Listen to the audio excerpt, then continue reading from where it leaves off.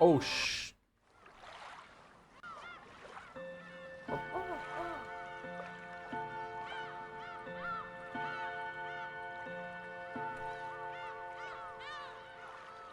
Too early. Sometimes we're early. Sometimes we're early. Occasionally we're early.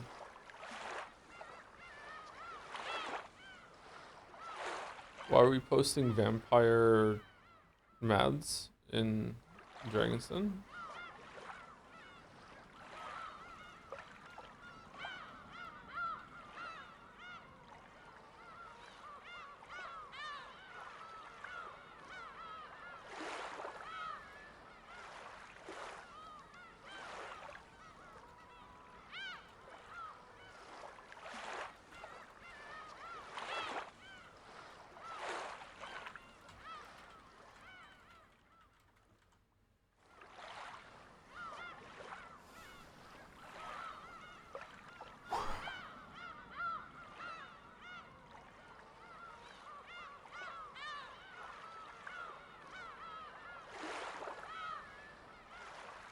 Hey, haven't watched any of these streams. Very excited for today. You don't want to be here. You're probably doing a bit, but you don't want to be here if you haven't seen any of the streams. Although, from what I heard, maybe today's could be entertaining in a vacuum. I don't know.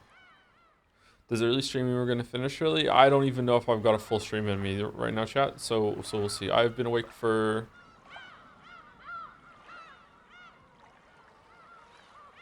19 hours. And I went to the gym. So I'm tired on many levels. What the fuck? Go to sleep. I have to stream. The streams aren't gonna go out by themselves.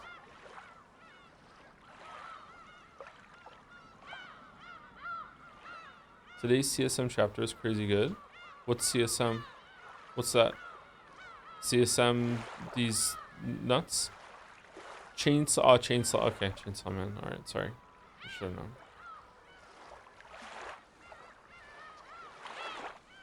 Are we talking about the manga at this point, or are we talking about the show? Like what is it?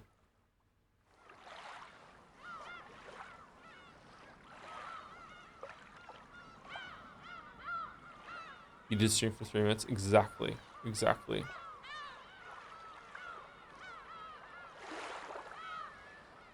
Do you know that bit on College Humor where the guy's like, he does his cooking show and he's like, technically a meal? This is technically a stream. It's technically a stream. So we're gonna go through it and we're gonna see. Wait, how long are you awake? I don't know.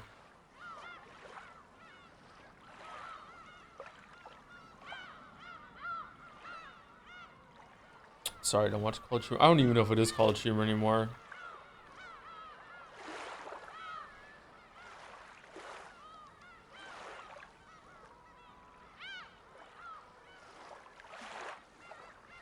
Good morning. Good morning. Good morning.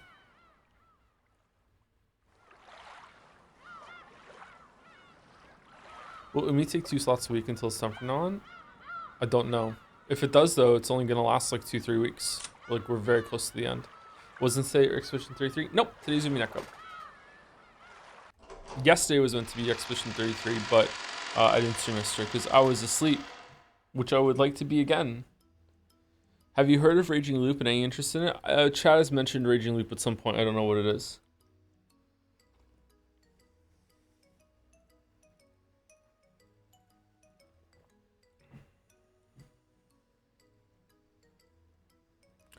Oh yeah, didn't you say you would drop a birthday shout out? That was on Monday and we didn't do it. But I can say happy birthday. Happy birthday, Quixotics. Happy birthday. Happy birthday.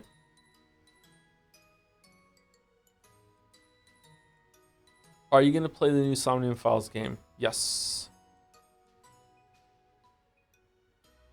Why is it so quiet?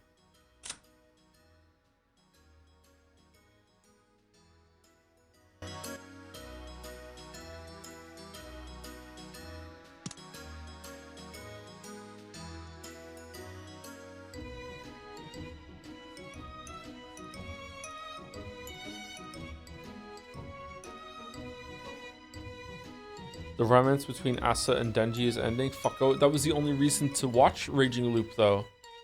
God damn it. God damn it. Man, that sucks. I always thought those crazy kids would stay together forever.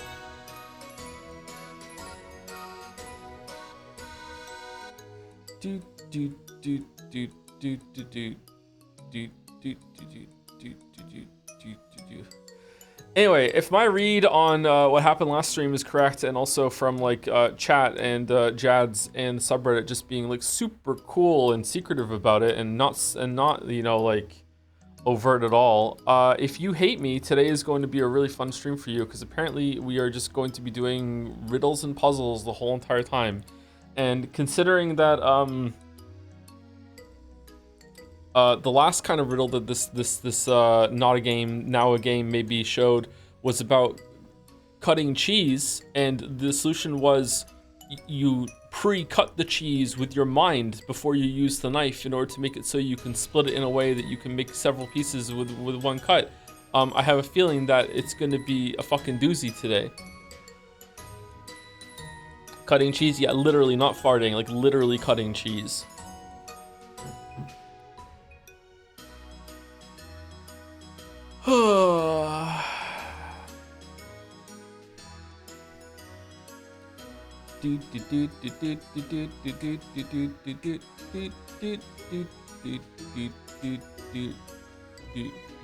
Anyway, might be ending early today. Sorry about that. I'm gonna do my best to power through. See if I have like 4 hours in me, and we'll see how it goes. We'll see how it goes. Before we get started, thank you to Moncton Anecdote Enjoyer for the resub. Thank you very much. Thank you with the message, hello Joe adjacent streamers and fan artists in chat. Thank you for being such a cool community, Dancing Joms.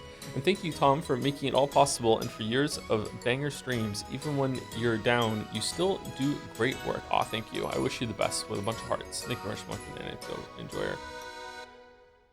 When I am this tired, sometimes I just start saying things. So I hope I don't say something too bad, or I start singing music without realizing it. So we'll see how that goes. Cream stream. Tatara's time. I'm gonna have to do a wellness check about 10 minutes into this to see if I should continue, to be honest. Thank you, Labia, for the resub. My favorite part of these streams so far was definitely when Battler said it's Umineko time and Umineko'd all over the audience. Me too. Pretty good. It's pretty good.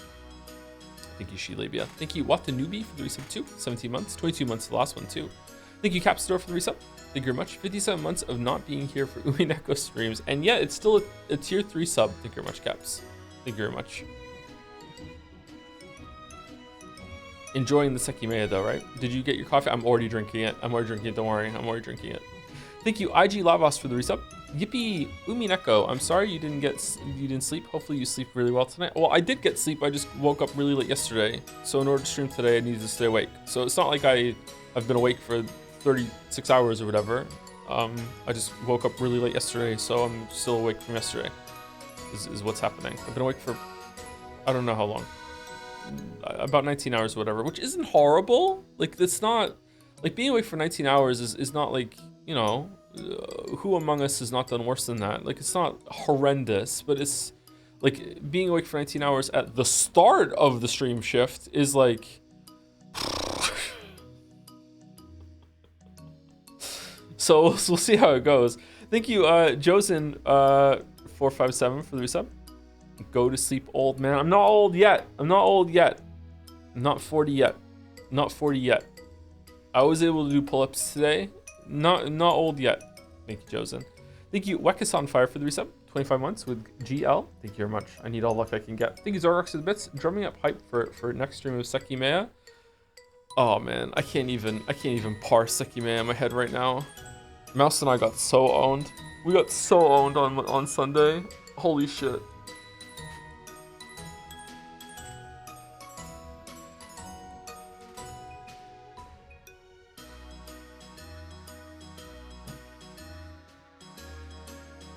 What happened? I can't tell you. It'll spoil Sekimeya. You're gonna have to go watch it. Sorry. Thank you, Artem5 for the resub, or Artem V for the resub. Thank you very much, 7 months. Thank you, Star Local for the resub, also 30 months. Thank you very much. Thank you, Kever Clarung. Should we just do Expedition 33 instead? That's probably going to be easier to do on No Sleep than Umineko, right? Thank you, Kever Clarung, for the bits. Just by the presence of game mechanics is in this not a game, I can conclude chat will crash out this stream. What do you think, streamer? What do you think, streamer? Fuck, I don't know. I don't know what's gonna happen. Maybe it's just gonna be lots. Maybe it's just gonna be the cake over and over and over again. Nothing but cakes. Thank you, Haydener, for 1,000 bits. I'm surprised with how much I've enjoyed these streams. I never would have thought to check out a VM before, but here we are. Thanks for all the streams and VODs and fun. You are appreciated, Tom. Oh, thank you, Haydener. That's nice. Thank you. You've been very generous too. Thank you, Haydener.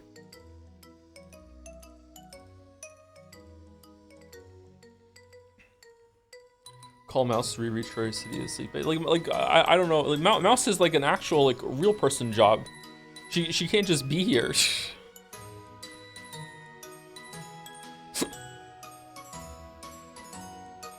Like unfortunately, yeah. Thank you, Vihilista. No, Vihilsta. Wandering Pesto for the resub. Almost Pecco. Sleep deprived doing puzzles. I'm sure you'll be fine. With a smile, yeah, it's gonna be all right. It's gonna be all right. I like doing things with a debuff. It's a great excuse if things go wrong. Thank you, Wandering Pesto, for 25 months. Thank you, Highthorn 2 for the resub 2. I'm expecting 100% completion for this Umineko playthrough. Cackle E, cackle E, cackle E. All right, that's how it's gonna be, huh? That's how it's gonna be, huh? Okay. All right. Okay, whatever. Okay. Thank you, YSF, for the bits as well. Morning, Joe. Had to give my cat a bath yesterday. He had litter stuck to his tail. He wasn't happy. He hates water. It was a Umineko. What was yelling at me? Truly an Umineko when they cry. There you go. Yep. I got the cadence right. Yep. Thank you, YSF. I have a couple scars on my forearms from giving cats a bath. You're not really meant to do it, but sometimes it is unavoidable, especially if they're a long hair cat.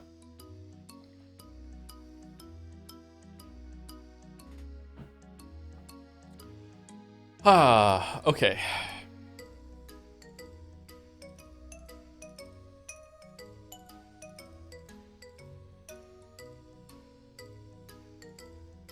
Why did Joe not sleep? Have I mentioned narcolepsy in a while? Maybe it's been since Persona 3 I haven't mentioned it. I have a sleep disorder. I have narcolepsy. It's one of the most serious sleep disorders that there is.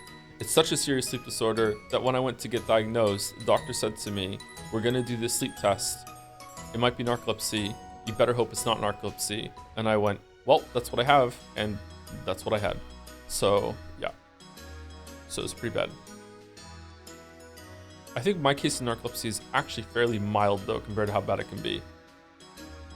So, lucky. Why so early? We're early because if I start early, maybe we can get into it before I fall asleep. And then also maybe we can finish a little early. So here we go. Let's see what happens. All right, so when we last left our zeros, we had just picked a slice of cake that had a walnut in it, and Angie wished for the festivities and the good times to continue to roll. And Ava corralled the whole family in order to continue that, and it left on a cliffhanger for me personally, which seems to be that there are going to be puzzles, or maybe riddles, or activities. Maybe one of them is going to be a word search. I don't know. Maybe it's just going to be cake, or it could be puddles. Yeah, it could be puddles. Yeah, dolls. One might even say. Yeah. So, let's see what happens. I became the Halloween party princess, and the tournament of quizzes and riddles just for me began. It looks like I get a medal for each puzzle I get right. Oh, fucking hell. If I get a lot, I'm supposed to get a wonderful prize from grandfather. Okay, here I go. Who should I start with? I don't think it matters. Start with whomever you like. Better think of a killer puzzle while I have the chance. Maria, didn't you have a quiz book in your bag? Ooh, I do. I'm gonna give Angie a nasty one. Angie is 6. Maria One-chan laughed with an evil smile. Looks like everyone's going to try and bully me. I'm sure they'll think up some really hard questions. Don't worry, I'll lend a hand. Really? Of course. After all, I'm the princess's attendant. Oh, will you solve it for me? So let's give it give it our all together and get a huge pile of medals. Okay. Come now, Angie-sama. Start wherever you want. Hi, Goda. I'm ready to challenge you whenever you please. Whoa, not so fast. The honor of the first audience of the princess belongs to me. Angie, begin with my challenge. Oh, okay. I suddenly got tense, so my stomach began to feel tight. Then Aunt Ava gently held my hand. It'll be okay. Let's do this together. Okay. Then let us begin, Angie. This is a story about December 25th, Christmas Day. Christmas? Even though it was October, he suddenly started talking about Christmas. Is he going to ask what day Christmas is? I know that. It's December 25th. Oh shit, it is, yeah. Whoa, what the f- On Christmas Day, a woman looked up at the night sky and spoke. Eventually, the night will end and morning will come. Wouldn't it be wonderful if, after the sun sinks and it becomes night once more, it could be Christmas again? And then the man spoke. Okay, I'll make your dream come true for you. Is such a thing possible? The day after Christmas is the 26th, a normal day. That's impossible. Still, Christmas even after the sun rises. Oh, I've got it. Huh? How? Are they gonna go on a plane and fly faster than... How can the day after Christmas be Christmas again? Wahahaha. Think about yourself, Angie.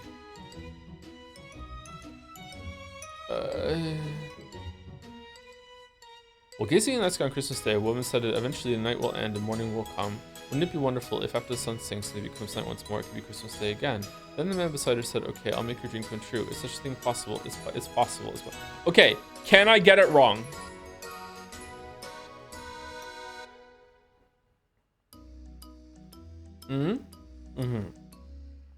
Okay. Is it worth it if I get it wrong to, like, obviously that counts as an L for me, but to reload to get the right answer in order to see the content? Yes? Okay, how do I save it? Okay, so I need to save it when the weeb starts talking. Okay, all right. So the answer is A, it's possible, because they can get on a plane or whatever, right? Yep. Yeah, it's possible. Oh, I see. It's possible. Yeah, that's right. After all, there are 2 nights in every day. Right. December 25th starts at 12 midnight. Midnight is during the night, so that's the first night. Then morning comes, and when night falls again, it's still the same day until mid... Wait, what? Exactly. And both those nights are night... No. Oh my god, this is gonna be fucking insufferable. No.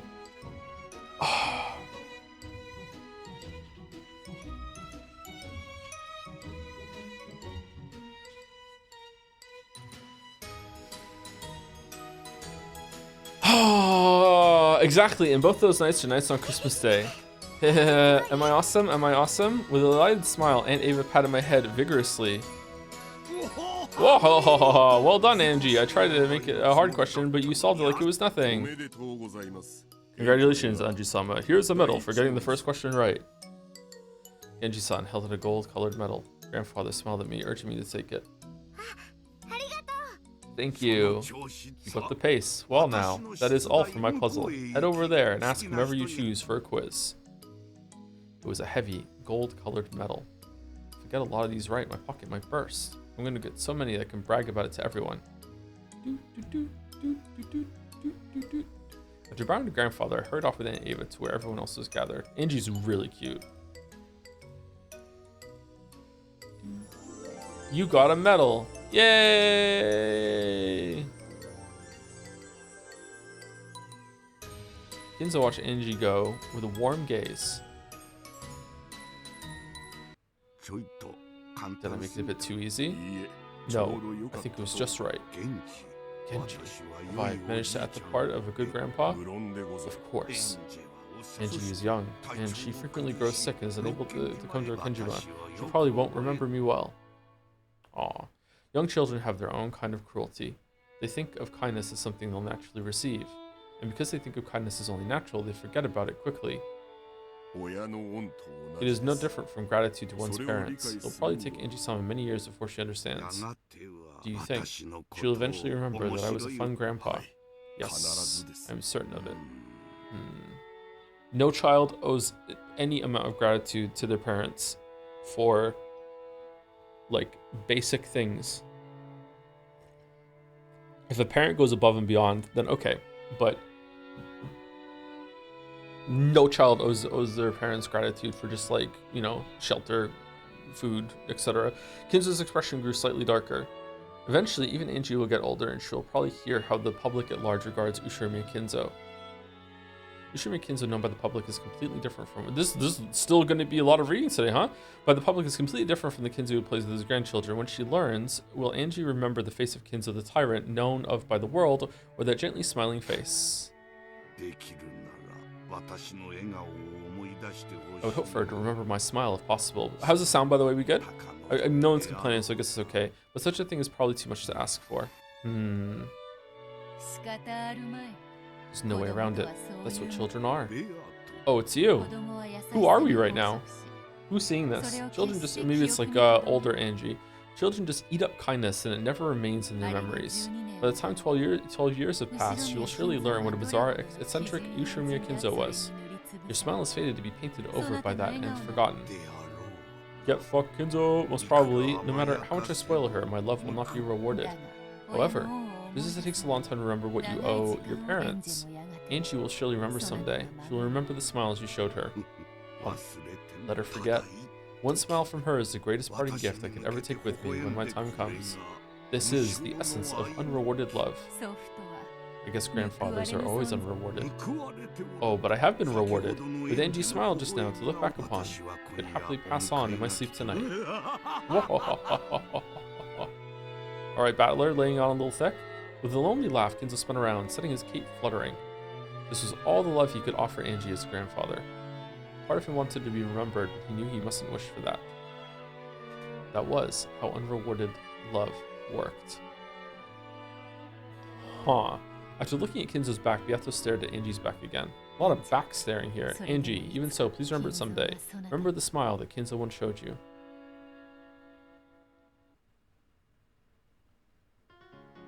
Alright, whose quiz should I take next? I'm gonna challenge more and more people, get more and more battles for getting them right, and get a wonderful prize to show everyone. Uncle Kraus and Netsu over there. They're looking this way and smiling. I'm sure they thought up some interesting puzzles. Oh my god, what is Kraus gonna ask? There's Uncle Hideyoshi beckoning for me to come over. He's a fun uncle, so I'm sure he thought up a fun question. Mom and Dad are across from him. They're waving at me, telling me to have lots of fun. Dad probably knows a lot of really hard questions. He might be tough. Over there is Aunt Rosa and Maria One-chan. It looks like they're reading a quiz book together, searching for a problem. Every now and then, Maria One-chan glances over me, saying, hee hee hee hee. She can be mean sometimes, so I'm sure her puzzle won't be a nice one. Beyond them, a battler, Oni-chan, George Oni-chan, and Jessica One-chan. Battler Oni-chan is usually nice, but he sometimes says really mean things, and I think he likes seeing me get confused. True. I get the feeling that he'll give me a really tough problem. Is there anyone who looks like they won't be mean? If I can, I'd like to start with some easy puzzles to warm me up. All the way over there are Genji-san and Dr. Nanjo. I don't think those two will be mean to me. Then there's Shannon and Cannon. Shannon knows about a lot of quizzes and fairy tales. I'm sure she'll give me something unique. Then we have Goda-san and Kumasama-san who are serving tea. Kumasama might be tough. I kind of think she'll give me a really confusing problem. It looks like everyone might be pretty tough. Angie-chan, I've got a good one for you. Over here. Uncle Hideyoshi is calling for me. What should I do? Should I go? Do you want to try Uncle Hideyoshi? Yeah, the order doesn't matter. After all, I'm going to challenge everyone. I rolled up my sleeves and head towards Uncle Hideyoshi. Oh, I don't get to choose the order? Or is this like some tutorial ones and then we get to choose? Wahahaha, here you are. Mine's a tricky one, okay? I wonder what sort of question you'll give her. Don't make it too hard, okay? It's okay if it's hard. I'll solve it. Is it going to be about cowboy hats? Oh, looking pretty confident there. Okay, here it comes. Okay, let's save it.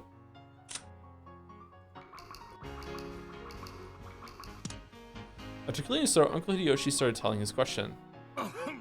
Mine's a riddle. Listen close. I fucking hate riddles. Oh, you know the story of Momotaro, right? No, I don't. No.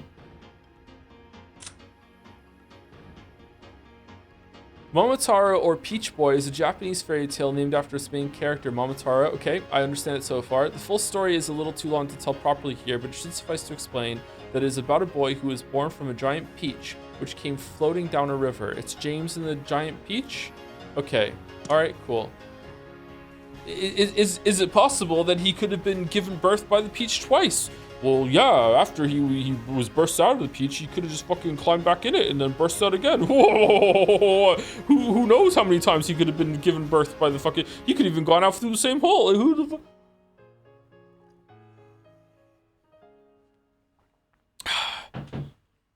Anyway, sorry. The boy who floated down a river in a peach. That's right. But you know, one day an apple floated down that river. An apple? Yep. And the next day a butternut squash floated down it. I hate butternut squash. Yeah, me too. And then the next day some cabbage floated down it. And the next day a dill pickle did. And the next day an eggplant floated by. And the day after that a fig did. Giggle. What a strange tale. Did a greengrocer live upstairs? Oh, is it gonna ask me which one was second? Cause fuck me. Oh shit.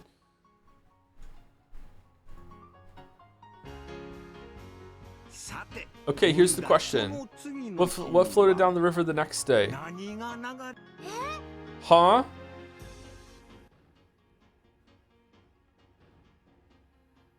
Apple A, butternut squash B, cabbage C, dill pickle D, eggplant E, fig F. Okay.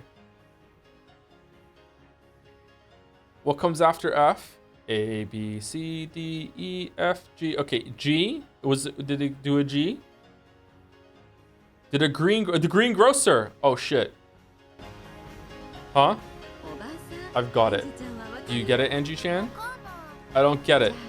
They don't give you a hint. There's a pattern to the things that float down the river. Can you guess what the pattern is? What a huge hint. I want to save it? No. Okay. Okay, grapefruit. Grapefruit. It's a grapefruit. Gotta be, right? Gotta be. Are you happy that 8 episodes in, Umineko is finally in game? No, because chat is enjoying themselves too much. I know, it's a grapefruit. That's right. It wasn't one of the choices, but green beans would have worked too. The names all followed the alphabet. Apple was A, butternut squash was B, cabbage was C. It kept going with D, E, and F. So after F comes G. That's why the answer had to be something that started with G. So I would have worked too then, because I'm a G. Thanks.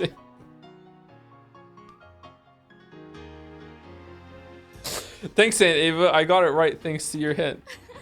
Giggle. You solved it by yourself, Angie Chan. Incredible. Yep, nice work. Now here's your medal for getting it right.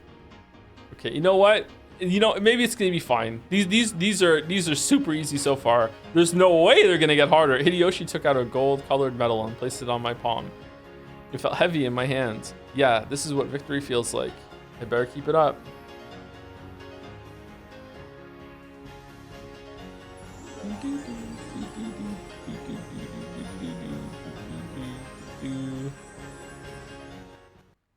Phase 2 Kraus will kick his ass. Wow.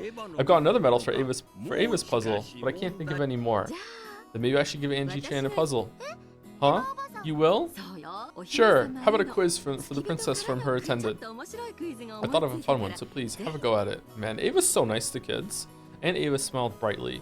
I want to get as many medals as possible, so of course I want as many chances as I can get. Okay, I'll have a go at it. If you don't want to say it's going to be time, you can use the backlog instead. So after I fail, I can go up like this, and I can go back up here and do it? Is that what you mean? Or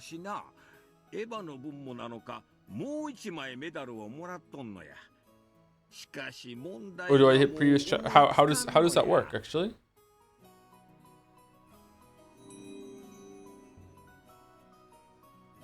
Middle click. Okay. That's the spirit. Okay, here it comes. We talked about how I love to travel, haven't we?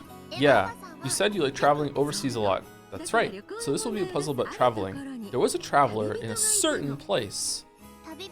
Traveler? First, the traveler walked 5 kilometers north. Should I write this down on a piece of paper? Don't worry, the puzzle isn't that hard, so listening to it will be enough. Okay, is the traveler at the North Pole? The traveler first walked 5 kilometers north. Nope, can't be then. Then he walked 5 kilometers to the east.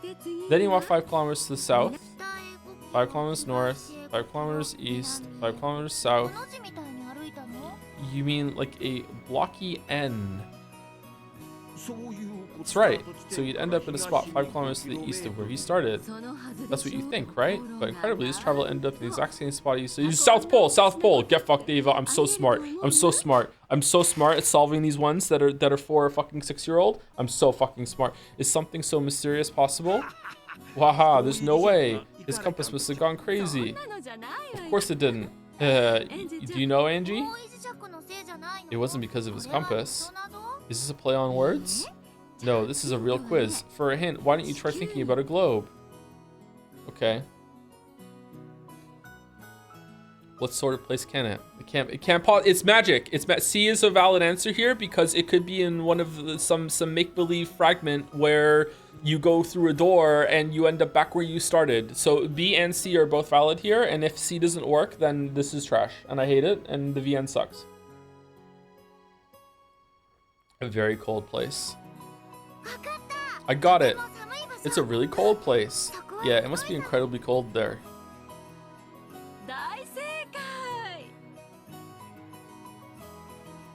When I was a kid, I got made fun of for not knowing that penguins are only at the South Pole. And I was just kind of like, how was I meant to know that? It's like no one ever told me that they're only at one part of the world. Like I didn't know that. Like no one ever told me that information. I'm just learning this right now. Like perfect. You must really be a genius to get something like that at your age. Thank you. If you start at the South Pole, then after you go north, going east just draws a circle around the South Pole. Where does your compass point when you're at the North Pole? Does it glitch out? Does it get bugs next? So anytime you head south again, that just takes you right back to the South Pole. I tried to make it an extra hard puzzle, but Angie Chan was just too good. Congrats. Here's another medal for you. I got a heavy gold-colored medal. All right, I did it. And Ava and I held up our fists in celebration. It points to the magnetic North Pole. That goes like that extends much further than the Earth's surface, right? So, but let's say you're standing. Is it so big that you can't stand right in the middle of it? Probably not, I guess, right? So, like, but like, the compass is pretty small. So if you were to get it like exactly there, what would it do?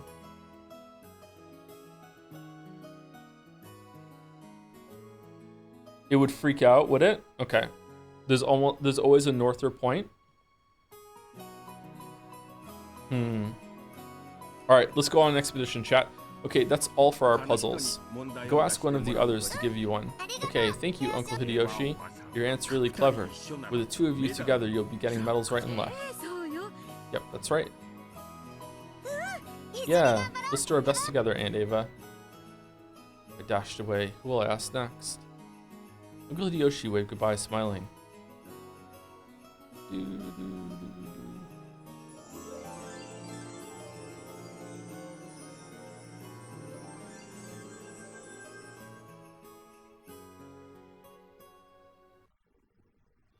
Hideyoshi and Ava watched as Angie ran off happily. It'd be like having your mouse at very high sensitivity. Any slight changes would make it change direction, but it's still keep pointing to my north pole. Yeah, that's a good comparison, I think. Yeah, that is probably... That intuitively makes sense to me. I'm not sure if that's what would happen, but it intuitively makes sense to me, yeah. Thank you, Santa Rain, for the bits.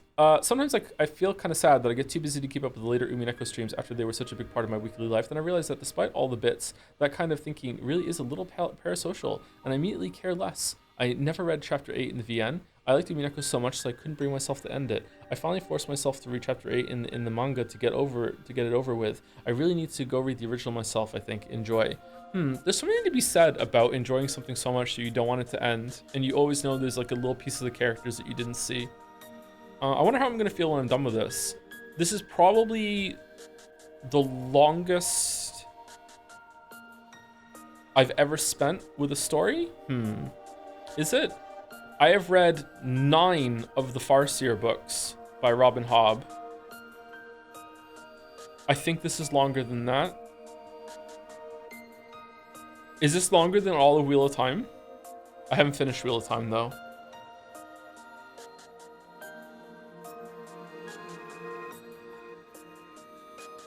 Wheel of Time is how many? Is 12 books, and they're all at least 100,000 words, right? Wheel of Time might be longer than this. Wasn't Baldur's Gate 3 more streams? This has already been more streams, but it's been like a longer amount of time spread out that the streams have happened. And also I think the streams have been sometimes longer. Oh no. Google says wheel time is 4 times as long. 4 times as long? Really? I thought it'd be like double, not 4 times. You gotta try Live Ships Trilogy again. It's my favorite part of the Elder list. Yeah, I probably should. I just didn't like it for some reason. I'm not really into nautical stuff. I'm not really into pirates or anything like that. But yeah, I should give it a try again, yeah. I know some of the characters, they come back in the Farseer stuff.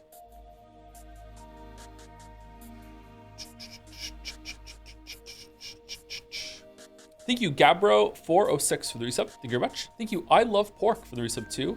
Riddle me this, Tom. 5 people walk into a... No, don't give me extra one. 5 people walk into a bar and 7 alligators are in the river. If 3 cows cost 50 coins and hens cost 20 coins, the man in yellow is not named Joe. Albert only eats almond candy, so who stole the orange? Albert. To trade for more almond candy. Easy one. You almost got me. Thank you very much, I Love Pork. Thank you, Siggy3. Siggy Fido. Thank you very much for the resub. Hope you enjoy the gameplay. Thank you, Chronotacular, for the resub. 1 year. Thank you very much. Very appropriate considering what we just streamed. Thank you very much. And thank you, Ire Fajnin, for the resub. Hopefully that's somewhere close. This is where Umineko episode 8 truly begins. It really is, yeah.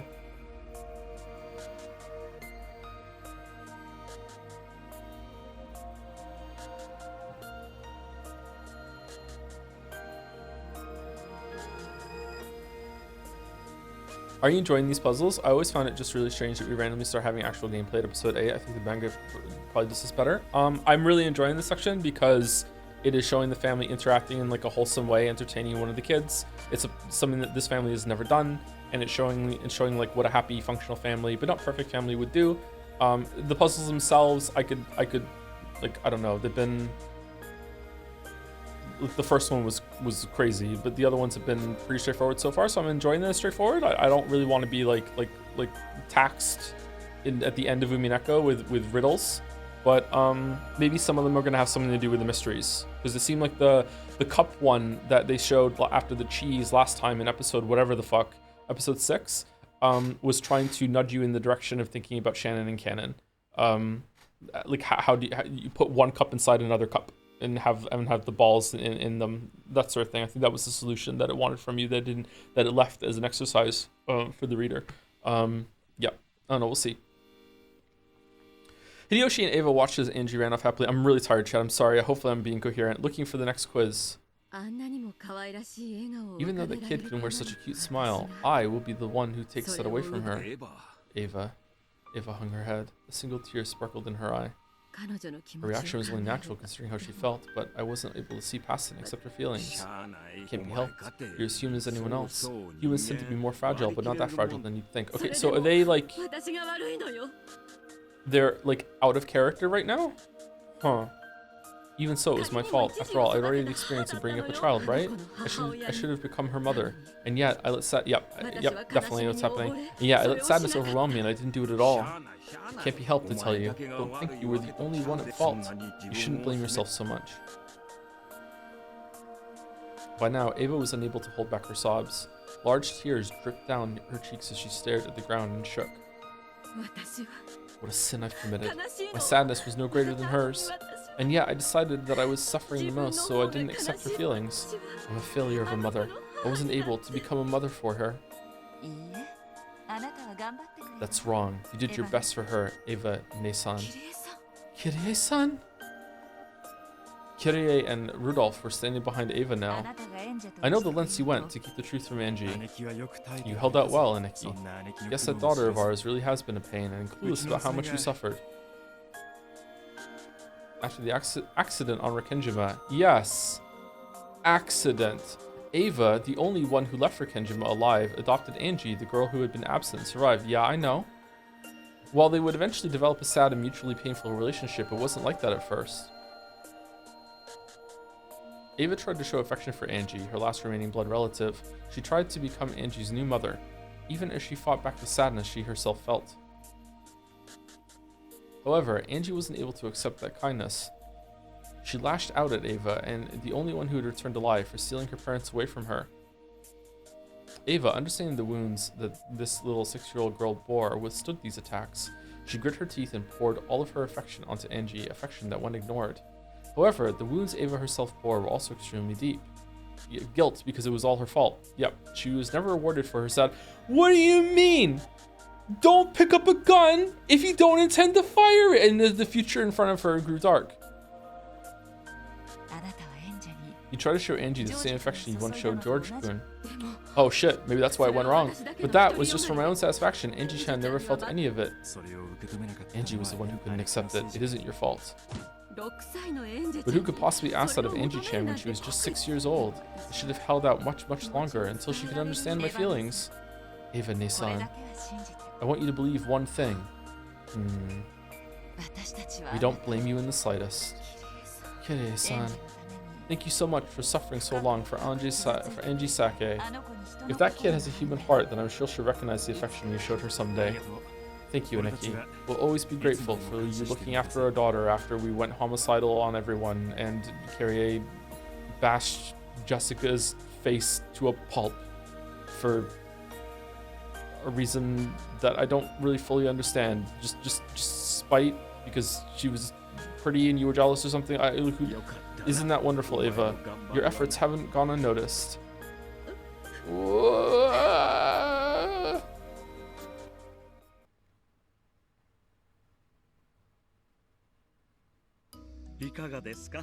How are you doing, Anji-sama? If you wish, I, Goda, the largest person here, would be pleased to challenge you.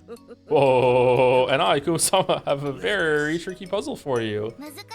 Doesn't matter how hard it is, I'm not alone. I'll solve it with Aunt Ava. Goda and Kusawa offered to challenge me. I'll have to go up against everyone in the end, so it doesn't matter who comes next. Alright? I waved at Aunt Ava to hurry up, and she ran toward me. So we're challenging this pair next? Who will we start with? Okay, Goda-san. Very well, as you wish. Here is my puzzle.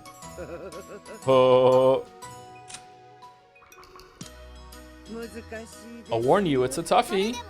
I'll still solve it. I've gotten the knack of it. You better not underestimate Angie-san, right? Right. My. Well then, being the humble chef that I am, here is a puzzle about food in the kitchen.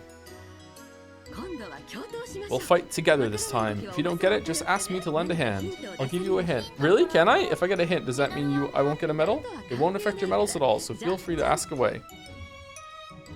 Whoa! A witch had a house with a magic kitchen. The witch would always come home at the same time every day, and when she did, the kitchen would always have a freshly made dinner served for her. One day, the witch had to work very late. When she finally got home, all of the food was there to greet her. Welcome home, great witch. Today, we have some vegetable stew for you, said the stew in the pot. Welcome home, great witch. Please quickly dip me in the stew and eat me, said the crusty bread. Welcome home, great witch. You must be thirsty. Please drink me right away, said the white wine. Welcome home, great witch. If you eat me, the heat of the day will be wiped away, said the ice cream dessert. One of them is lying. Who is it? What the fuck do you mean?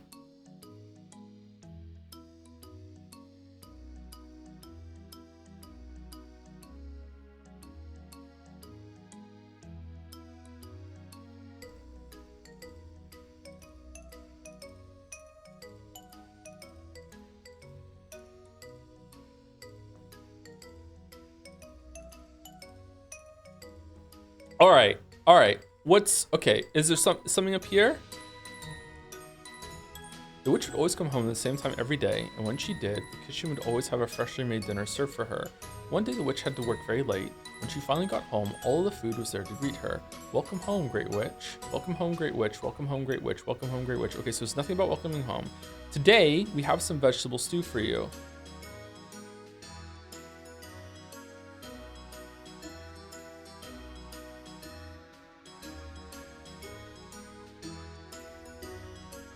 Okay. Is it that line? Because there's more than vegetable stew? Like, no, that can't be that.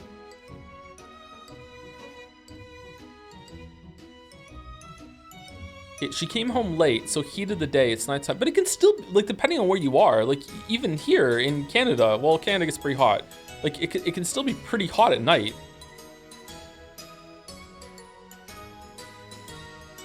White wine isn't really gonna quench your thirst.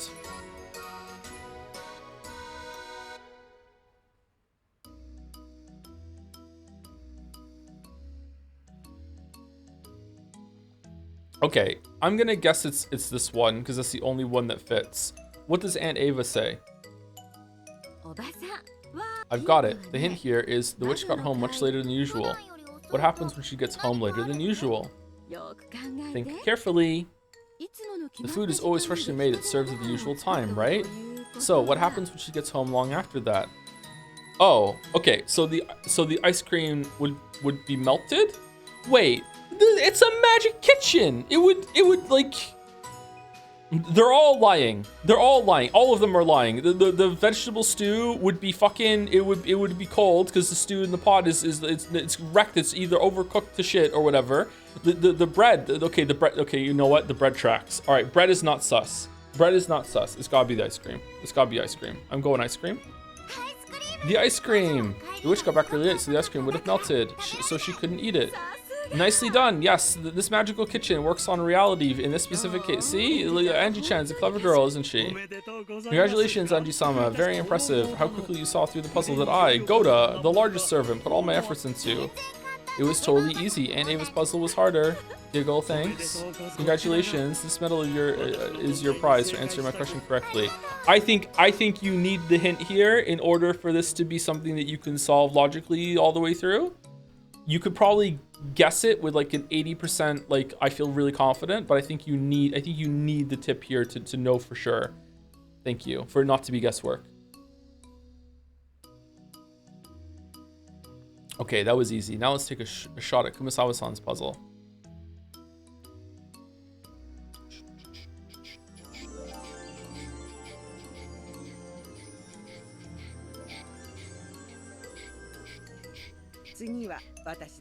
Looks like I'm up next. Now let's test Angie-sama with my specially made super hard puzzle. Are you ready? How hard is it? Oh, you'll have to wait and see. And now let the mackerel dessert puzzle begin. I'm scared. I'm scared. I'm scared. Mackerel dessert? This is Kumasawa-san we're talking about, so you can bet it'll be a strange one. Be careful. Okay.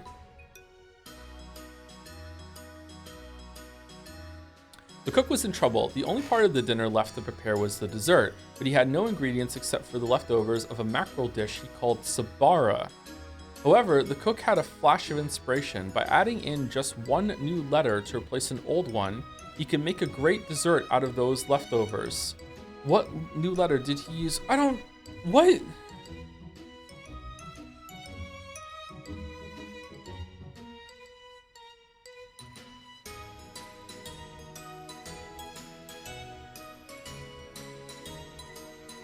I don't know desserts. Okay, chat's going away. Chat's going away. Chat's going away. Hold on.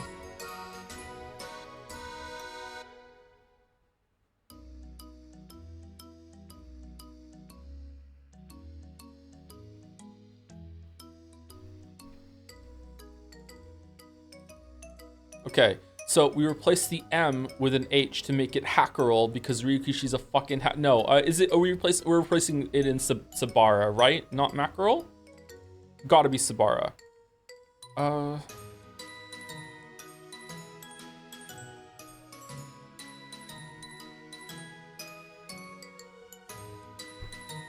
I don't know the names of many desserts. This looks like cake or pie.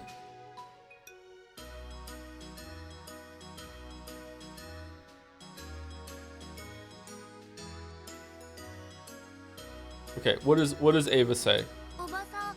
And Ava, do you get it? She says you have to change one letter, so the answer is probably some sort of word game. We'll have to change one letter in Sabara and see if we can make it into a Oh, I got it. Oh, it's fucking Sahara Desert. Fuck. Oh, what is it? What is it? Try using each letter in the place of a B. In fact, that pretty much gives you the answer. Oh, okay, thank you. Thank you very much.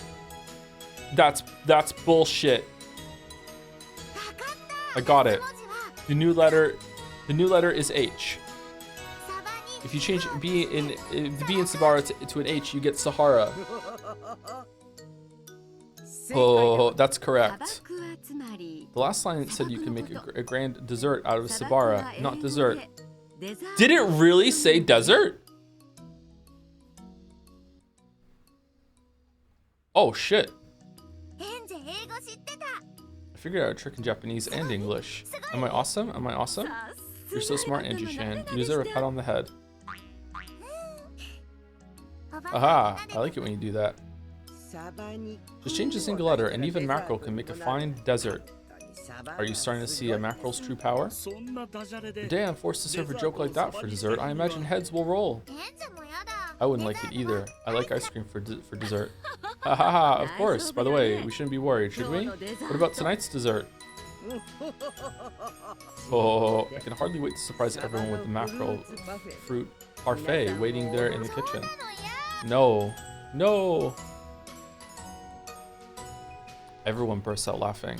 For some time after that, I was tormented by the terrifying image of a parfait neatly topped with mackerel chunks.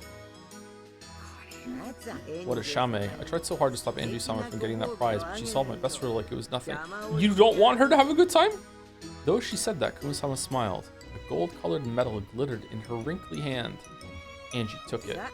Well then, that's all for our puzzles. Please keep up the pace, get more and more medals, and win that splendid prize from the master. Okay, thank you. I'll keep it up. We did it, Aunt Ava.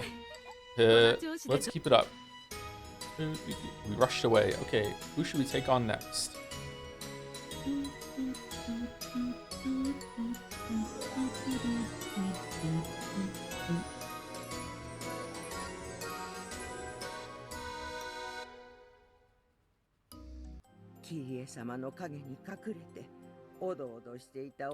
Thank you, Mick Raskell, for 206 bits, suspicious amount of bits. Hi Top, yep, that's me. I love your full Let's Play 100% walkthrough, blind playthrough, long play with commentary, 4K HDR 60 FPS gameplay of Umineko Nakukoro ni, truly one of the games ever made. Thank you very much. Thank you. Oh man, it's really hot here today. Holy shit. It seems that all of a sudden, the tiny girl who used to hide and tremble in Kiryu-sama's shadow has grown to be so bright and cheery. With each passing family conference, one can feel the growth of those youngsters. After just a few years more, Angie-sama will surely learn of love, of makeup, and will eventually grow to become a true lady. Very true. She goes normally with the passing time, that is. Cruel fate will force the chick called Angie into a lonely future. If an egg isn't warmed, it won't hatch. The egg she is now will not be warmed by anyone, and it will not hatch. I thought you had to keep the egg refrigerated. What the fuck? Inside that frozen egg, will Angie-sama have no choice but to face an isolated future? An eggshell can always be broken from the inside. A cold shell may be very, very hard, but that doesn't mean it cannot be broken. Does Angie-sama have the strength to do that? Is she capable of achieving that or not? I hear that question is what this final game is all about. Perhaps we should have sent her a clearer message. If the egg cannot be warmed, could we not at least strike it from the outside to make it easier to crack? If a chick without the power to break its own shell is forced outside of the egg, it won't be able to withstand the cold winds. Angie-sama will have to find that power and resilience herself. Why are we talking about Angie? We're talking about eggs. But can we not somehow explain that power and resilience to her? Words mean nothing if they are merely given. They must also be accepted. No matter what we try to give Angie-sama, it will be meaningless unless she accepts it. You're right. No matter what we try to tell her, it won't matter unless she listens. By the way, I have a complaint to lodge against the horse people, okay? I think that Gotcha has gone too far.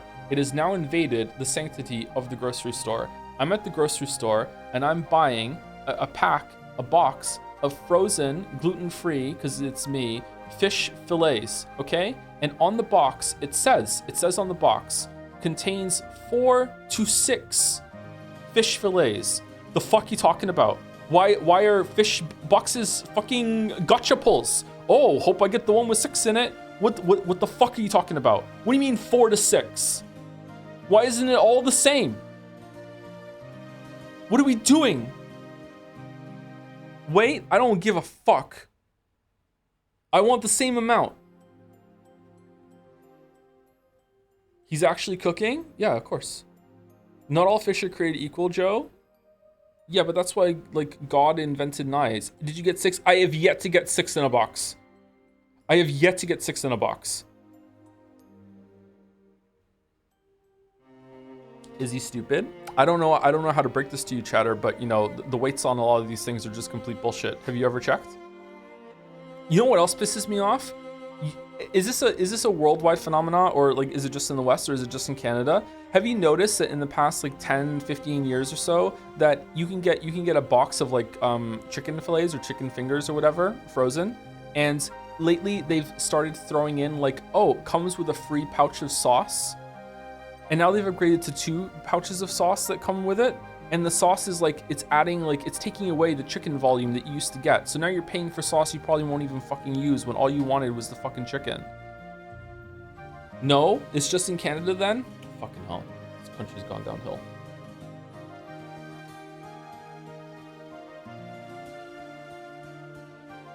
Open them up and check them on your inside. What are they gonna do? It's true, I could do that. I'm entitled to anywhere between 4 and 6. So really, I could take one out of the other box and put it in the other box, and I'm legally in the clear, I think. I think I could do that.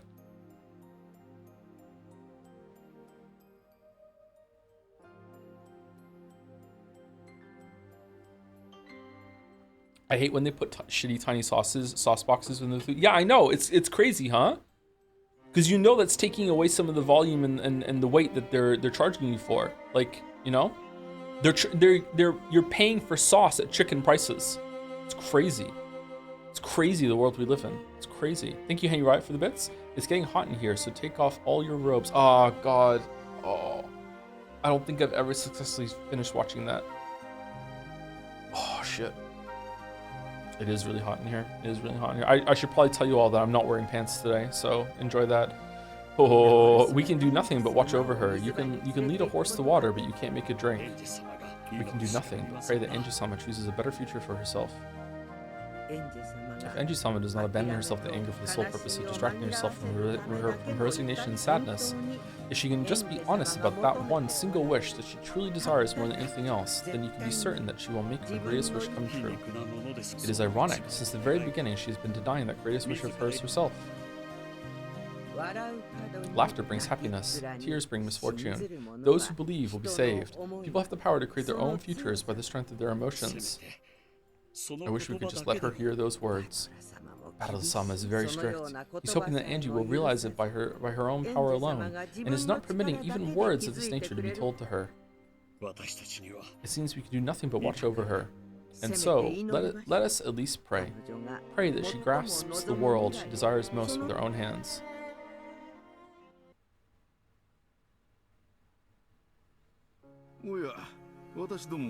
Oh, have you selected me?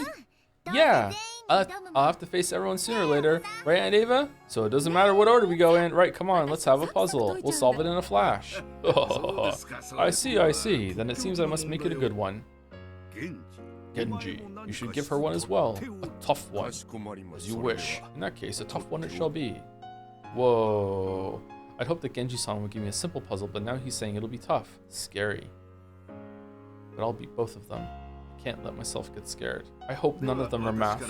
Then let us start with mine. I am a doctor, so how about an ambulance puzzle? The word QQ means emergency. In Japan, if you add a certain number... Okay, chat's going away.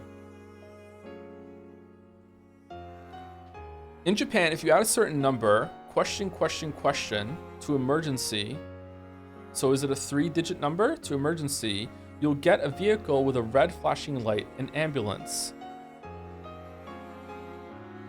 What? If you subtract question from 130, you'll get a different kind of vehicle with a red flashing light. And in the US, if you add question to emergency, you could get either kind of vehicle, but only if you put it in reverse. What number is question? Oh, it's not even 3 digits. Hint, Q is a number in Japanese. Auntie Ava can help with this part. Fucking Christ.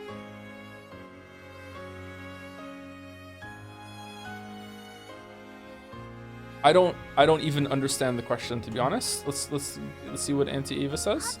Can I save it in here? Oh, that's nice. Okay. The question is a number, but emergency is a word. You can't add a number to a word, right? That part sounds like some kind of word game. Q means 9, so QQ makes you think of 99, right? If you add something to 99, you get an ambulance? Why does some number added to 99 get you an ambulance? 991? 911? 999? It's 999 in the UK. It's 911 in America. Get you an ambulance? I've got it. Huh? Really? Hey, what is it? I'll give you a hint. The different kind of vehicle with a red flashing light is a police car. Giggle. You're starting to get it now, aren't you?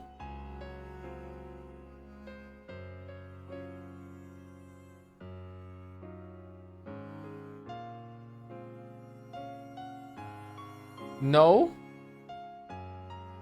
Okay, so in Japan, what's the number for emergency services in Japan? Do they have separate numbers for what you want to call? So if you minus this number from 130, you get a number that you can call for police?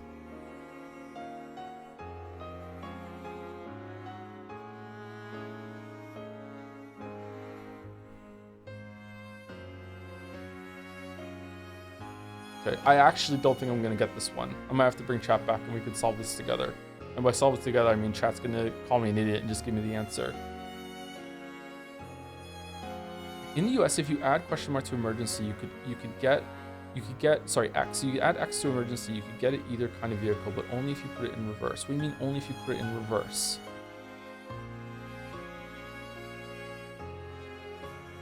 Oh, so we want to get 119, right? So we get 911. So is it 20? Yeah, is it 20? Is it D? Let's bring chat back. Is it D?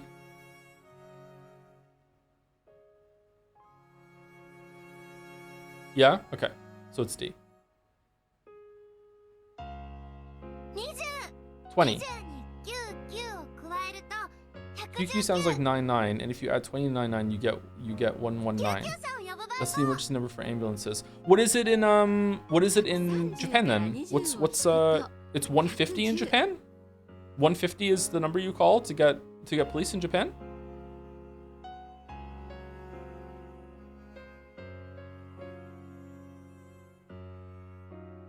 $110? Oh, was it subtract, not add? 110, really? Oh, shit. And if you subtract 20 from sorry, I was reading chat. And if you subtract 20 from 130, you get 110. That's the emergency number for calling the police. Oh, okay, that's good to know. Splendid, that is correct. I knew you were a quick thinker, Angie-san. Is it still 999 in the UK, or did they change it? I don't know why they would, I'm just curious. Oh, well done, Angie. What a wise granddaughter I have. Congratulations. This medal belongs to you. At any rate, the gold medal glittering in Nanjo's hand is now mine. Okay, now I'll defeat Genji 2 and get another one. Yes, that's the spirit. Let's solve more and more.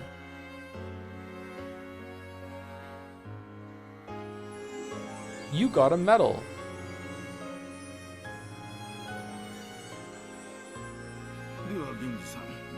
Your turn, Genji-san.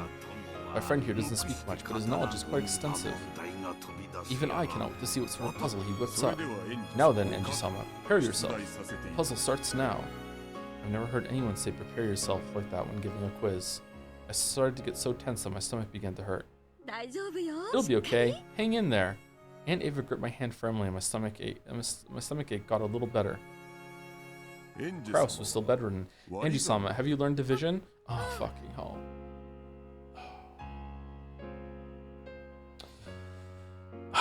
Yeah, I learned it in cram school. Incredible, a 6-year-old who knows division? Then there should be no problems. Here it comes.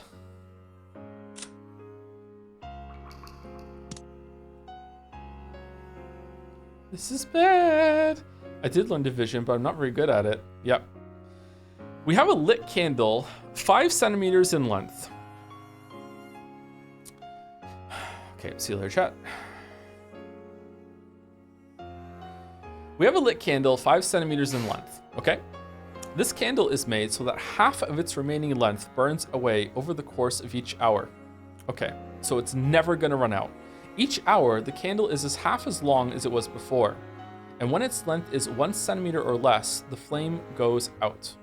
After 3 hours, the flame had disappeared. What was the length of the candle at that time?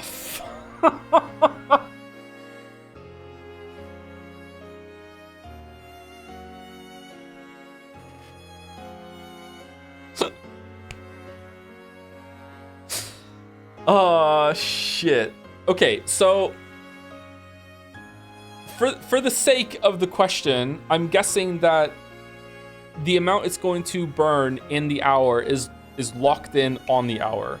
So when it's 5 centimeters, it's going to burn 2.5, and then a new hour begins, and then it's going to burn 1.25, and then the next hour begins, and it's going to burn 0.6 fucking 25, right? Like, I mean, it has to do that, right? It has to be. After 3 hours, the flame has disappeared, so what was the length of the candle at that time?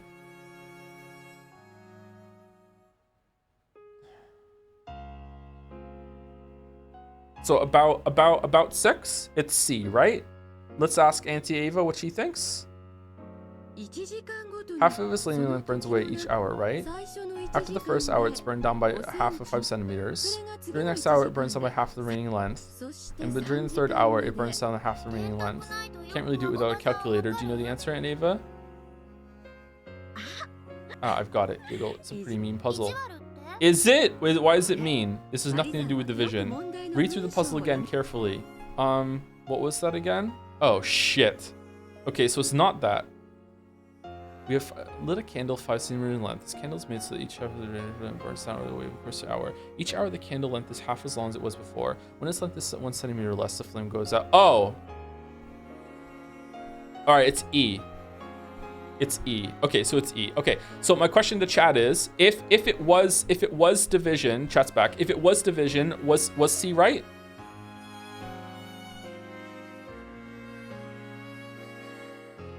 Yeah, but it's E, right? Because it's once it gets to 1 centimeter or less, the flame goes out. Okay, so it's E. Okay.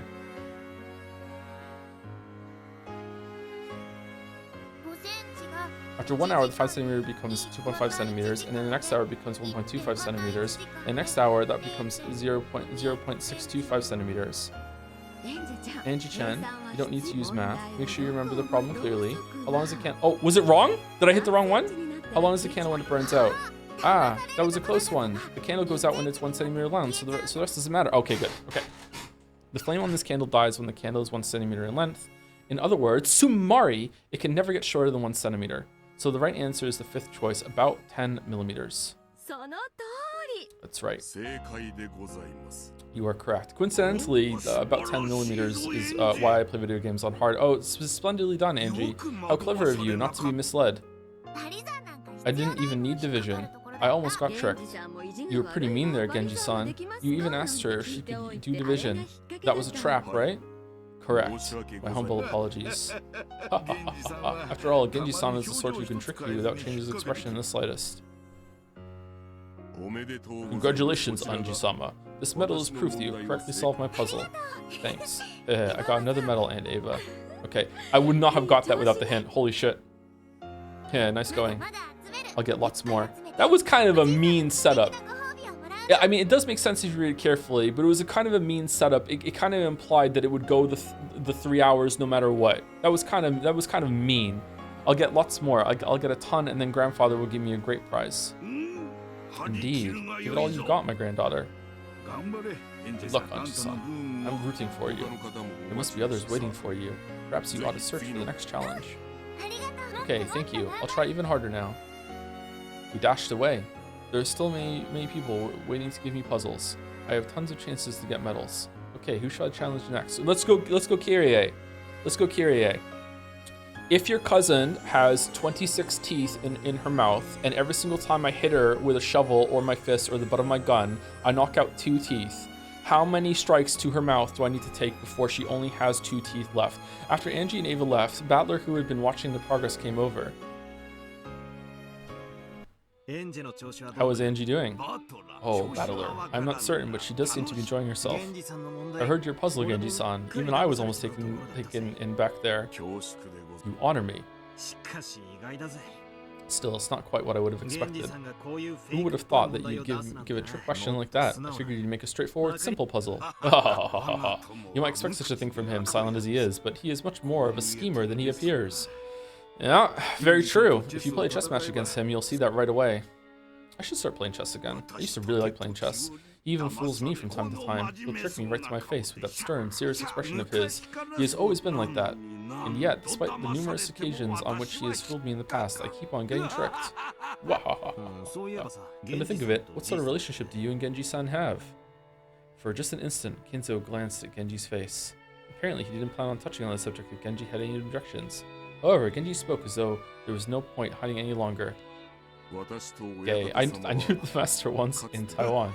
Wow, knew me, he says. We were partners in crime, you might say. The two of us were both prodigal sons of rich families. Really? Genji is a pair of ruffians who caused their parents nothing but trouble. Genji-san, a prodigal son?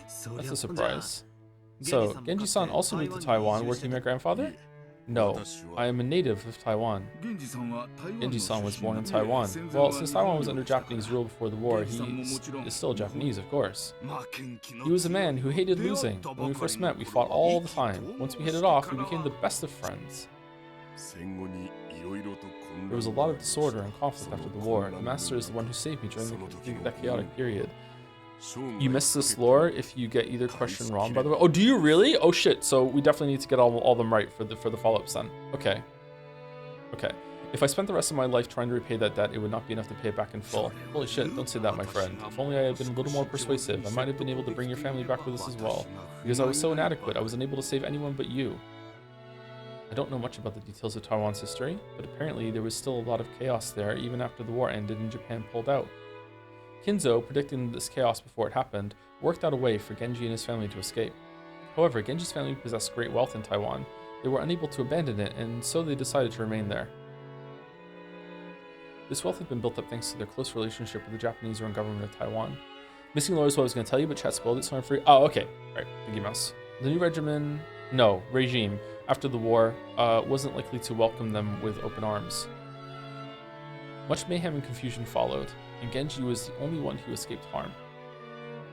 I don't know what happened to make this man, whom Kinzo just called the troublesome prodigal son, change so drastically to become the person he is today.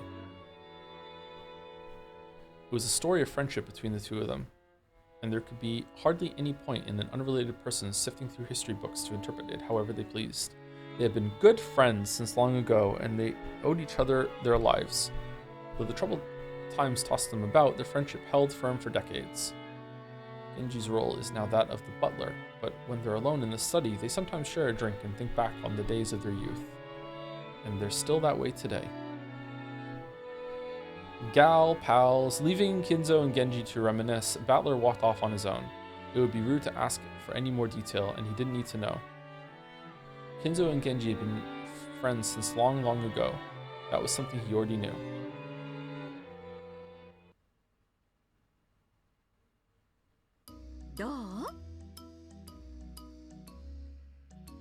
What do you think? Do you want to challenge Anatsui and Uncle Kraus next? Yeah, let's beat them. Very well, we'll play along. Kraus then whips out the fucking newspaper to show all the stocks that are able to buy. Here's the puzzle for you. Which of these available options do you think would be the most profitable if we were to invest, say, 1 billion yen right now in the next couple weeks?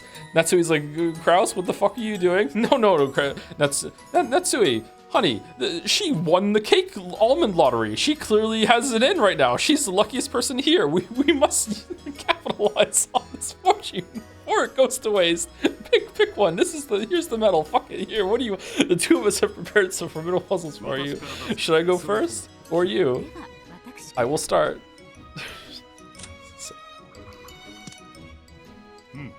Very, very rare. Listen closely to what I'm about to say. White, black, white, black, white. White, black, white, black, white. Question mark. Black, white, black, white, black, white.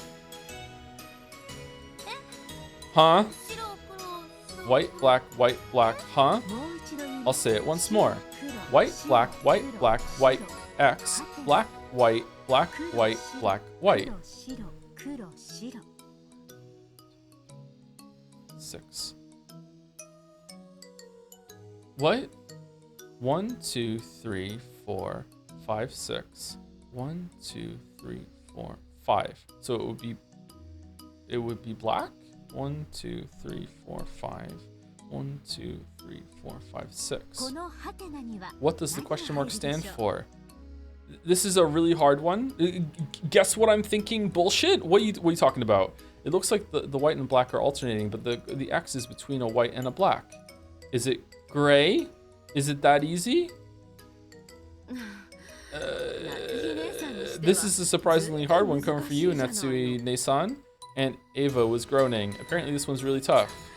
Is it really so hard? There's a chance that some people won't understand if they haven't had the right experiences. Ava-san aside, I think Angie-san every time would have seen a lot at school and kindergarten. What the heck? I don't have a clue. What the fuck are you talking about?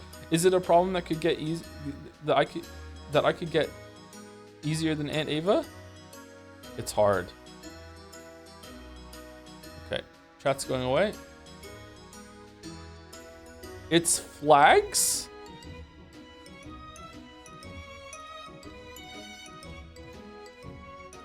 White, black, red, gray, and empty. I have no idea what the fuck they're talking about. What's this?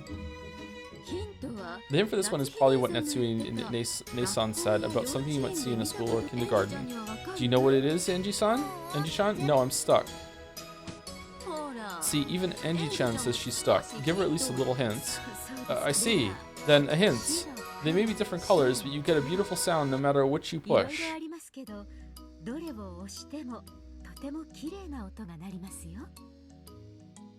What? At school?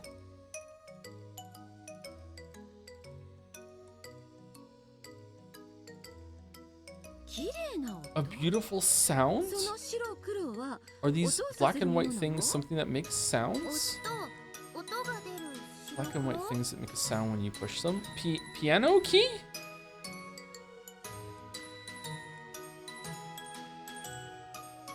Oh, fucking hell.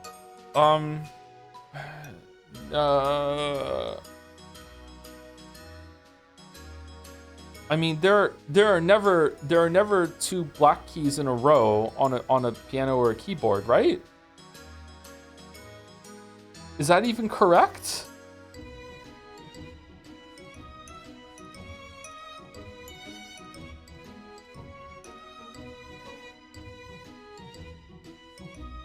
Okay, I have literally no other idea. So right now I'm gonna go with white. So I would go white right now. Is that correct?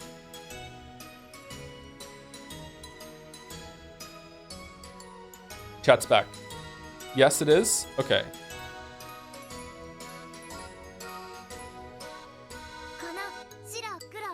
That black and white thing is a keyboard, like a piano. Ah, is that it? It's a keyboard? I fucking hate you, Natsu. Guess what I'm thinking? Bullshit. Something that can be found in kindergartens and schools, which is covered with a line of white and black things. It's an instrument, like a keyboard on a piano or a melodica. Melodica, the first two black keys are between do, re, and mi. The set of 3 black keys are between fa, so, la, and ti. It started white, black, question black. So the 3 white ones are do, re, mi. There is no black key between mi and fa, so fa comes right after mi. And since the question mark comes after mi, the right answer is fa. In other words, Sumari, the right answer is white. Correct. I thought it might have been a bit too hard, but you did well. Splendidly done, you two. Go ahead, Natsui. Congratulations, Anji-chan. Here's my medal for you. It's made out of real gold. And Kraus starts to fall on his... Alright. And Ava, I got another one. Things are moving along nicely. Next up is Nissan's puzzle. Let's solve it in a flash and teach him a lesson, okay? I catch an Umineko stream like once a month and I get so confused trying to connect the dots of how Battler's epic family reunion led to the flag color keyboard guessing game. It's showing the family interacting in a really like nice way. It's actually quite a sweet scene, to be honest, but it's also fucking heartbreaking. How interesting. Looks like it's time you were taught a lesson. Uh-oh. Stop it, Aunt Ava. Don't make him mad. You'll make the puzzle harder. If there's anyone you have to blame, it's Ava. Now, take this brain twister. Here's a puzzle about the tenants of a skyscraper I've invested in. Okay, bye chat.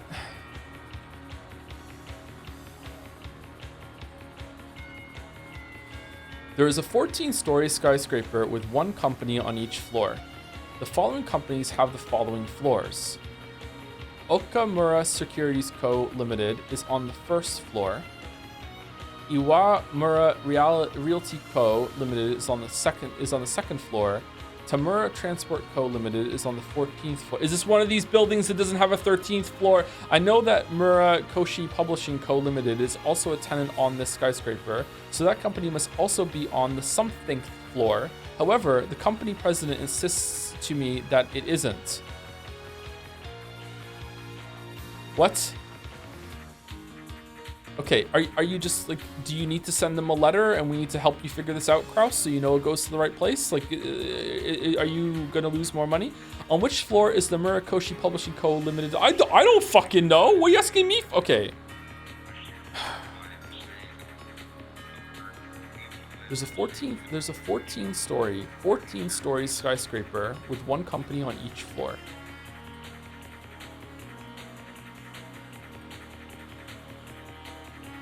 Okay.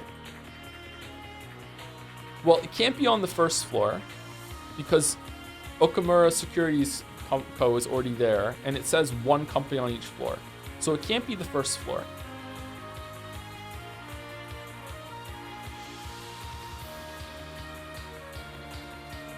Is there some like alphabet thing going on again? No.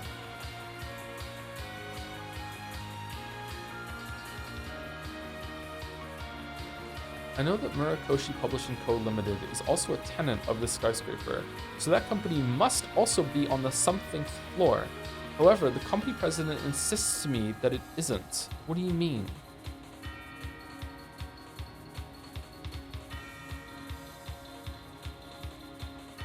Okay, what does Ava say about this? I don't know anything about the skyscraper, so there's no way I could know. I know what's on floors 1, 2, and 14, so the answer must be somewhere on one of the other floors. There's no doubt about that. Do you give up? Because I hope not. I really need to send this letter. I won't give up, Key. So you're saying that Murakoshi Publishing Co. Limited is on this floor X. Yes, floor X, but not the X floor. It's the same either way, isn't it? Ah. And Ava suddenly stumbled on something. Then she started counting on her fingers, starting from the 1st floor. I've got it, Andy-chan. Try saying that out loud, starting from the 1st floor. There's only one that fits. What? Huh? What do you mean?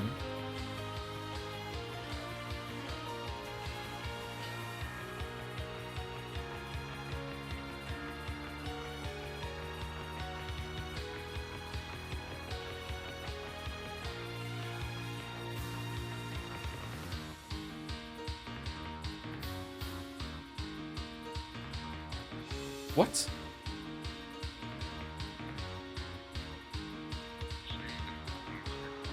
I already read it out loud.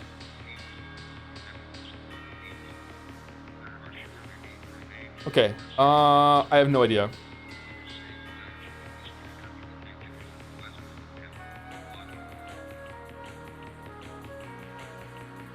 Let me give me a couple minutes to look at it, and then I'll decide if I want to remind everyone at chat that I used to work at Blizzard. Hold on.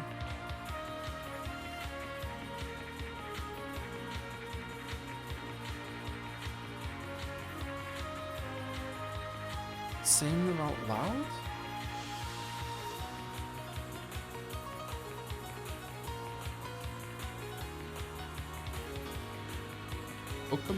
Okamura Securities is on the first floor. Iwamura Realty is on the second floor. Tamura Transport Co. is on the 14th floor. And then she does something with her fingers and counts up.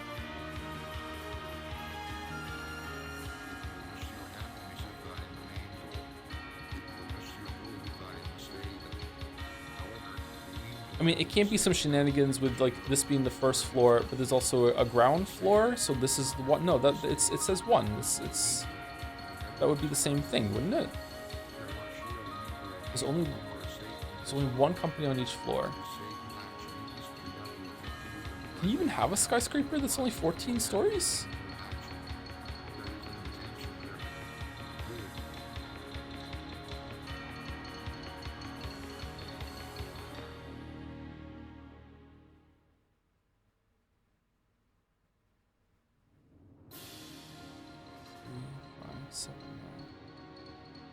Okay, I'm not getting it. All right, chat, what's the answer? I don't know what it is.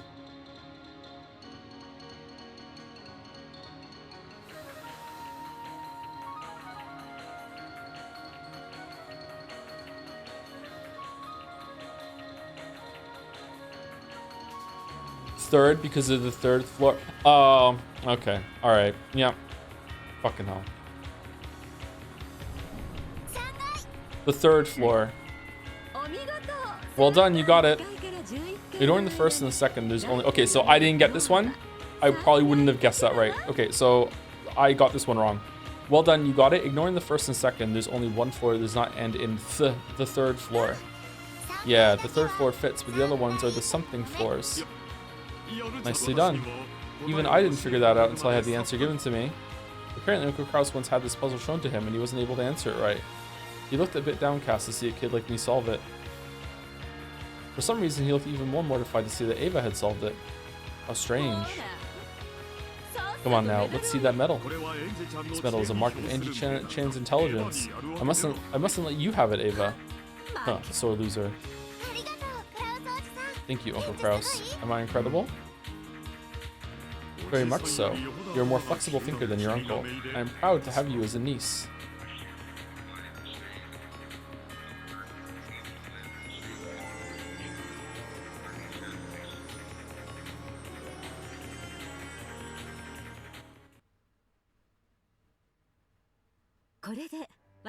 That's all for our puzzles.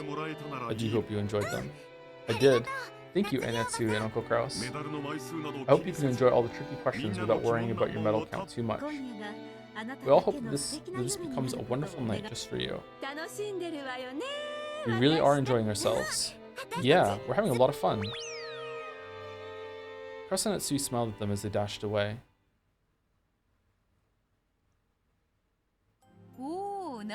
Oh, it's you, Natsui. How did your puzzles go? We did the best we could, but I'm not sure how much they enjoyed them. On the other side of the room, Angie and Ava were counting the medals they had gathered so far. Angie and Ava. It was such an unexpected pairing, but they looked like they were having a great time. A future parent and child, unrelated by blood. Watching them like this, they look just like a normal parent and child. Yes, they do. Bonds between people are nurtured by the heart. Ties of blood do not bond as strongly.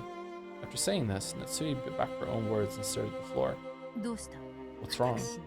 I was just surprised that I would dare to say such words. You don't need to worry about me. Because I rejected you, you met a painful fate in so many worlds. All of that is my responsibility. I understand how you felt. Unable to be... Sorry. I understand how you felt. Unable to become pregnant, you were forced to feel shame for many years. In that situation, any woman would be shocked if they were handed a baby whose parentage they didn't even know, and then told to adopt them. Yeah, any parent would have just thrown a baby off a fucking cliff.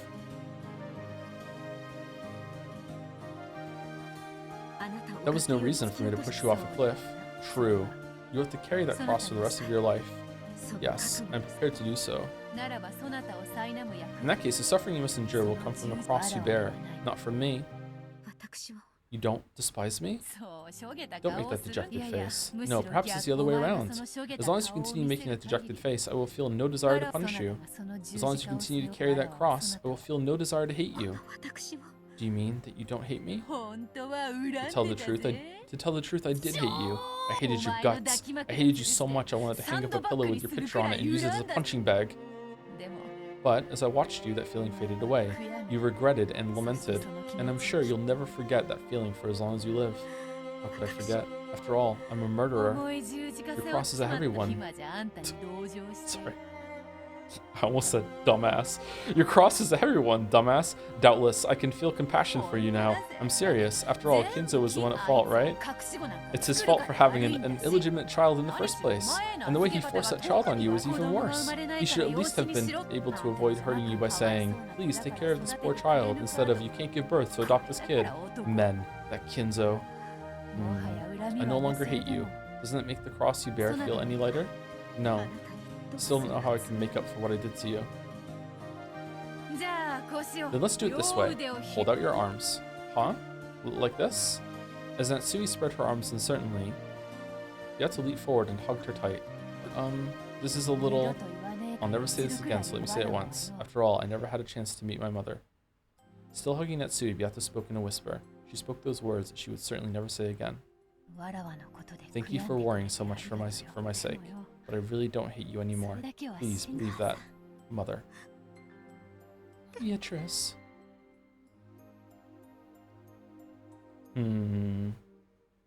Oh, there's a chapter. Oh, are we done with the puzzles? Is that it? Don't we still have Rudolph and Kyrie, don't we?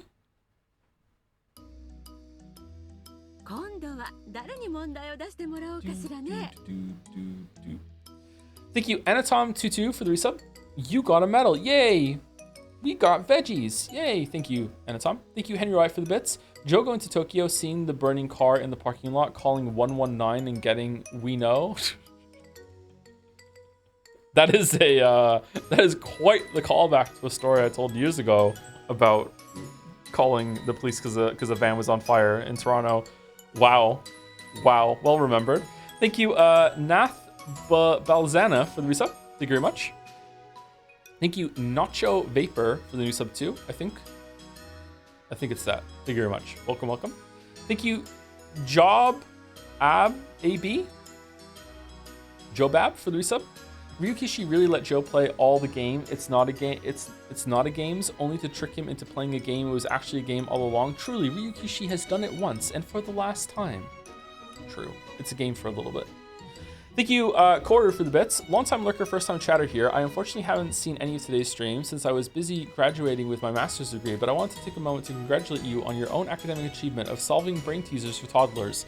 As a man responsible for too many children, I speak, of course, of Dragon's Den, I imagine your years of experience that you solve all the riddles flawlessly, as anything else would be humiliating for an adult. So true, so true. Thank you, Koro. Thank you, Koro. Perfect record so far, of course. Let's save it at the chapter break.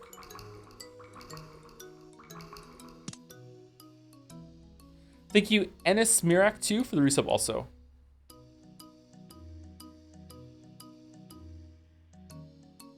Thank you very much.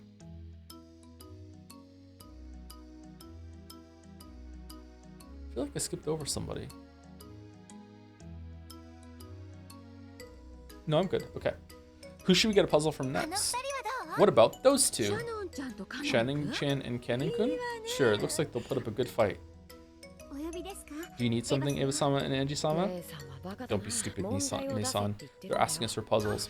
Why didn't I get that one with Kraus? Because it was pretty fair, considering the tricks and the wordplay from the earlier ones. I wonder if something to do with the translation. Maybe just not even consider that would be a part of it. My apologies. Shannon was as absent-minded as ever. However, Cannon looked extremely calm. It would probably have a well-polished puzzle ready. Sigh. Okay, I'll go first. Use that time to think up a puzzle, Nason. Okay, sorry. So, if I'm buying time for Nason to think of a puzzle, I have to make it one tricky enough to keep you stumped for a while. Hehehe, you got guts, kid. Let's have it, shall we? Show us the hardest one you got. Don't provoke him. I want an easy one. Are we already in the Golden Land? What's going on? Now that I have Ava-sama's permission, allow me to present an insanely difficult puzzle.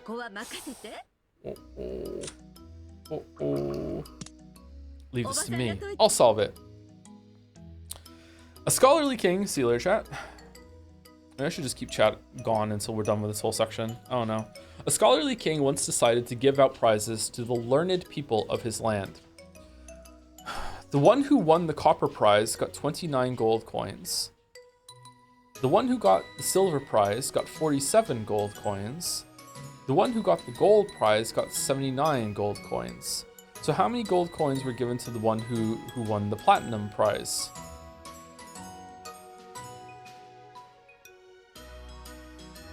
Okay, is this an n plus whatever?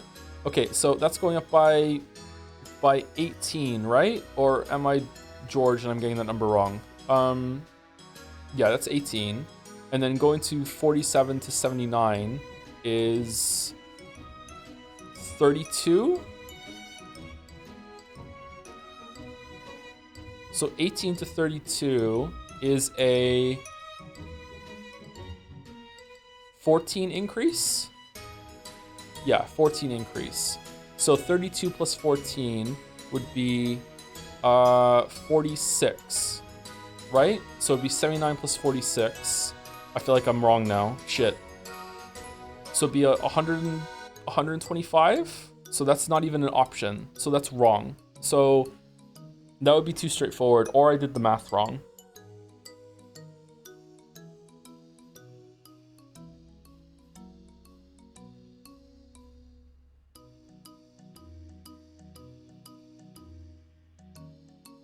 All the other ones have had some sort of trick to it. So what's the trick here?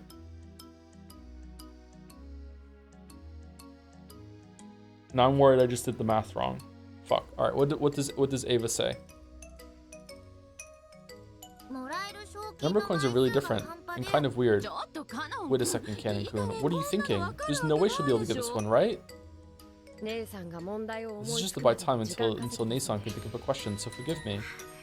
Thank you. I thought of a question. Understood. Now then, Ava-sama and Angie-sama, I'll give you a hint. Copper is 29, silver is 47, and gold is... Oh, are these fucking the table numbers? I don't know the table numbers. Are they? I don't know the table numbers. That's the hint.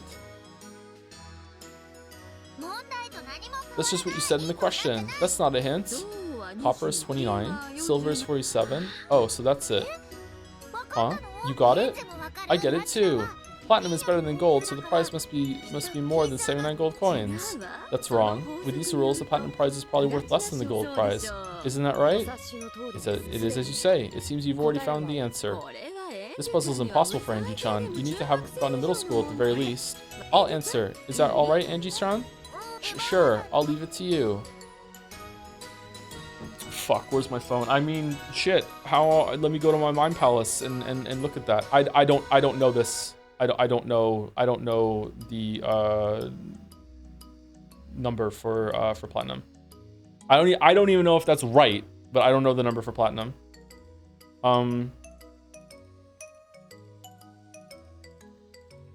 Maybe I should bring chat back. If I don't know it, I don't know it. Is it something to do with the letters? It's A, B, or C. Okay, chat's back.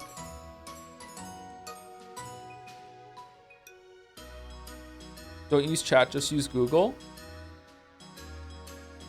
Okay, As far as I'm concerned, knowing that it's meant to be on the table of elements or whatever the fuck is getting the answer right, if that is the right answer. Is that the right answer? Because if that is what it is, okay, then I can just look it up.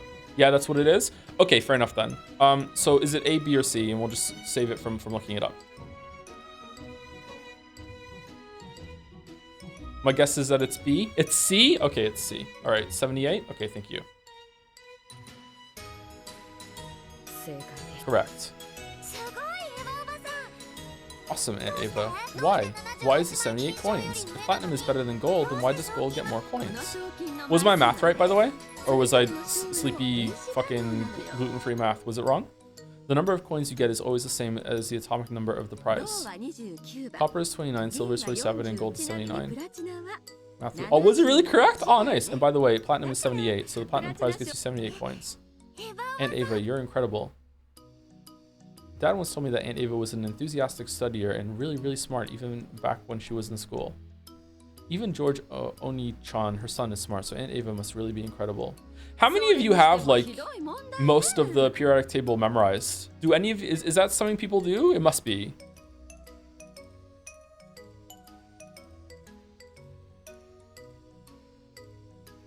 I don't know any of that shit.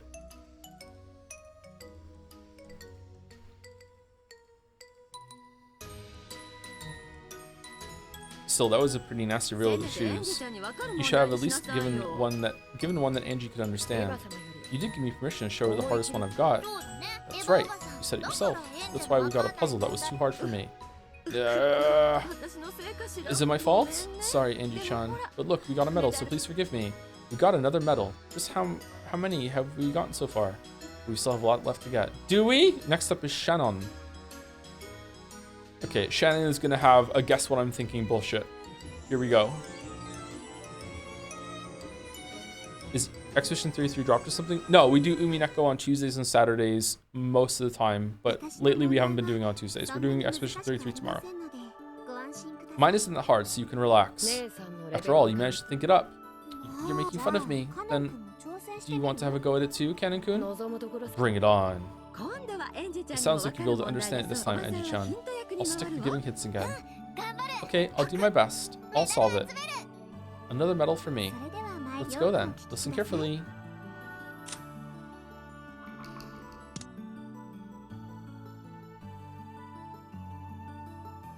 Wappy. W equals white chocolate. A equals anchovy pizza. P equals piri-piri chicken curry. I equals black coffee. Question mark equals lemonade. Which letter does the question mark stand for? The fuck are you talking about?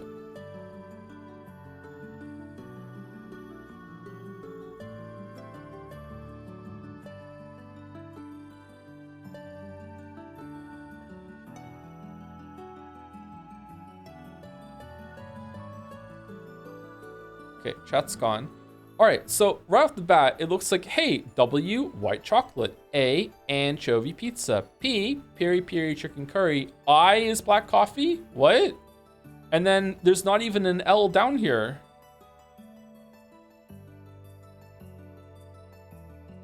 Okay.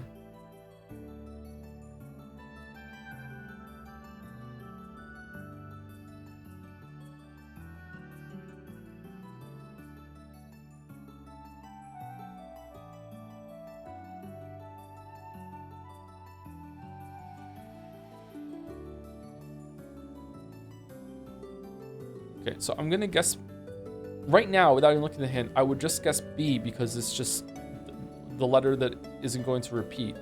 But I don't think that's gonna be right. What the? How is I black coffee?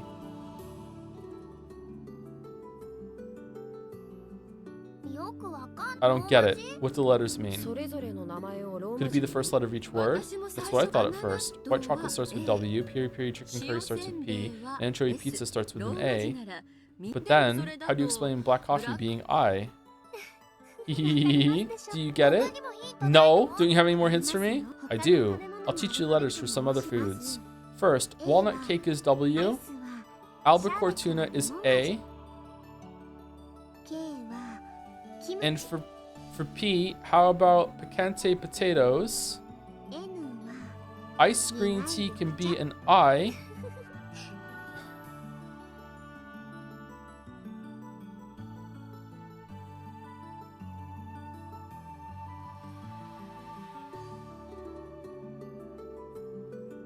What? It really does sound like the first letter is the key, but then how do you explain black coffee being I? I love W foods. Cream cakes are W, right? That's right. So, it isn't the first letter after all. What's going on? What is this W group? White chocolate and walnut cake, right? Are these desserts? Treats? A is anchovy pizza and albacore tuna. P is picante potatoes and peri peri chicken curry. And I is coffee and green tea.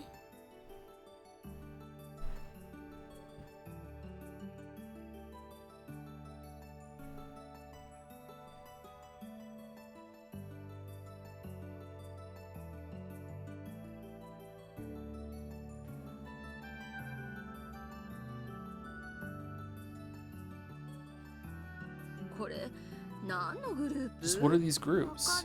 I sort of get it, but I sort of don't. It's a little annoying.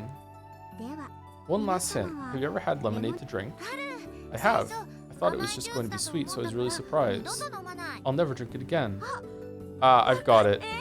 Angie-chan, thank you. Thanks to you, I've probably figured it out. Okay, so W is sweet.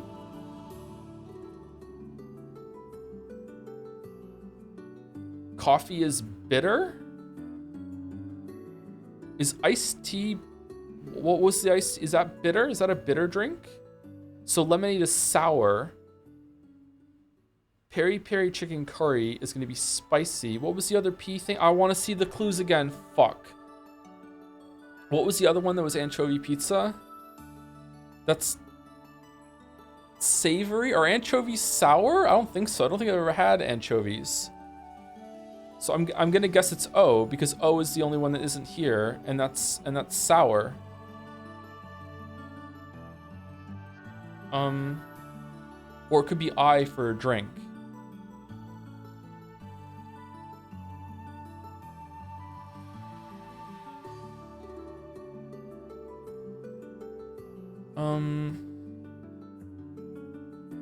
Okay, that seems to be the key to me. I can't think of anything else from the information you've just given. So the chat's coming back. Am I correct or am I wrong?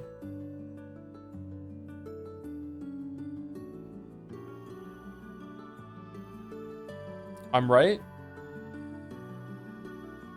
Correct? Okay. So how are you... W is sweet. Sour, capital O? Oh. All right, so sweet, W, savory, A, spicy, P, second letter, bitter, I, capital I, sour, capital O. Okay. It's salty, not savory? Oh, okay. Well, savory still works. Okay, so it's B. Okay. See, Anji-san? Think about the taste of all these foods. How does white chocolate taste? Sweet. What about anchovy pizza? Salty. And how about peri peri chicken curry? And black coffee? I see, so that's what it is. Peri peri is spicy, coffee is bitter, so what is it? Do the letters match the tastes? That's right. The second letter of sweet is W. The second letter of salty is A. Spicy is P, and bitter is I. Okay, but what if my whole life I've been trapped in someone's basement and been fed nothing but French fries my whole entire life? I wouldn't know this, therefore it's not a perfect puzzle. So like I wouldn't be able to solve this. I need life experience and outside information. Stupid puzzle. So what does lemonade taste like? Sour. I mean, lemonade can also be really sweet depending on how it's made, but the hint made it clear that that it was a different kind of thing. Exactly, and the second letter of sour is O. So the answer for lemonade is O. Nice job. You got it right. Bitter is like, yeah, so I'm I, yeah. Nice job, you got it right, Ava-sama and Angie-sama.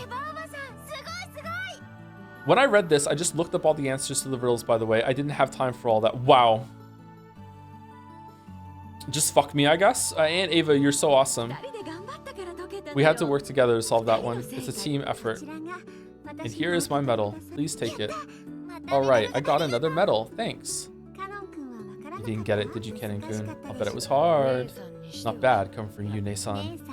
Why don't you try saying sorry for making fun of you? If you don't, I'll make all of your meals O and I. Joke's on you, I'm into that. O is one thing, but eating I all the time would be awful. I want to eat W all the time. Yep.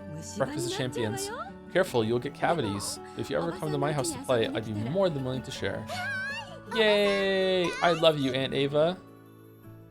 In the end, Kennen caved under the threat of I cooking and was forced to apologize to Shannon. Okay, so far I am 10 out of 11 for getting them right. Okay, I'm happy with that. You got a medal. That's all for our puzzles. Did you enjoy them? Yeah, thanks. It seems the others still have some brain twisters waiting for you. Please be careful. Good point. Everyone left looks like there'll be a challenge. But we'll win. We can do it if we work together. That's right. Let's combine our wits and move on. Goodbye, and good luck. Night, and good luck. Remember when Ava said she wanted to cut off Angie's arms and legs and sell her into slavery? Oh, yeah, she did say that. Why'd she say that for?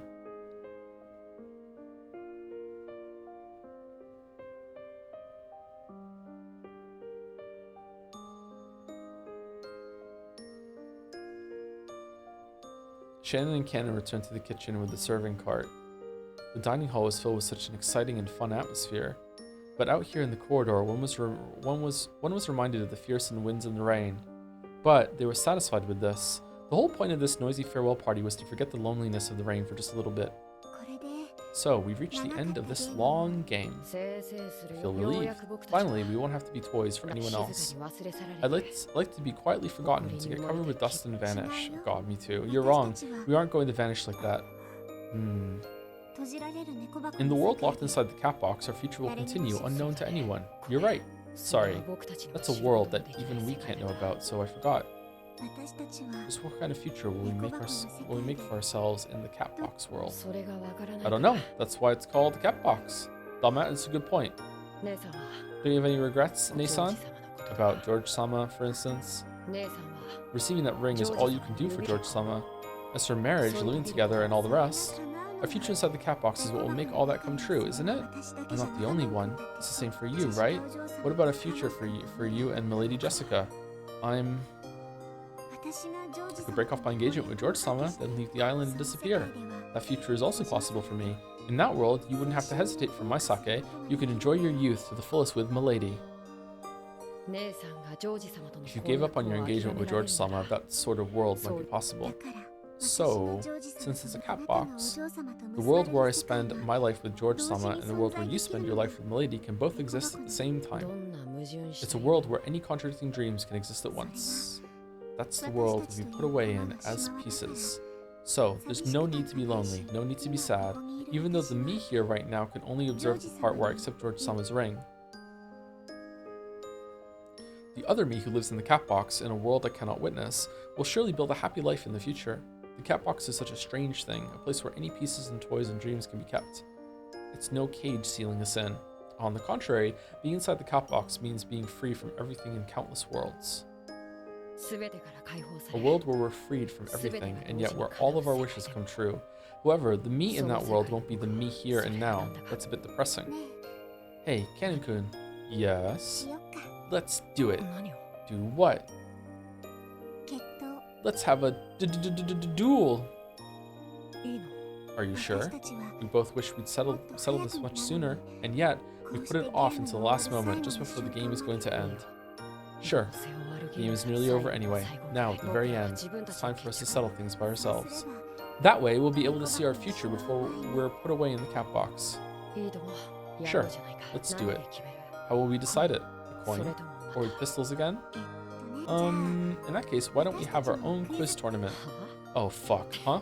You're really getting into this. Okay then, first question.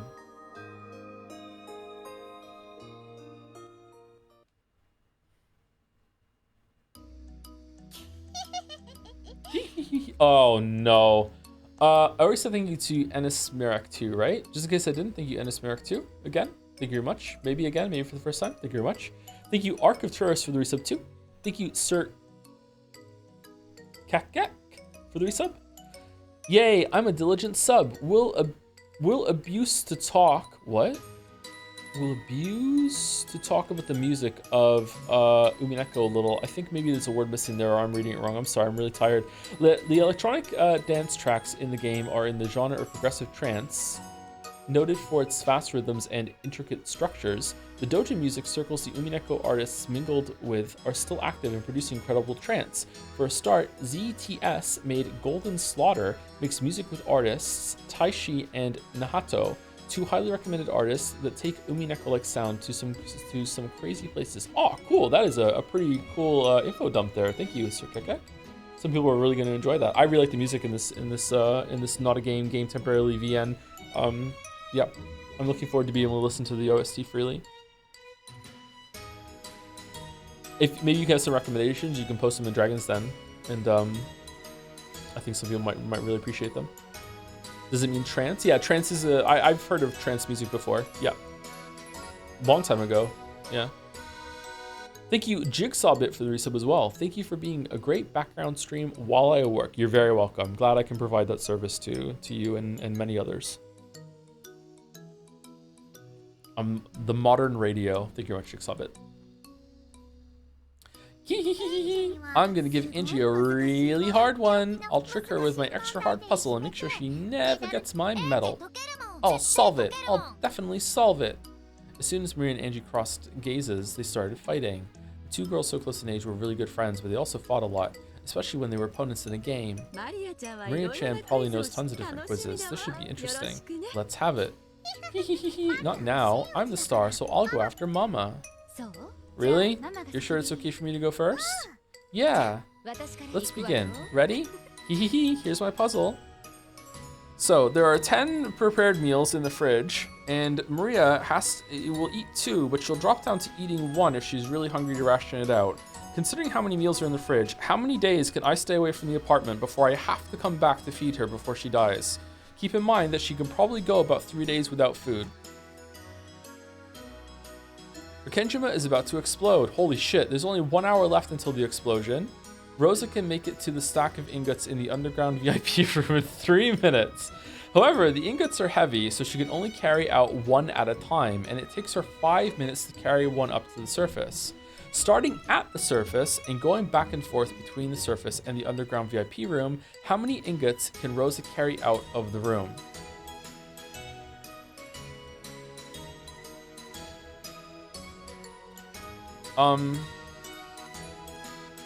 I mean, it doesn't say Rosa carry it to the surface. It says carry out of the room. So, all of them? 8?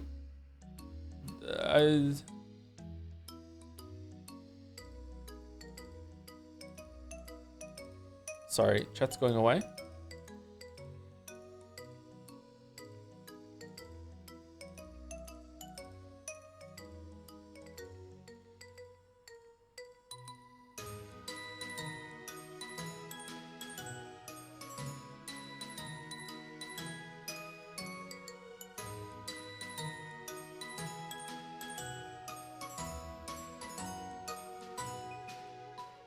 Okay, seriously, it just says out of the room, but it doesn't say like, I don't know why that would be limited to 8. Just the highest one?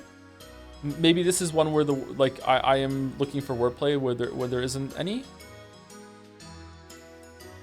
What would it be if it was legitimate? What would it be if it was like she goes there and she carries it out? Starting from the surface.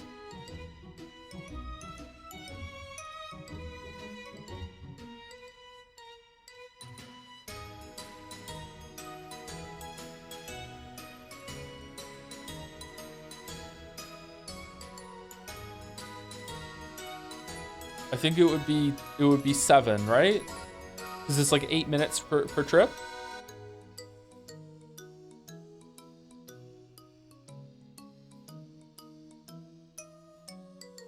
That would be too many. Okay, I think I don't know what it wants from me here. Okay, what's the wordplay?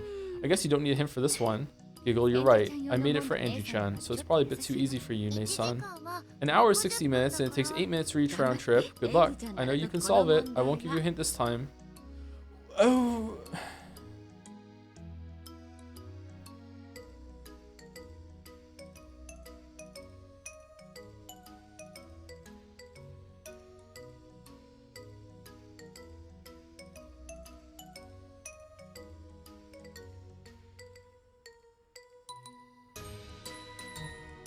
I mean, if it's by time, technically, it doesn't ask for the maximum. She could do 4 and then stop. She could do 5 and then stop. Okay. I'm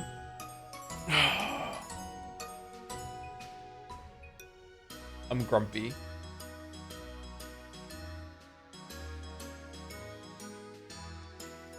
I'm grumpy.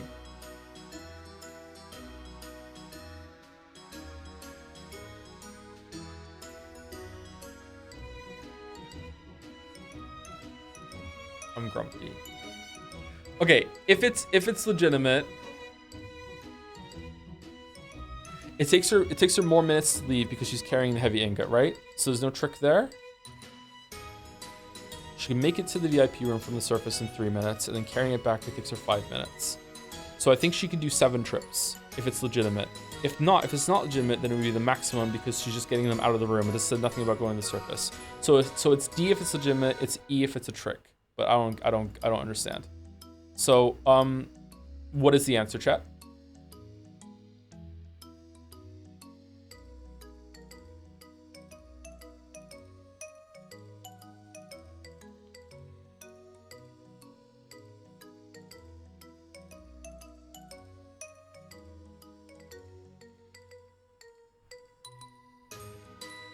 The answer is E.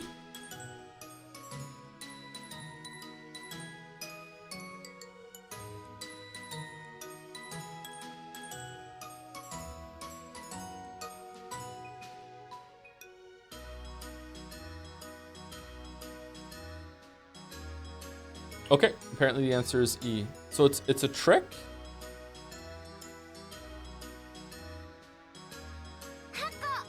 Eight ingots. Are you sure? It takes 8 minutes to carry each ingot to the surface, right? 8 times 8 is more than 60. That's right. But the question was, how many can she carry out of the room? Rosa only has to take 1 step out of the room to carry it out. Nice going, Angie-chan. All those... So it's more than 8. Okay, all right, okay. This one's bullshit, I think. This one's bullshit. This one's BS. Nice going, Angie-chan. All those puzzles have really warmed you up good. That's right.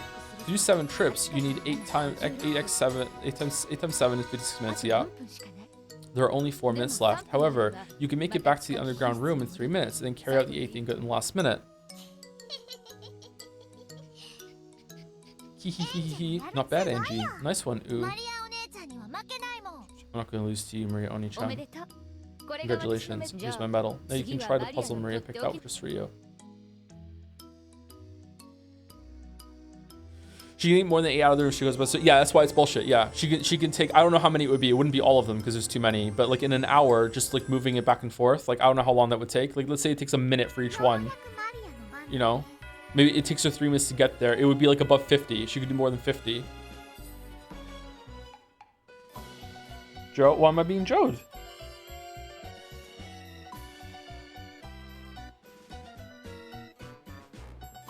She needs to go to try the surface. No, she doesn't. It just said how many can she take out of the room. Or what did the wording make it clear that she had to do the surface in order to take out of the room? I don't know. I don't know. I kind of disagree. I disagree. But I don't know. Maybe that is a valid reading. I don't know. Considering how it's been tricky before, my read on that is that she only had to take them out of the room. Because hold on, if that's the case, then the answer should be D then, because then E wouldn't be valid because she didn't do the round trip. So even though she did take it out of the room, because she didn't take a round trip, it doesn't count. Yeah, I don't know. I don't like that one, but it's not worth a big discussion over. So it's finally my turn. Hehehe, you took so long on Mama's easy puzzle that I got a little worried. There's no way you'll ever solve this one. Uh-oh. I've got Aunt Ava with me, so we'll solve it together. Hehehe, impossible, impossible, impossible. Even Aunt Ava can't solve this one. Wolves and sheep puzzles are incredibly hard. From her handbag, let's save it. From her handbag, Maria pulled out a wolves and sheep puzzle book that was worn out, well used, and had a majestic feel to it, like a grimoire. Wolves and sheep puzzles is about the boat, right? Sometimes it's like human, goat, and lettuce or whatever, or is this different? You know what a wolves and sheep puzzle is, right? Oh, she's about to explain it. I know. You show me those all the time. They're puzzle about using a boat to take everyone from one shore of a river to another. They usually have a few bizarre rules. When there's wolves and sheep, you can't let the number of wolves on either shore get bigger than the number of sheep, right? Yeah, that's right. Send a boat back and forth, moving everyone to the other side while making sure that there are never more wolves than sheep. But the ones with just wolves and sheep are the simplest, easiest, plainest, beginners, basic practice puzzles. When you get to the higher levels, you have many things other than wolves and sheep. It's pretty clever. Should we write this down on a piece of paper? Good idea. That'll definitely make it easier for you to sort out your thoughts. Shit. Am I gonna need a piece of paper? Sounds like this puzzle will be a handful. There's no way you're getting my medal, Angie. I won't lose. I'm not gonna lose. Okay, you must use a 2-passenger boat to carry each person to the opposite bank of the river.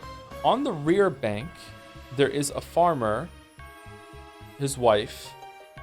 Fucking hell. There's a farmer, his wife, a shepherd, a sheep, a cow, some meat, and some vegetables.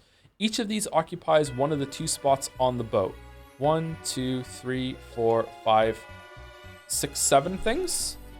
1, 2, 3, 4, 5, 6, 7 things. Okay. The boat could only be rowed by the farmer, his wife, or the shepherd. If the wife is with the shepherd and the farmer isn't around, he'll get cucked. If the shepherd is near the meat and neither the farmer nor his wife are around, he'll eat it. If the sheep is near the vegetable and if the sheep is near the vegetables and the shepherd isn't around, it'll eat them. If the cow is near the vegetables and none of the humans are around, it'll eat them. It's a lot of trouble to unload the meat, so once it's been unloaded once, it can't be unloaded again. The vegetables are easily bruised, so they can only ride on the boat once. Fuck off! What is the smallest number of moves required to achieve the objective? Oh, for fuck's sake. Less than 10, between 10 and 14, between 15 and 19, between 20 and 24, other. Okay, I actually am gonna need some piece of paper for this.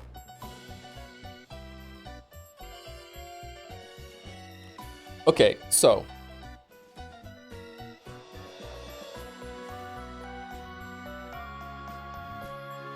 the boat can only be rowed by the farmer, his wife, or the shepherd.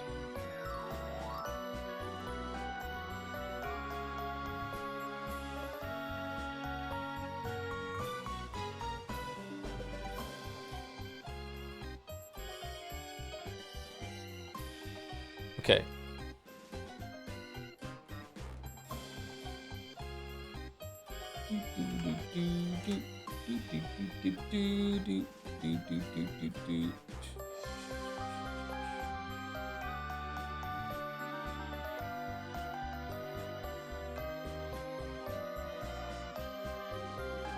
All right, so I used to work at Blizzard, and at Blizzard we had Wolves and Sheep Puzzle Sundays, so I'm really good at these.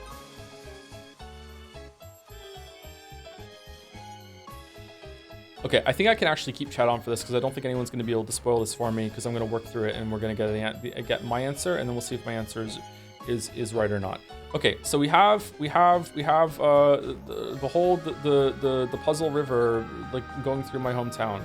Okay, so on this side we have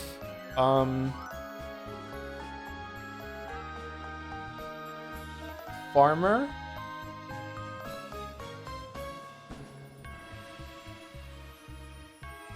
who has a hat, farmer's wife,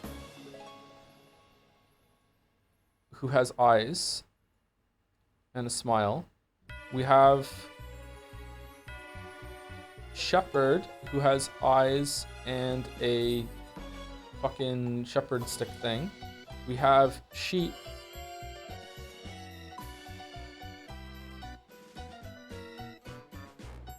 we have veggies,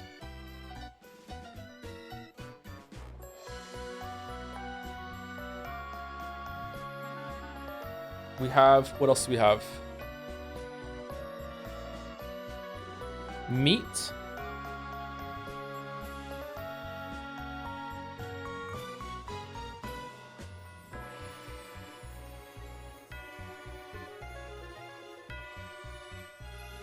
Farmer, his wife, shepherd, sheep, cow, some meat, some veggies. Cow?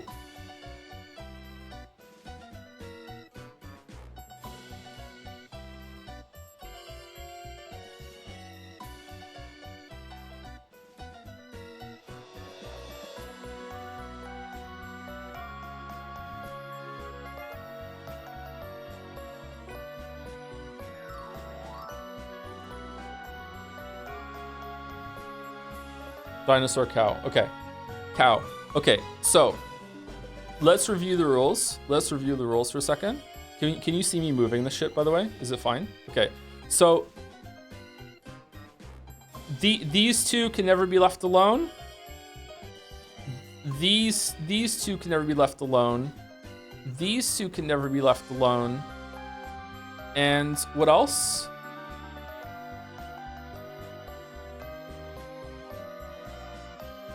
If the sheep is near the vegetables and the shepherd isn't around, it'll eat them. Okay, so cow and sheep can never be alone with the veggies, or they can never be without the shepherd. Okay.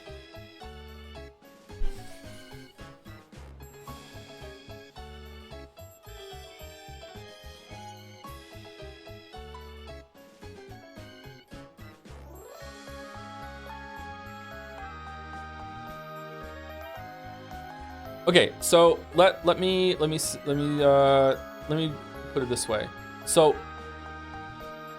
shepherd takes the veggies over, and now the veggies can never move ever again, right?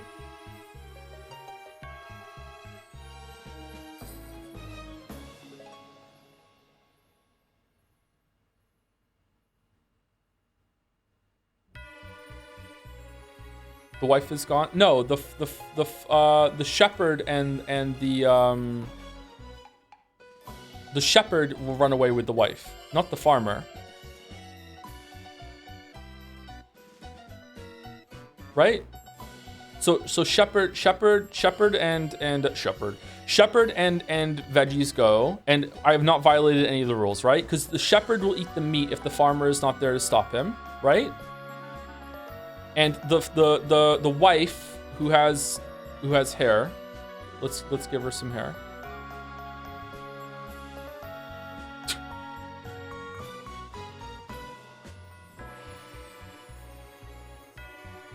The wife will run away with the shepherd, but not with the farmer. Okay, so right now I don't think I violated anything. Okay, so the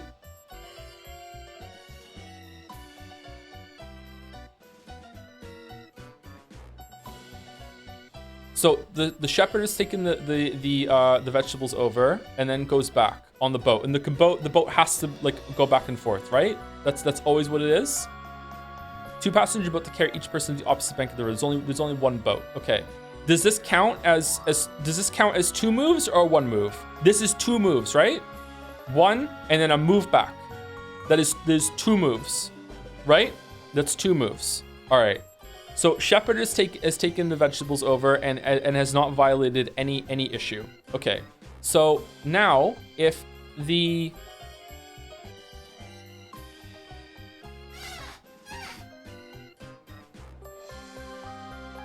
wife takes the meat over, right? Meat can never be unloaded again, right? Wife goes back. So now the meat and the vegetables are both on the other side, and I've done 4 moves. So should I have a tally? I've done 4 moves. Right? Okay.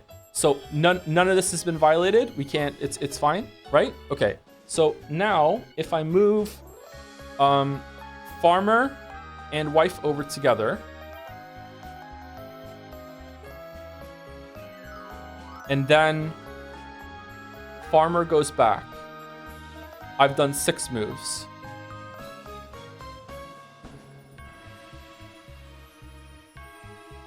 Then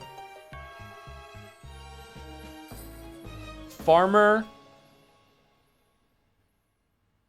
and sheep go.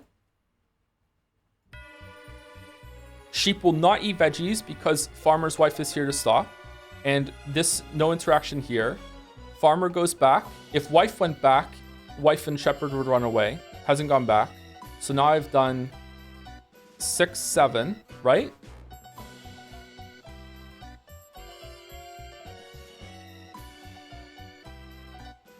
Oh shit. It's the shepherd, not anyone. Okay, so I can't put the meat over then. So I have to backtrack. Okay, so I can't put the meat over like that.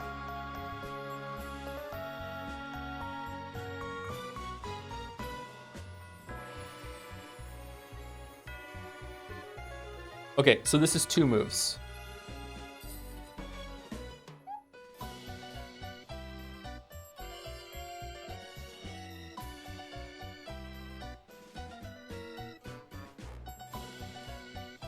So does the meat have to go somewhat late then?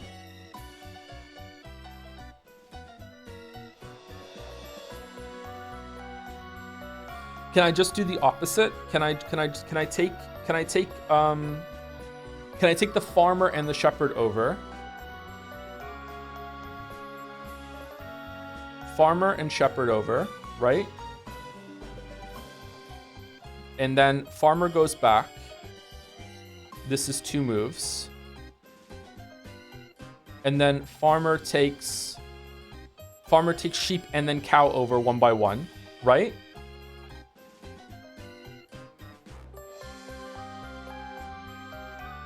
Which would be 2 moves, 2 moves, right? So that's 6. Shepherd is here the whole time and is never alone with the meat. And now the shit, I'm really sorry. There you go. So now the fucking sheep and the cow will not eat the lettuce, the vegetables. If the cow is near the vegetables and none of the humans are around, it'll eat them. If the sheep is near the vegetables and the shepherd isn't around, it'll eat them. Okay, right. So now I take wife and farmer over, right? Then wife goes back alone, and that is another 7, 8, right? And then wife comes back with me, and I've done it, right? And I've done it with 9 moves. I feel like maybe I lost track of some moves. Did I do it? Hold on.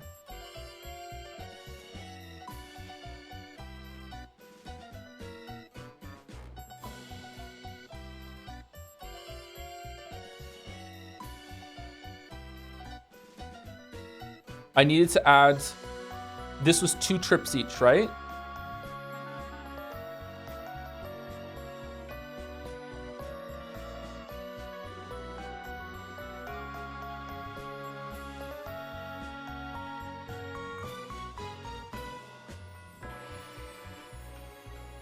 Yeah, I need 2 more.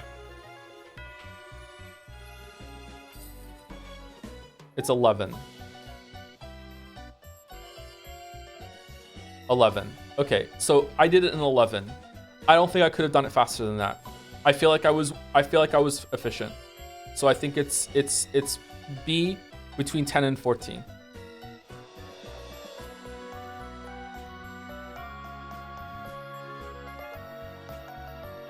Okay, let's ask Auntie Ava for anything like that.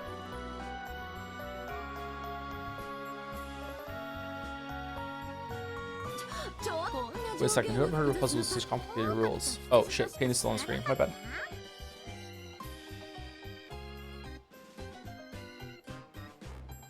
Did you know about the ones with the wolves and sheep? It's got lots of complicated puzzles that you've got to deal with in different ways. See? You don't get it either, right, Angie? Please give me a hint. You have to organize your thoughts carefully. Only the 3 humans can row the boat. Then you have to memorize all the things to look out for. When the farmer is away, you can't leave his wife with the shepherd. When both the farmer and his wife are away, you can't leave the shepherd with the meat. When the shepherd is away, you can't leave the sheep with the veggies. You also need someone to watch the cow, but any of the humans can do that. Still, I guess the meat is the real key to the whole thing. Ah, I see. You can't put it on the boat once you take it off, but that doesn't mean you can only take it across once. You can't put it on the boat once you take it off. What? You can't put it on the boat again once you take it off, but that doesn't mean you can only take it across once. That's right. The veggies really can only make one trip, so once you've sent them across, you can't get them back. But as long as you don't take the meat off the boat, you can take it back and forth as much as you want. Ooh. Why is that important? But it's so complicated. Even thinking about it, I don't get it at all. We'll have to write it down and sort our ideas. Do you want a pen and paper too, Angie-chan? Impossible, impossible. You'll never solve it. If only you just give up. I think he's a waste of time to be incompetent. Hee. Can this really be solved? Don't think there's actually some contradiction that makes it unsolvable. Who knows? Hee. Okay, so it's other? You must use a 2-passenger boat to carry each person to the opposite bank of the river. On the rear bank, there is a farmer, his wife, a shepherd, a sheep, a cow, some meat, and some vegetables. Each of these occupies one of the 2 spots on the boat. The boat can only be rowed by the farmer, his wife, or the shepherd. If the wife is with the shepherd and the farmer isn't around, they'll run away together. Okay, we did that. If the shepherd is near the meat and neither the farmer nor his wife are around, he'll eat it. Okay, we accounted for that. If the sheep is near the vegetables and the shepherd isn't around, it'll eat them. We accounted for that. If the cow is near the vegetables and none of the humans are around, it'll eat them. We can count for that too. If it's a lot of trouble to unload the meat, so once it's been unloaded once, it can't be unloaded again. Okay? I feel like that's fine. Like we put it on the boat, and then we unloaded it. I don't see a problem.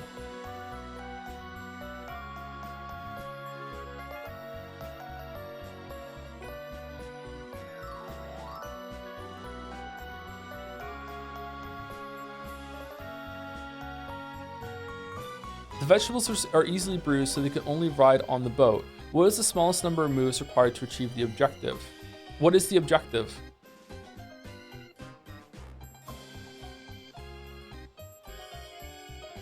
Oh, for fuck's sake.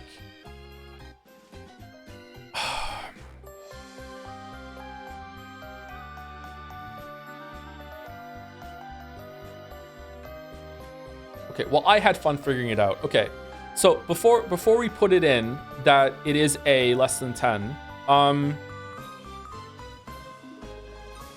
let's say the prompt was get all of them over. Was I right?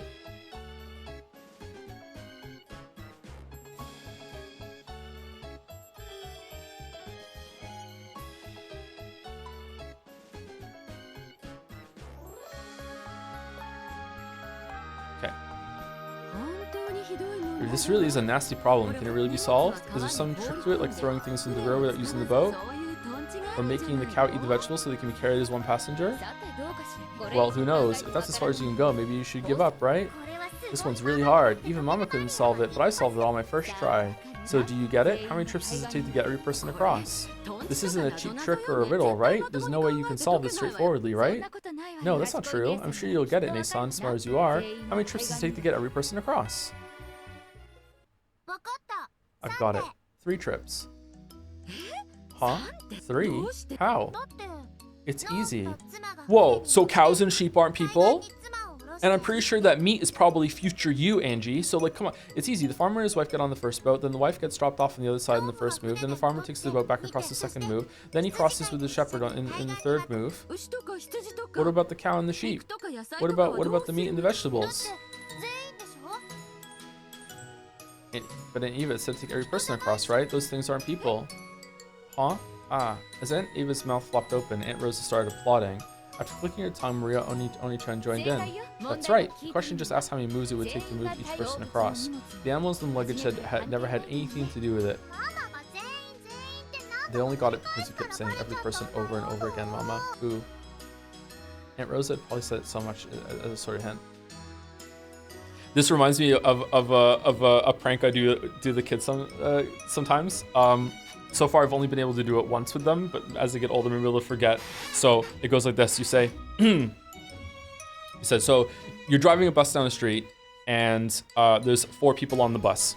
It's the bus comes to a stop, and 2 people get off, and 5 people get on. It comes to the next stop, and 3 people get off, and 7 people get on. And you just keep going, more and more stops, more and more stops. Next stop, 11 people get on, and 5 people get off. Next stop, half of the people get off, and 7 more people get on. And you just keep going like that. And then at the end you go, what's the name of the person driving the bus? And you're like,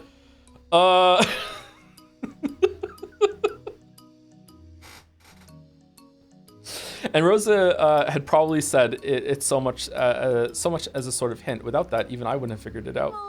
Come on, I was totally taken in. That was a mean question. Go on, Maria. Give Angie-chan her medal. Ooh, ooh, ooh. Whining like an unhappy dog, she reluctantly handed the medal over. I grabbed it and started jumping around like a happy dog. As Mira Oni-chan smiled at me from behind, her face was bright, just like a big sister's.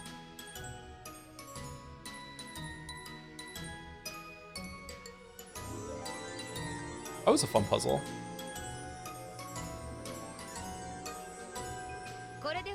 That's the end of our riddles. Let's play again sometime, okay? Next time I'll have a really nasty puzzle that's even harder. One so hard that even I couldn't solve it. No way, I'm not playing with Maria Oni-chan anymore. Giggle. Look, Angie-chan, your parents are waving at you, so let's go. See you later, Rosa. Break time. Let's finish the conversation with Rosa and Maria first, and then we'll end. Sorry, we'll take a break. Sure, later, Angie-chan. There aren't too many people left with puzzles for you. Keep it up until the end, and make sure you keep cheering her on, Mei-san. Of course. We got all these medals by working together, right? Yeah. We dashed away. Dad and Mom are waving at me from over there. I'm sure they thought of some mean problems. Still, they have to be easier than Maria Oni-chan's. I hate Maria Oni-chan. She's such a meanie. And she believes in magic, and magic is dumb and doesn't exist. Ryu! You bullied her too much with that puzzle. Well, I wanted to play with Angie a lot. If it was an easy one, she'd solve it right away, right? You really love Angie, don't you? I hate her. She made fun of you and called you a stuffed animal. Maria pouted as she said this, but her expression didn't match her words at all. I hope Angie finds happiness. I'm sure she will. After all, look at all the people here wishing for her happiness. And now, Battler is the game master, and he set up this final game just for Angie. After all this, there's no way she won't be happy. Still, even though anyone can make happiness appear, you can only ever grasp it for yourself. That's right. That kid is really bad at finding fragments of happiness. Even though we tried to teach her how, she's been covering her ears for 12 full years. This game might be much harder for Angie than Battler thinks. I'm sure Angie will find happiness. Yeah. If she really does enjoy herself at this party, that itself might be the greatest lesson we can teach her now. Angie's the girl who doesn't believe and says that everything is a trick, no matter what magic is shown to her. 12 years in the future, that girl will become the last person to inherit Beatrice's name. At one point in time, that kid understood my white magic. Yeah, and she understood me too. She even summoned all of the 7 sisters and understood magic itself.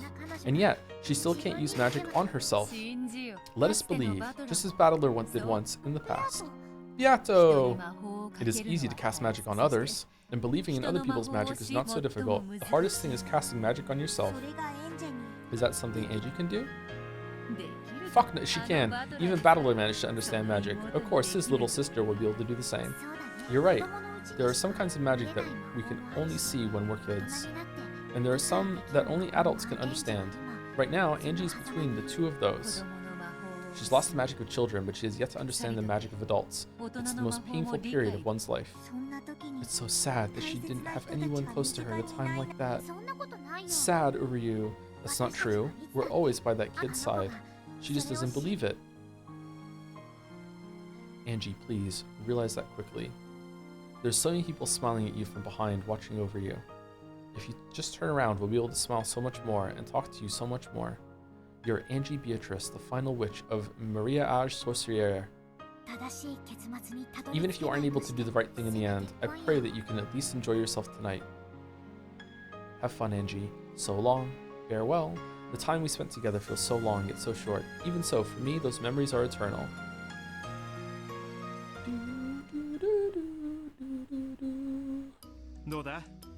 Oh, great music for break. Do do do do do do do do do do do do do. All right, be back in about 5 minutes. I don't know if I have the dulls in me today, chat, but you know, we'll see. We'll see. I'll decide when I'm walking around on break and getting some water. I have some stomach acid right now from gulping down that coffee, I think, and being awake for too long. Thank you, Junior Snow, 13 for the bits before I go. Hey, Tom, I'm a little out of the Umineko loop. Who is Angie? I mean, that's the question. Who is Angie? Why is Angie? How is Angie? Yep. Yep. We're figuring that out right now. Thank you, Paus, for the bits. Rosa, yeah, my favorite New Vegas DLC is Dead Money. How could you tell?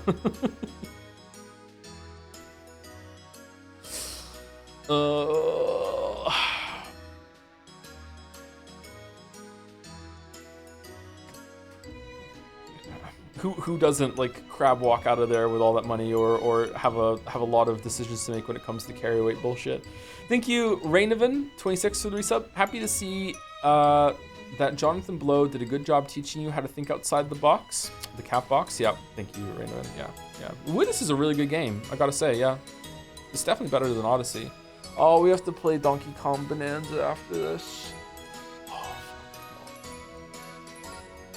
Oh, maybe it's good. Maybe it's good. Maybe it'll be good. It'll be good. You can just not. It's gonna get nominated for Game of the Year, and I want to play all the Game of the Year nominees.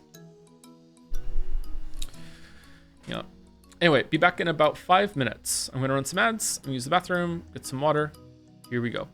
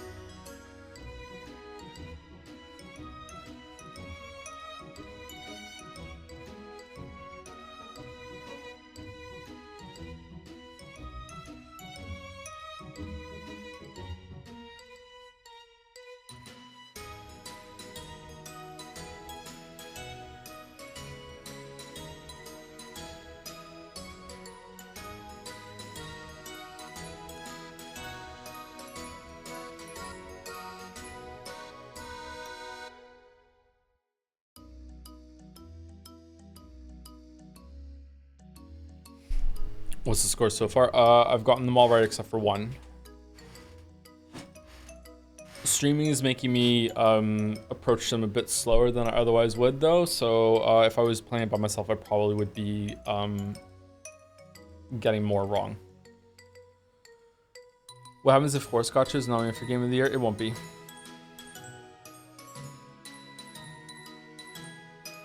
Two wrong, right? I thought I only got one wrong. Did I get two wrong? I thought I got the skyscraper one wrong. What's the other one I got wrong?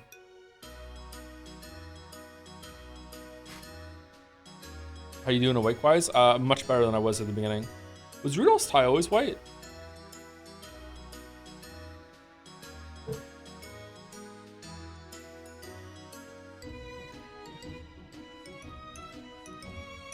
Lost to Cross and Rose Lemon. What was Rose's?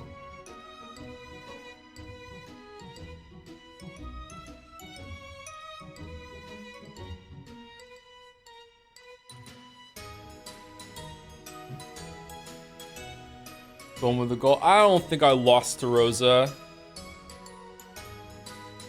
Rose's was unclear, but like I still, if there was trickery, it would be E. And there was trickery and it was E. I feel like I got Rose's right. But if you want to count that as a loss, that's fine.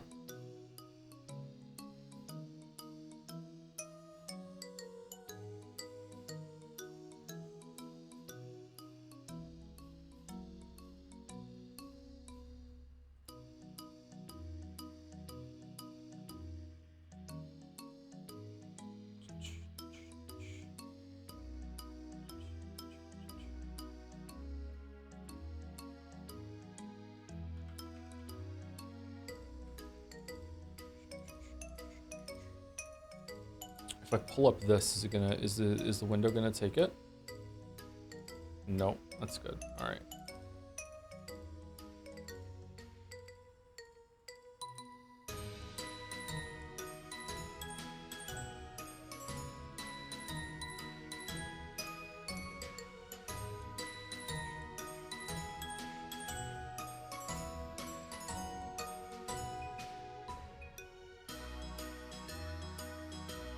All right, sorry about that. Game goal.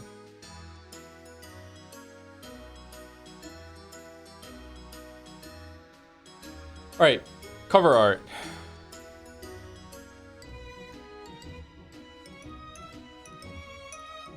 I have no idea. Some racing game.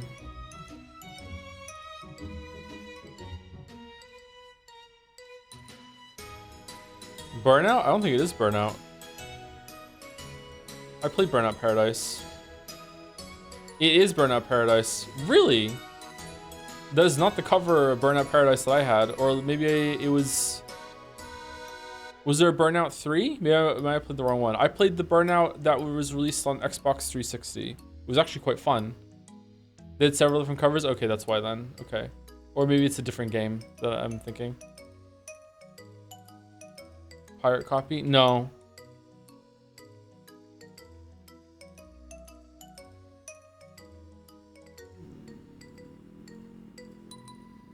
Mario Kart. Wii. No?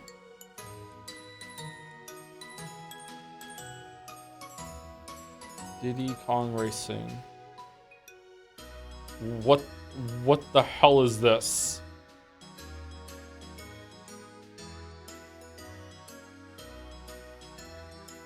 Did you do fan art? We don't do fan art. Oh, it's the Reaper game. Shit. Grim, there it is. Thank you, chat. Remastered.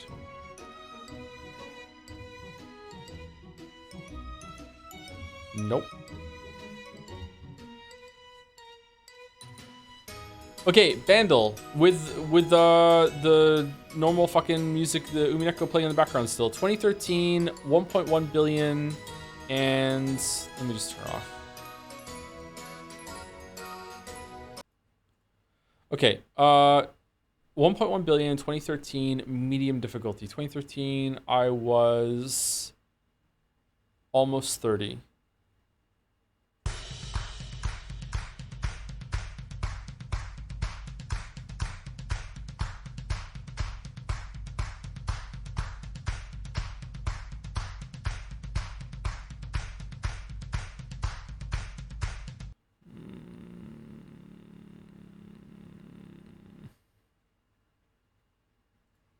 It's a fun song. We Are Young? No, it's not. Okay.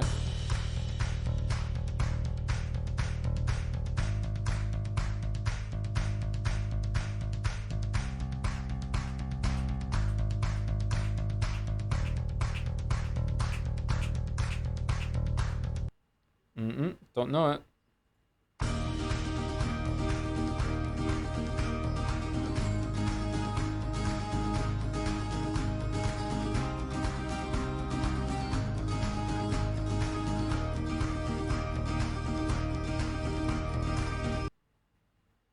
Is it an Avicii song?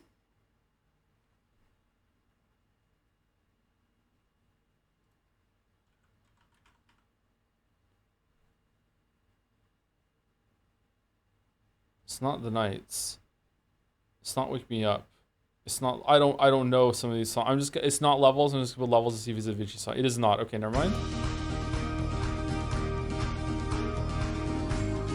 I don't know this song.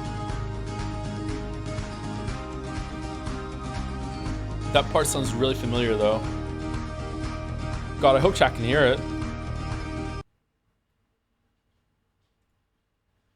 I don't know this song. Glort Me?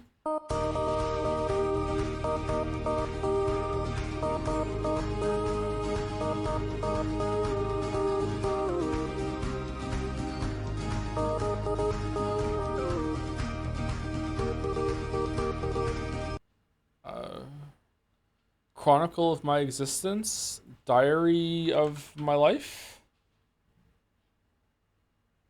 No. Journal?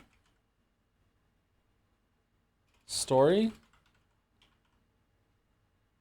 One Direction Story of My Life. Okay, I don't know this song. All right, that's good. I don't know this song.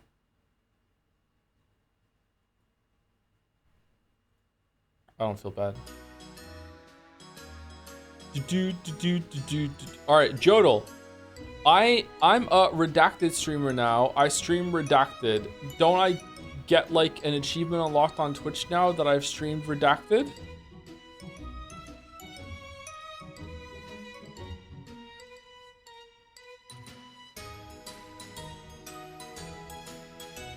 Huh.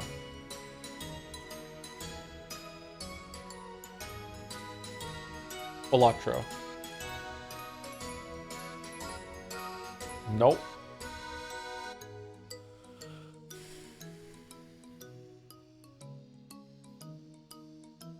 Binding of Isaac. It was that year though. It is Jump King. It's not Jump King. Getting Over It? The fuck is it? 2019? A game that a lot of streamers stream, and now I'm one of them.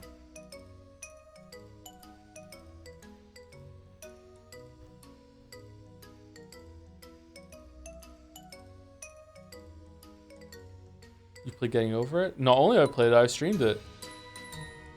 It wasn't Outer Wilds, I don't think.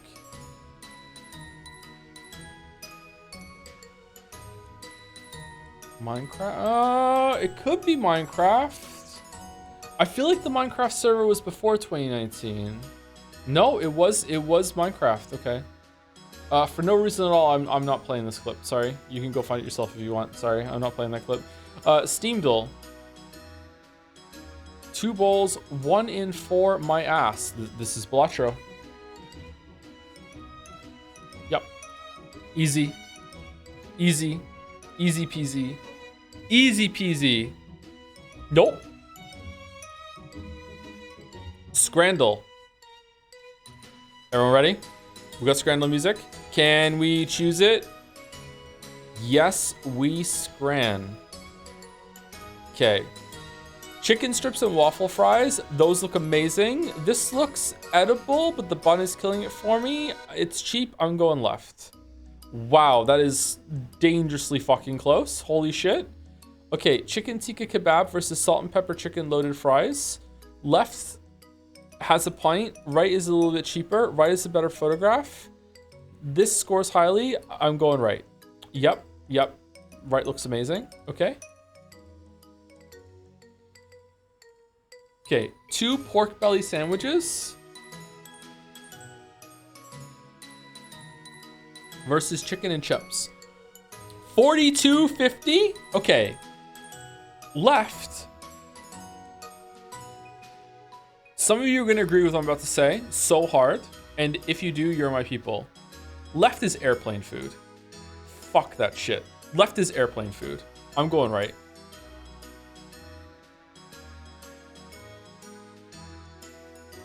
Okay. The saddest cheeseburger that ever cheesed versus pie, chips, and gravy. Easy right? Yep, easy right. Wow, that is high for pies and chips. Holy shit. Those chips look really, really good. Okay, jalapeno fried chicken versus smashed cheeseburger with bacon. It's anyone's scran. Oh my god, we're fucked. We're absolutely fucked. We're so fucked. Oh man. This is anyone's scran. Scrandle loves a burger, and right burger is amazing. It's a smash burger. The bun looks good. The bacon looks good. The cheese looks good. The burger looks good. Left also, I would eat right over left any day, but like left, people are gonna love this shit. Oh man. It's a good photograph too. Right is really cheap.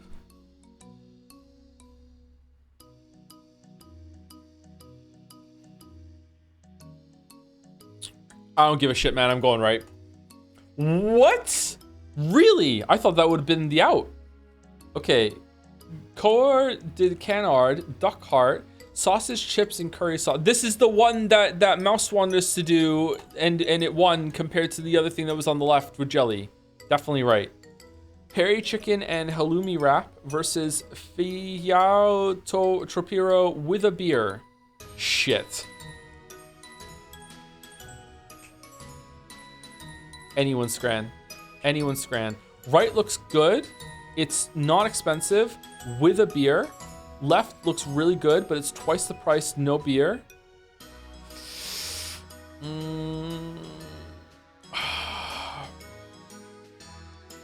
Fuck, I'm going right. No, no. Really? Really? Bratwurst and pretzel versus teriyaki pork skewer.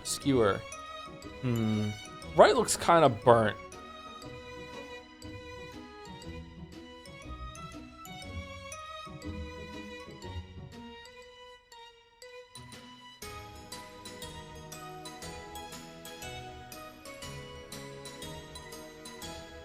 Right is a lot of food.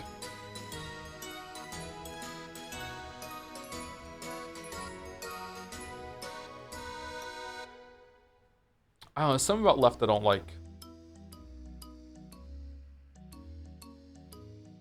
I'm going right just because it's a new picture. Wow, really high, 91.9. Okay, chicken and chips versus pie. Easy left, easy left, easy left. Come on, 9 out of 10, 9 out of 10. Don't banish me to 8 out of 10 again. Fuck.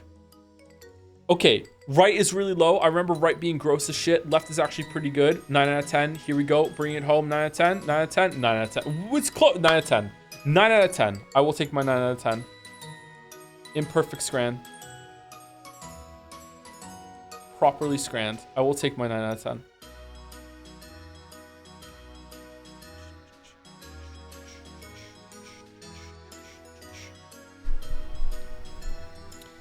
Okay.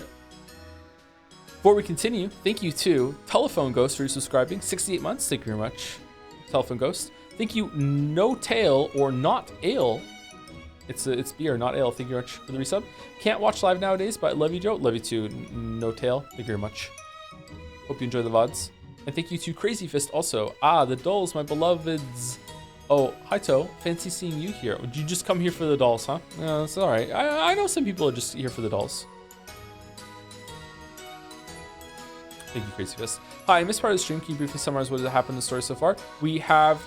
you've been here the whole time, Harvard. We've been doing riddles and quizzes with family. It's been quite wholesome. It's been nice. And then after you do the riddles and the quizzes, the characters talk amongst themselves, and they are out of character, and they are become versions of themselves that are aware of the whole story, and they have a little talk back and forth, little talky talk. Oh, thank you to the only GJ for the resub too. Ooh, yes we scran. Ooh, Ooh, highlight the puzzles so far. They're okay. It's not going as badly as I thought it would. I thought this was going to be excruciating. Maybe it will be with the last ones here, but yeah. How's it going, Angie? Did you get a ton of medals? I wonder how many it is now. Me too. Let's count them later, okay? Because, you know, who knows how many we would have won or lost, and we don't want to have a line for each one. It seems you've been given quite a few puzzles already. Yeah, once I get your puzzles, I think only the cousins are left. Is that so, huh? Alright, time to take a shot at Mom and Dad's puzzles. I'll warn you, they're going to be hard. Why would they be hard? Don't you want us to win? Everyone says the same thing, but we just keep on solving them. Yeah, we'll get those medals together. Aw, giggle. That's the spirit. Okay, I guess I'll go first. There are 3 girls. Higurashi. There are 3 girls. Miyoko, I am the oldest. Satoko, Rika isn't the oldest. Rika, Miyoko is a liar. Nipa. Only the oldest of the 3 girls is speaking the truth. So who is the oldest?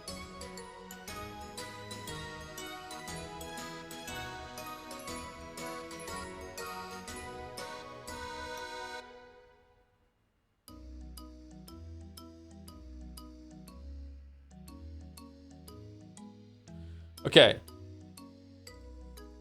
If Miyoko is the oldest, then she is just telling the truth. But then Satoko is also telling the truth. So Miyoko is lying. If Satoko is telling the truth, then she's saying that Rika isn't the oldest, so she's telling the truth. And then Rika is saying Miyoko is a liar, which is true. So it can't be that. So the oldest is Rika. So Miyoko is a liar, Nipa is telling the truth, and then Miyoko is lying, and then Satoko are lying. So Rika is that. However, is it actually this straightforward? Because all the other ones have had some fucking bullshit to them.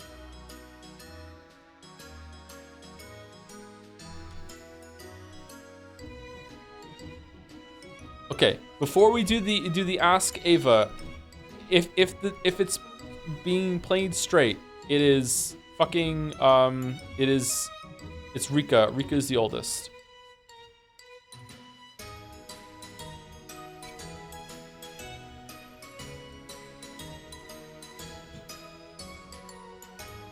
What does Nipa mean?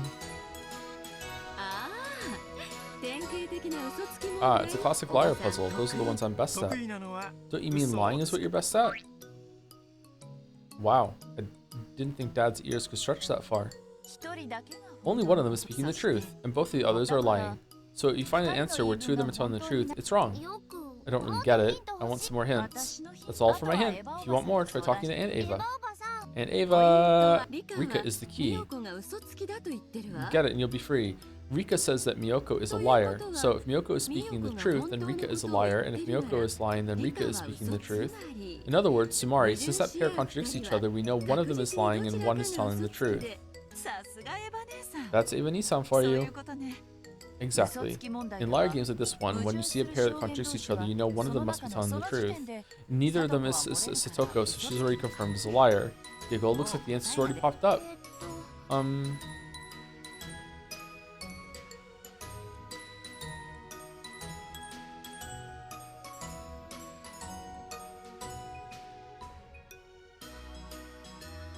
Okay, so it seems like it's playing it straight. All right, so right now, my answer is C, Rika. Is that correct?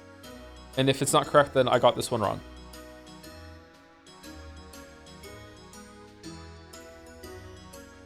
Yeah, it's correct? Okay. Rika! That's right. Nice job, Angie-chan. Hard to imagine such a smart girl being related to the adult of a father. Yeah, sorry for being adult. Nice going, Angie. Did you think of all the combinations? Yeah. If Miyoko is the oldest, then what Satoko says is true. Only the oldest person is supposed to tell the truth, so that doesn't make sense. That's right. Then what if Satoko is the oldest? If she is, then Rika would be telling the truth, and she says Miyoko is a liar, which doesn't work. So Rika has to be the oldest. Good job. Here's my medal for you. Congrats. Thank you, Mom. I love how it makes you paranoid expecting some wordplay bullshit. You got medals! Yay! Thank you, Scrungolio, for the resub. Nipa means Nipa. In it, Desu. In it. Desu, in it. Thank you very much for the resub. 1 year resub, too. Welcome to the 1 year club. Thank you, Comdonino? I think that's it for the resub. With also with Nipa. People love Nipa. Thank you very much.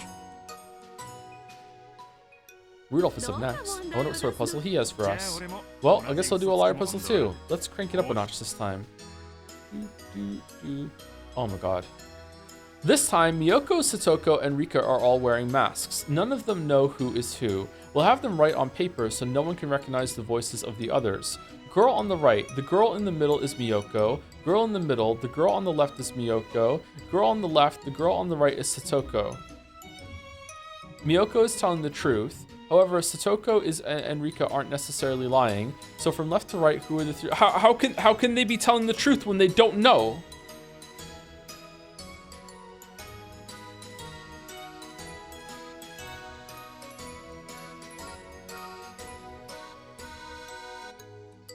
Oh. No, that can't be it. I was gonna say if they're telling the truth, then they would be talking to they would be referring to themselves, but they're not. The girl in the middle is Miyoko, says the girl on the right. The girl on the left is Miyoko, says the girl in the middle. The girl on the right is Satoko, says the girl on the left. How? Wait, what the fuck? How is this possible?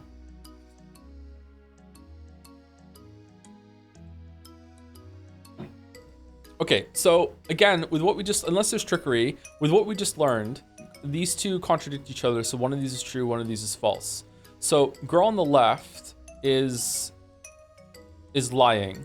So the girl on the right is not. Wait, however, Satoko and Rika aren't necessarily. Never mind, it's different.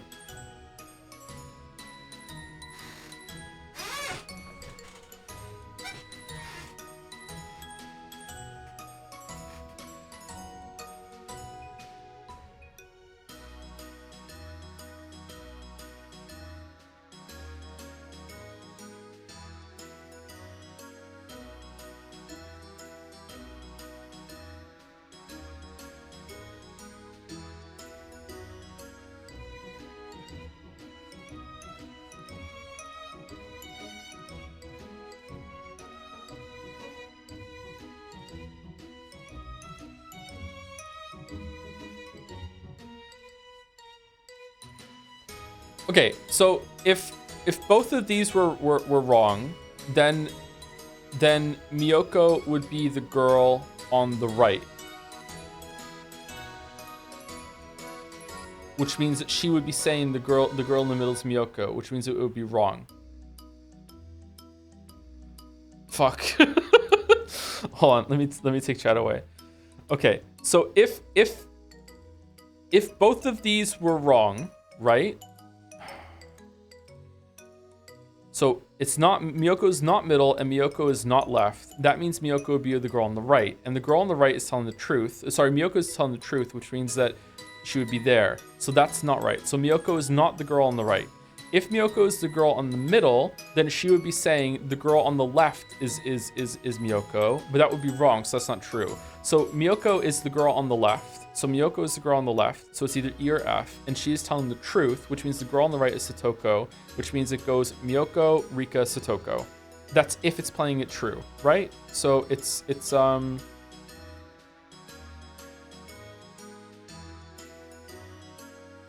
this one, it's E, Miyoko is on the left, and then Satoko is the girl on the right. So it's Miyoko, Rika, Satoko.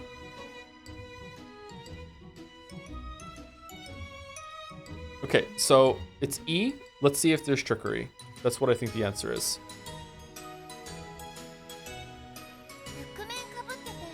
They're all wearing masks except for Miyoko. We can't tell if they're lying or telling the truth. This one's hard. No, it isn't. I've already figured it out. This is even easier than the one your mom gave a second ago. Why? You can't trust the two who aren't Miyoko, so you first need to figure out who Miyoko is. Miyoko doesn't lie, right? Yeah, Miyoko doesn't lie. So start off by figuring out who Miyoko is, then read through the puzzle again. I'm sure you'll see it at once. Just think about who Miyoko is. Okay, I've got it. Okay, so it seems like it's E then. You really do whatever Ava Nason tells you. Yeah, Aunt Eva is nice and smart, and I like her, so do what she tells me. Next time we try to feed Angie eggplant and bell peppers, we'll need to ask her to lend a hand. Giggle, giggle. Okay, so E, Miyoko is the one on the left, and then Satoko is the girl on the right, so Rika, yeah, it's E. Okay. So again, just in the interest of keeping it forward, that's my guess. That's my answer. If it's wrong, it's wrong. Chat, is this right or no? Yep, it's right. Okay, cool.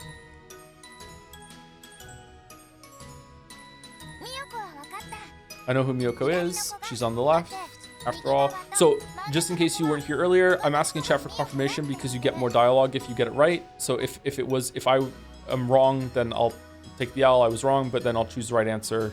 Still take it as a loss, but then we will actually see the scene.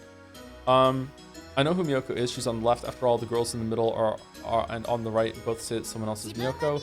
If they were Miyoko, they couldn't lie. They couldn't lie and say that someone else was Miyoko. That's right. Miyoko is supposed to be honest. So once someone says that someone else is Miyoko, they can't be her. So since the middle one and the right one aren't Miyoko, the left one automatically is. And since Miyoko speaks the truth, then it's also true that the kid on the right is Satoko. Which means that the only kid left, the one in the middle, is Rika. Perfect. You solved it like it was nothing. Angie, you really are smart like your mom. Dad rubbed my cheek and hugged me.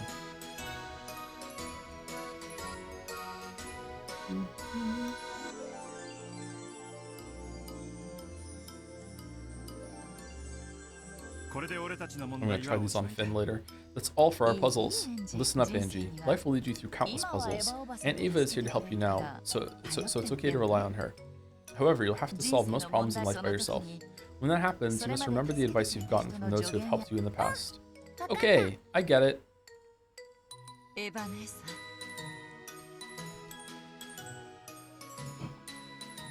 Eva Nason.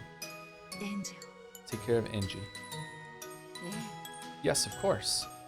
Even though the cousins were the only ones who hadn't given us puzzles, Mom spoke as though I was leaving on a long, long trip. Weird. Let's go, Angie-chan. The game will be over soon. I wonder what Grandpa will give us for getting all these medals.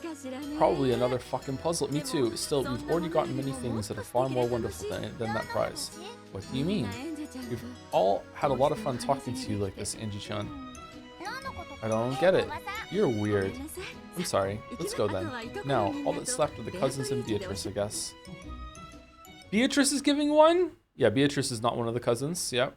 Good save there. What is it? Why did you tell me to come over here? Is it something to do with Angie?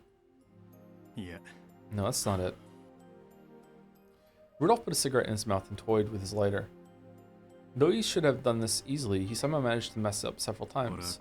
I wanted to take this to my grave. No, to hide it away in a cat box. If I just kept my mouth shut until tomorrow night, I'd be able to do that. It'd be easy. I might be killed tonight. That's what I wanted to talk about. I knew it.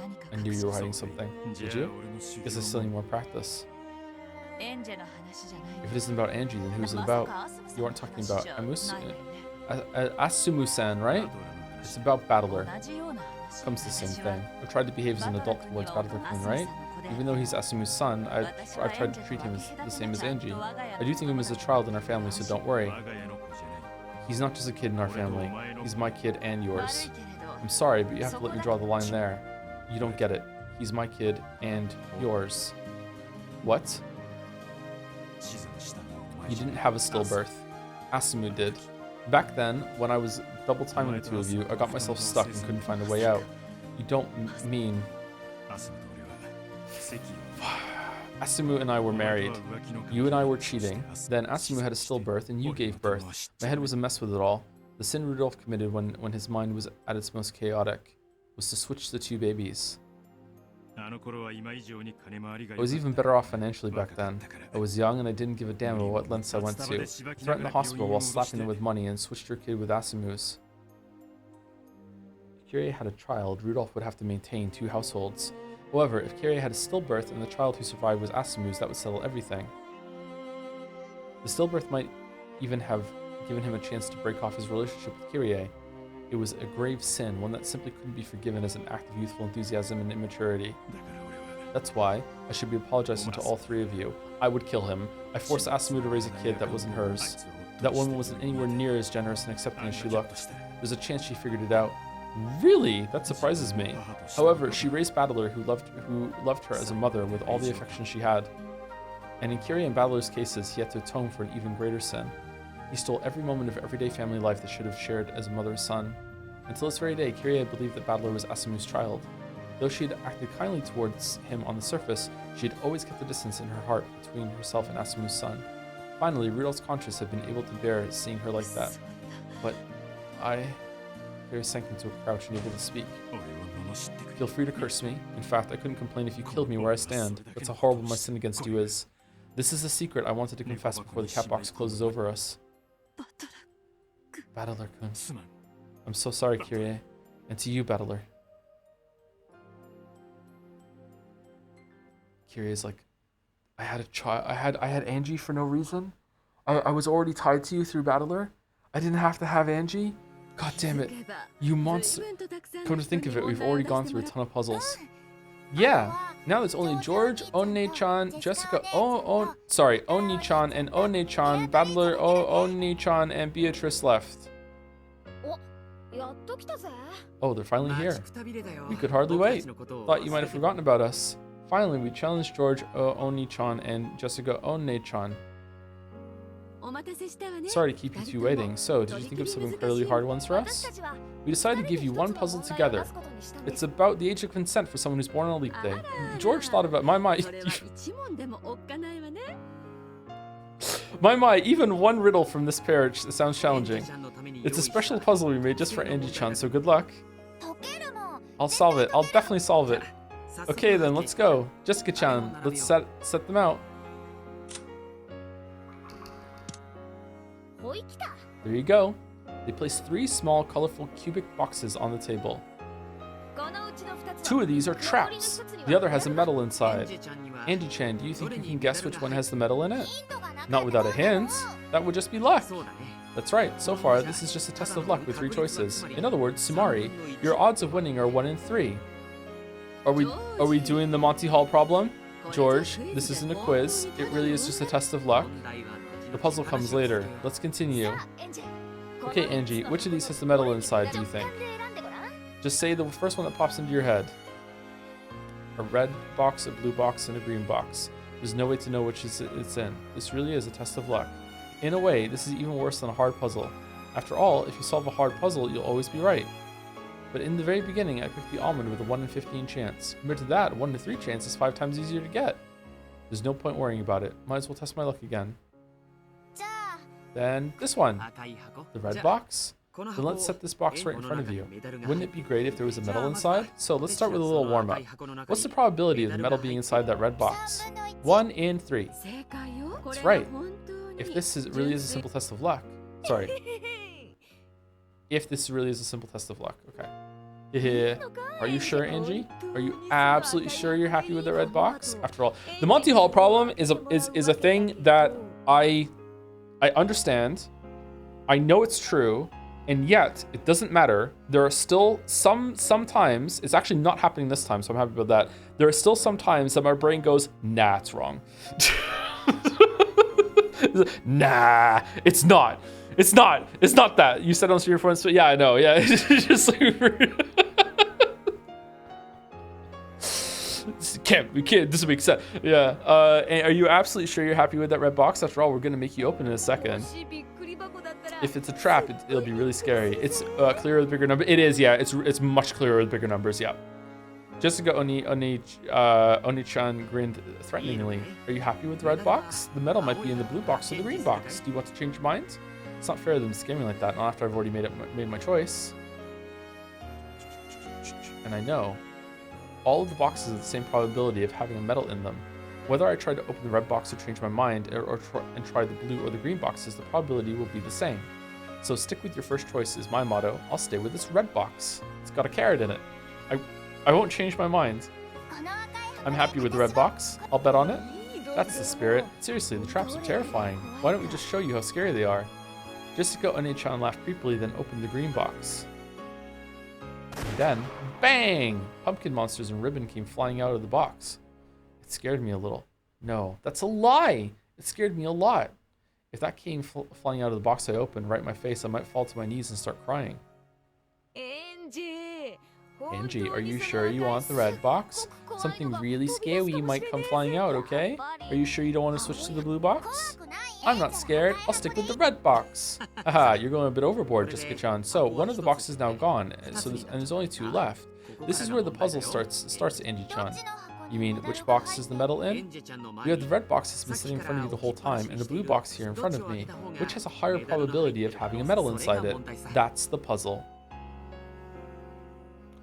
There are 3 boxes, one red, one blue, and 1 green. One of these boxes has a metal inside. The other 2 have terrifying traps inside. I picked the red box. Then Jessica said, are you sure you want that one? The trap boxes are really terrifying. I'll open one and show you. Then she opened the green box, showing me that it was a trap box. Only the red and blue boxes were left. Do you still want to open the red box, or do you want to switch? So which box has a higher probability of holding the metal, the red box or the blue box? Okay, so it is the blue box, right?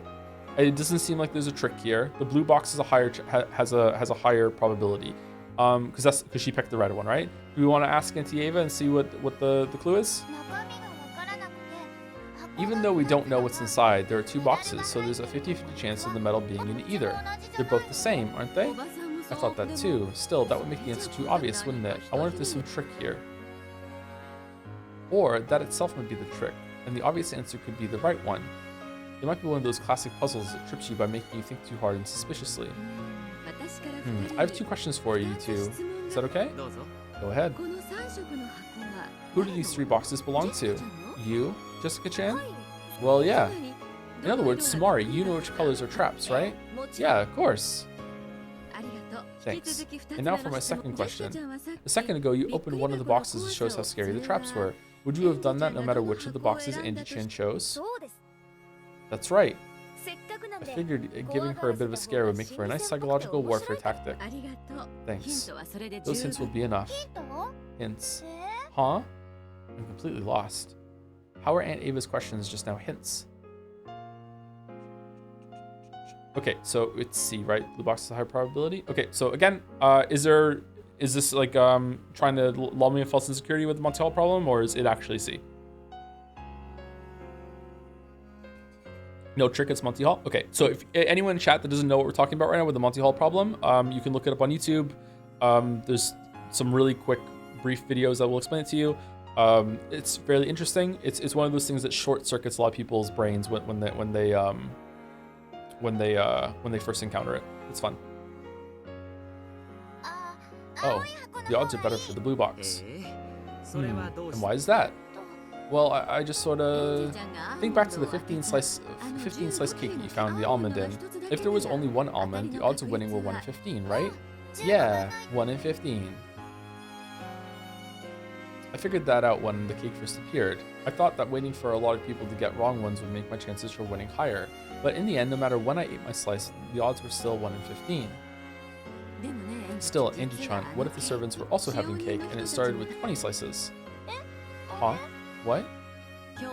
This is a party, right? It's not fair that servants don't get any cake, don't you think? So let's say it was originally a 20-slice cake.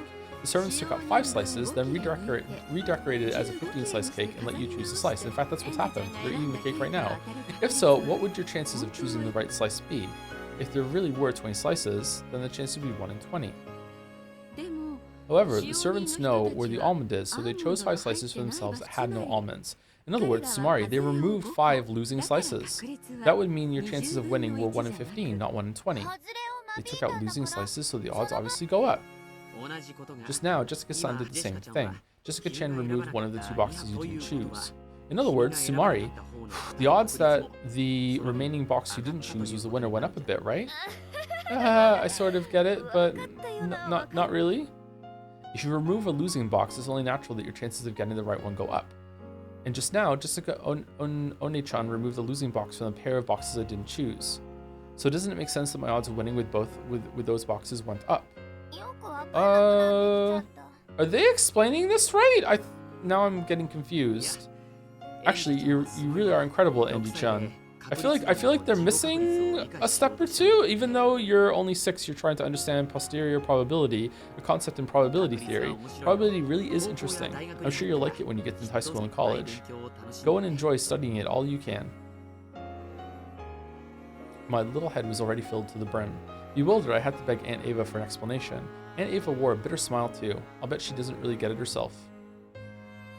As we felt a sense of connection through this failure, we happily grasped the medals we had wrangled out of them.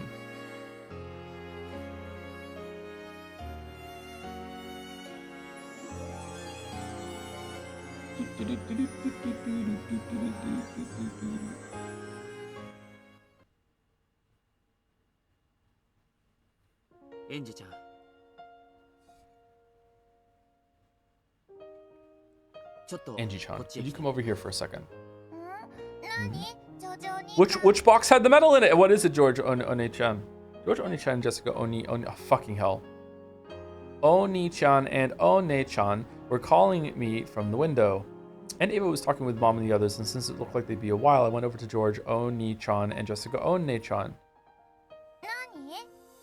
What? It looks like the quiz tournament is almost over. Yeah, there's only battler Oni-chan and Beatrice left. I'm starting to get sleepy. It's probably because of that adult drink I swiped from Dad. I felt floaty ever since I drank that. A floaty feeling keeps getting stronger, and I've been feeling sleepy for a while now. I gave a huge yawn. Sleepy? Yeah, I am sleepy. Yeah, if I had a sofa, I'd probably fall asleep. I see. Then I guess it's almost time for this party to end. The party will end if I fall asleep, but I just wanted to take a nap while everyone else kept having fun. Was our puzzle just now a hard one? Yeah, I still don't really get it, and I'm sleepy. Aww. It's called posterior probability. George, shut the fuck up. That's what we call it when the probability of something changes because we learn or fail to learn some piece of information. Does George Onitron call me all the way over here to lecture me on math? For some reason, I feel even sleepier now. So, if we have one almond in 10 slices of cake, our chances of getting it are 10%. But what if we learn that those 10 pieces were chosen at random from 100 pieces? You think that the probability went from 1 in 10 to 1 in 100, right? Absolutely nothing has changed about your slice of cake. Depending on whether you know or don't know a certain fact, the probability of your slice being a winner changes. Doesn't that sound strange? No? That sounds hard. I don't want to think about it. Angie, please, just listen until the end. Jessica Oni-chan's voice grew a bit stern. As young as I was, I couldn't understand what all this was supposed to mean to me. There's only one thing I want to tell you, so please don't forget this. What?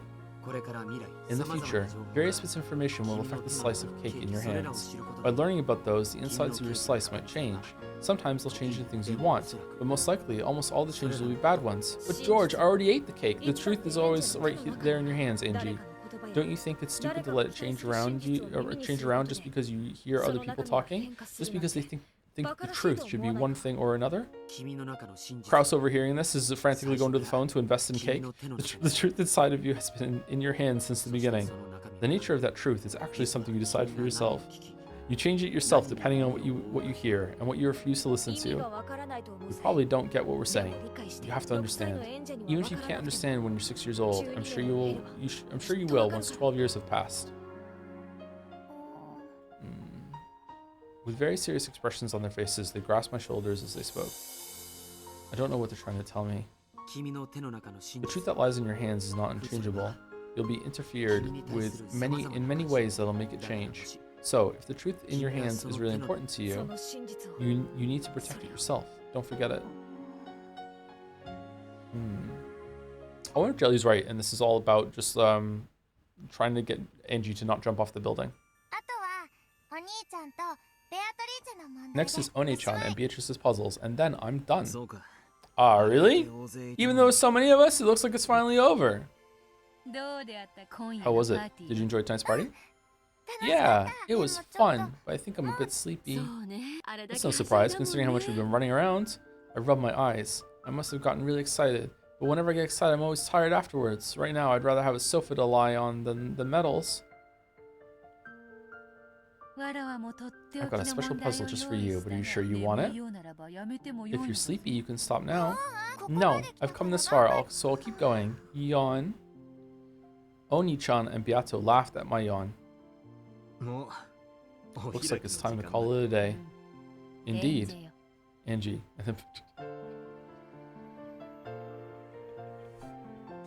And I happened to overhear George talking to Angie before Beato, and speaking of posterior probability, what are the chances of me hitting this?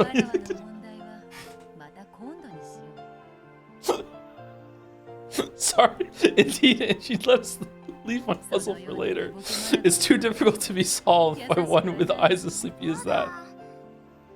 No, we mean Joe, no, they're together, they're a couple, it's fine, no way. I've come this far and I also want Oni-chan's medal. It's just a little incest, it's alright. I'm just so sleepy.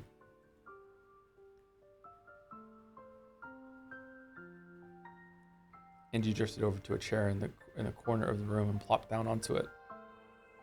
Then she closed her eyes and sat there like a doll. It didn't take long before the cute sound of her breathing in her sleep could be heard. When she saw that Angie was finally asleep, Yato spoke softly. Quiet, please, everyone. Angie fell asleep. When she spoke, the peaceful clatter that filled the room fell silent. Everyone looked down into Angie's sleeping face. Each of them wore an affectionate gaze as if they'd just watched a baby finally drift to sleep. Oh, the puzzles are done? Did Angie-chan have a good time? But of course. The feeling might not be so strong now, but one day she will surely remember tonight's party and understand how fun it was. You're right. It was fun for us too, getting to play with Angie-chan. By this point, everyone was standing in a wide circle around Angie as she slept. Not to like seriously open the discussion about the incest thing though, but I am curious. In the West, well, most parts of the West, like cousin incest is like abhorrent, right? Like it's gross. Like it's very, very like I have a very viscerally negative reaction to it, right? What is it? Is that a universal thing around the world or no? It was super common till the 20th century. Yeah, was it? Is that? I think I've heard that before, but I'm not sure.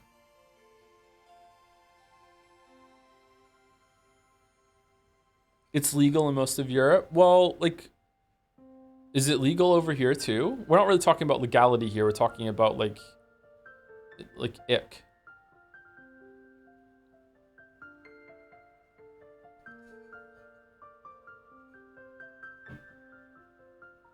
European royalty was full of incest. No, well, I don't think we should look to the royals as standards, you know?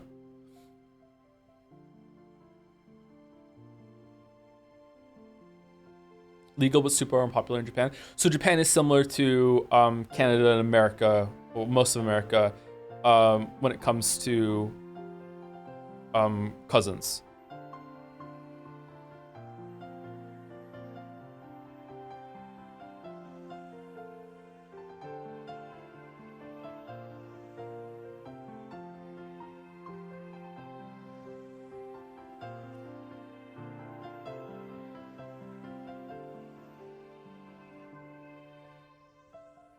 Seems like it. Okay.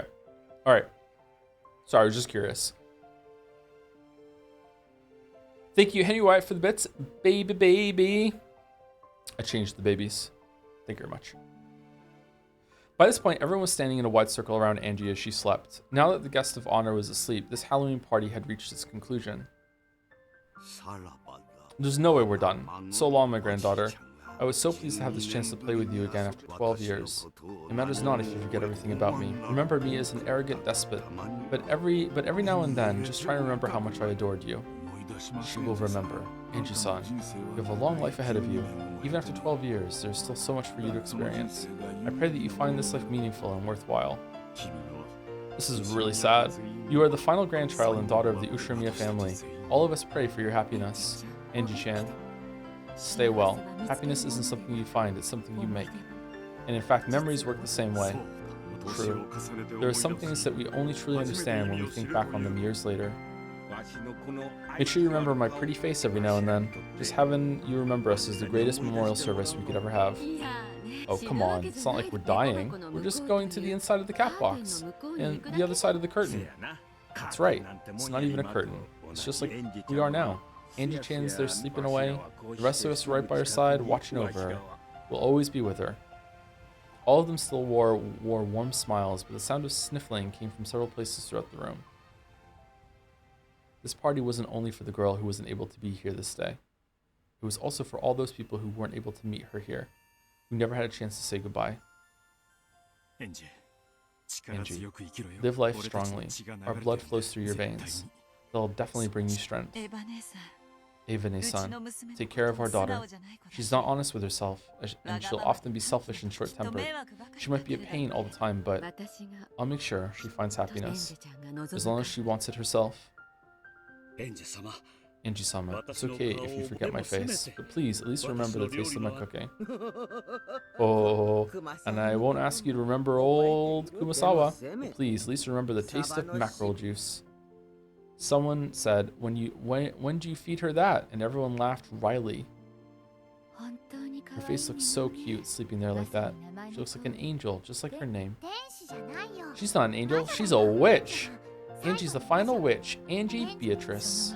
I wonder if that magic will bring her happiness. Will she become a white witch or a black witch? That's for Angie to choose. I've shown her both sides. I'm sure a painful life lies ahead for you. You'll probably believe that you're all alone in this world. But we will always be there, right behind you, cheering you on. Don't forget that. Angie, don't forget. Yourself, your happiness, your fate. These are all things you create yourself.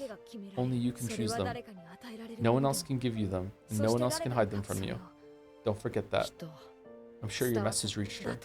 I hope so. I'm certain the tale of the two of us will help Angie-sama understand. Yeah. Do you have anything to tell her, George-sama? I've already said all I wanted with that box puzzle. Will that puzzle teach her something? Fuck no, I don't know. But I do know that she's wise. I'm sure she'll learn something from it. Angie-sama, pray that you're guided along the right path as you move towards the future. One by one, they stepped forward and said words of farewell to Angie. Then, finally, Battler and Beato walked forward. Angie, were you able to remember everyone, at least a little bit? Of course, Angie didn't answer in her sleep. But Battler continued. It's true that the Ushinomiyas are a strange family. We're super rich, and that's given rise to all sorts of rumors and stories. However, that's all speculation made by people outside the island. No one will blame you for forgetting these kinds of memories, young as you were. But even so, you must remember, it is not a sin to forget.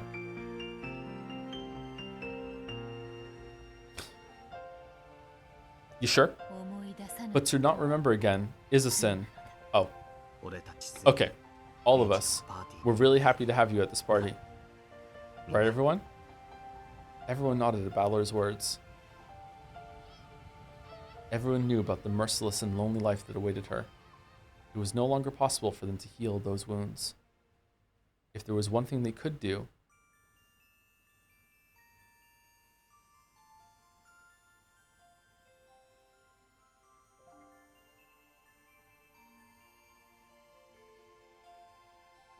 it was to make her remember what a kind, fun family she once had. To remind her that, both today and into the future, they would always care for her and watch over her. Goes without saying that this is an illusion. You cannot come to Rikkenjima on October 4th, 1986. This whole party we shared was all a magical illusion created by the game Master Battler. But you've remembered, right? You've remembered the truth about how kind everyone was and how much of a blast we all had at the family conferences, right? Angie breathed softly in her sleep. Who knows if those words truly reached her? And Eva, take care of her. Do you really think that I deserve to become her mother? I do. Even though your own sadness was so unbearable, you tried so hard to be a mother for Angie. But in the end, it's okay. Angie, listen carefully. Battler grasped Angie's hand, then took Ava's hand and joined the two hands together. We know that a tragic fate leads to a future where you two hurt each other. It's a sad thing for Angie, and just as sad for Aunt Ava. It would have been cruel to ask you to open your heart to her. Likewise, it would have been cruel to ask Aunt Ava to keep on overcoming your sadness after being rejected. Neither of you is at fault.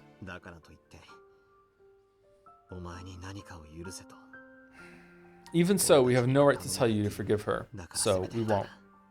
Just try and understand. It doesn't matter how long it takes, how far into the future it happens. Just try and understand Aunt Ava. And every once in a while, remember us. I concur.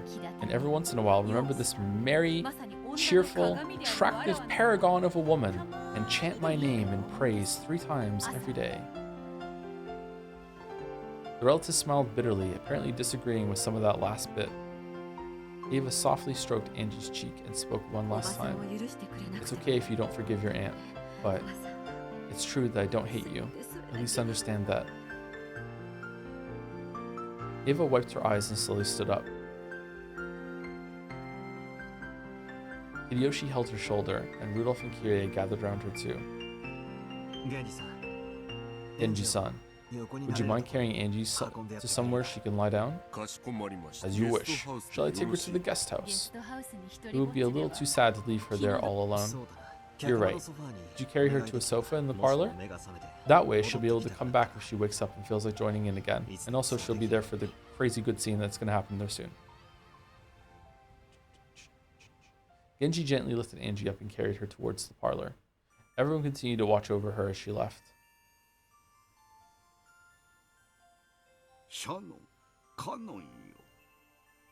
Shannon, Canon. In the end, how many medals did Angie gather? She got 17 medals. I see. Then place this by her pillow. Yes, as you wish. Did we get them all? Genji carried Angie to the parlor and set her down on the sofa. Shannon quietly laid a warm blanket on top of her. Canon placed a message card by her pillow along with that thing Kinzo handed them. The message card read as follows. We'll all be with you always. From the whole Ushiromiya family. New trophies available in trophies menu. Also, the Empire has moved their forces out of Doma Castle. And there, right by her pillow, was the gift from Kinzo, a Beatrice doll. Angie, mumbling in her sleep, held it tightly against her cheek. Let us go. We mustn't wake her. Nei-san. Yeah? Shannon thought she saw something glittering silver near Angie's eye. Servants left and closed the parlor door. As Angie slept, she was wrapped up in the soft sound of the rain. Surely she was reliving that fun evening once more in her dreams.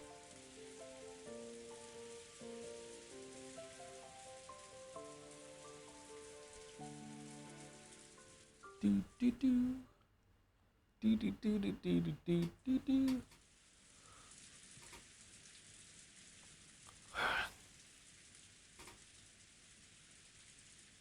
Henry Isabisa asks, serious question, what makes Umineko better than Redacted? Is it just the characters, or because we spent more time with Battler and Beato and we bear with the Yikes? Are you asking why is it better than the other one overall, or just specifically where they have something in common? I think it's pretty clear why it's better overall. Like, it's just a way better story. Why it's better in that specific way, I don't really know if I'd say better. Like, it's still something I'm find kind of gross and I'm tolerating. I don't know. I'm saying Redacted because it's a spoiler for that, which chat has now just completely shat all over. It probably is the strength of the characters, yeah.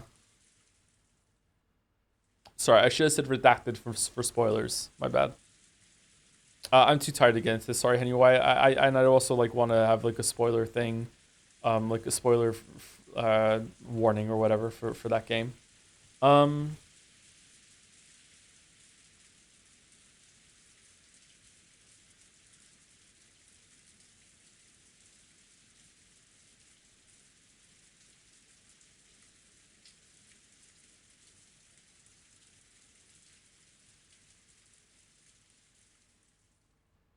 Yeah, I can't close my eyes right now. Shit.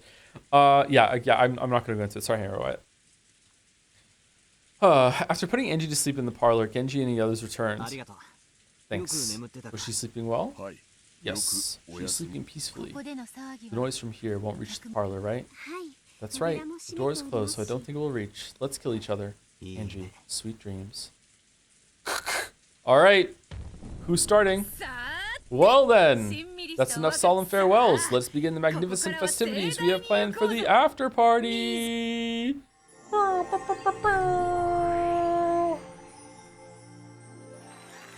When Beato clapped her hands loudly above her head, a white flash filled the hall, and its entire appearance changed in an instant.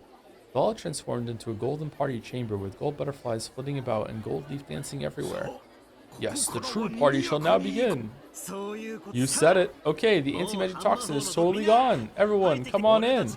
The party after the show is about to start. With a burst of applause and cheering, a tornado of gold butterflies rose up in the center of the room. By the time it passed, the number of faces had grown significantly.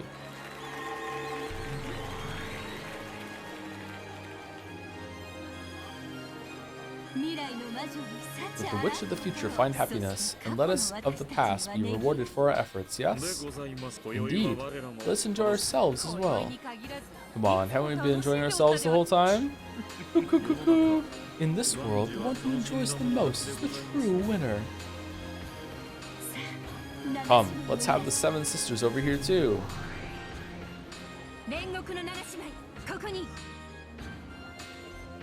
Ugh, excuse me, the 7 sisters of purgatory right here. Can't believe the game's finally over. Wow. What do you think you're doing, crying at the after party, you little crybaby? Lord Battler, Beatrice-sama, thank you for the invitation.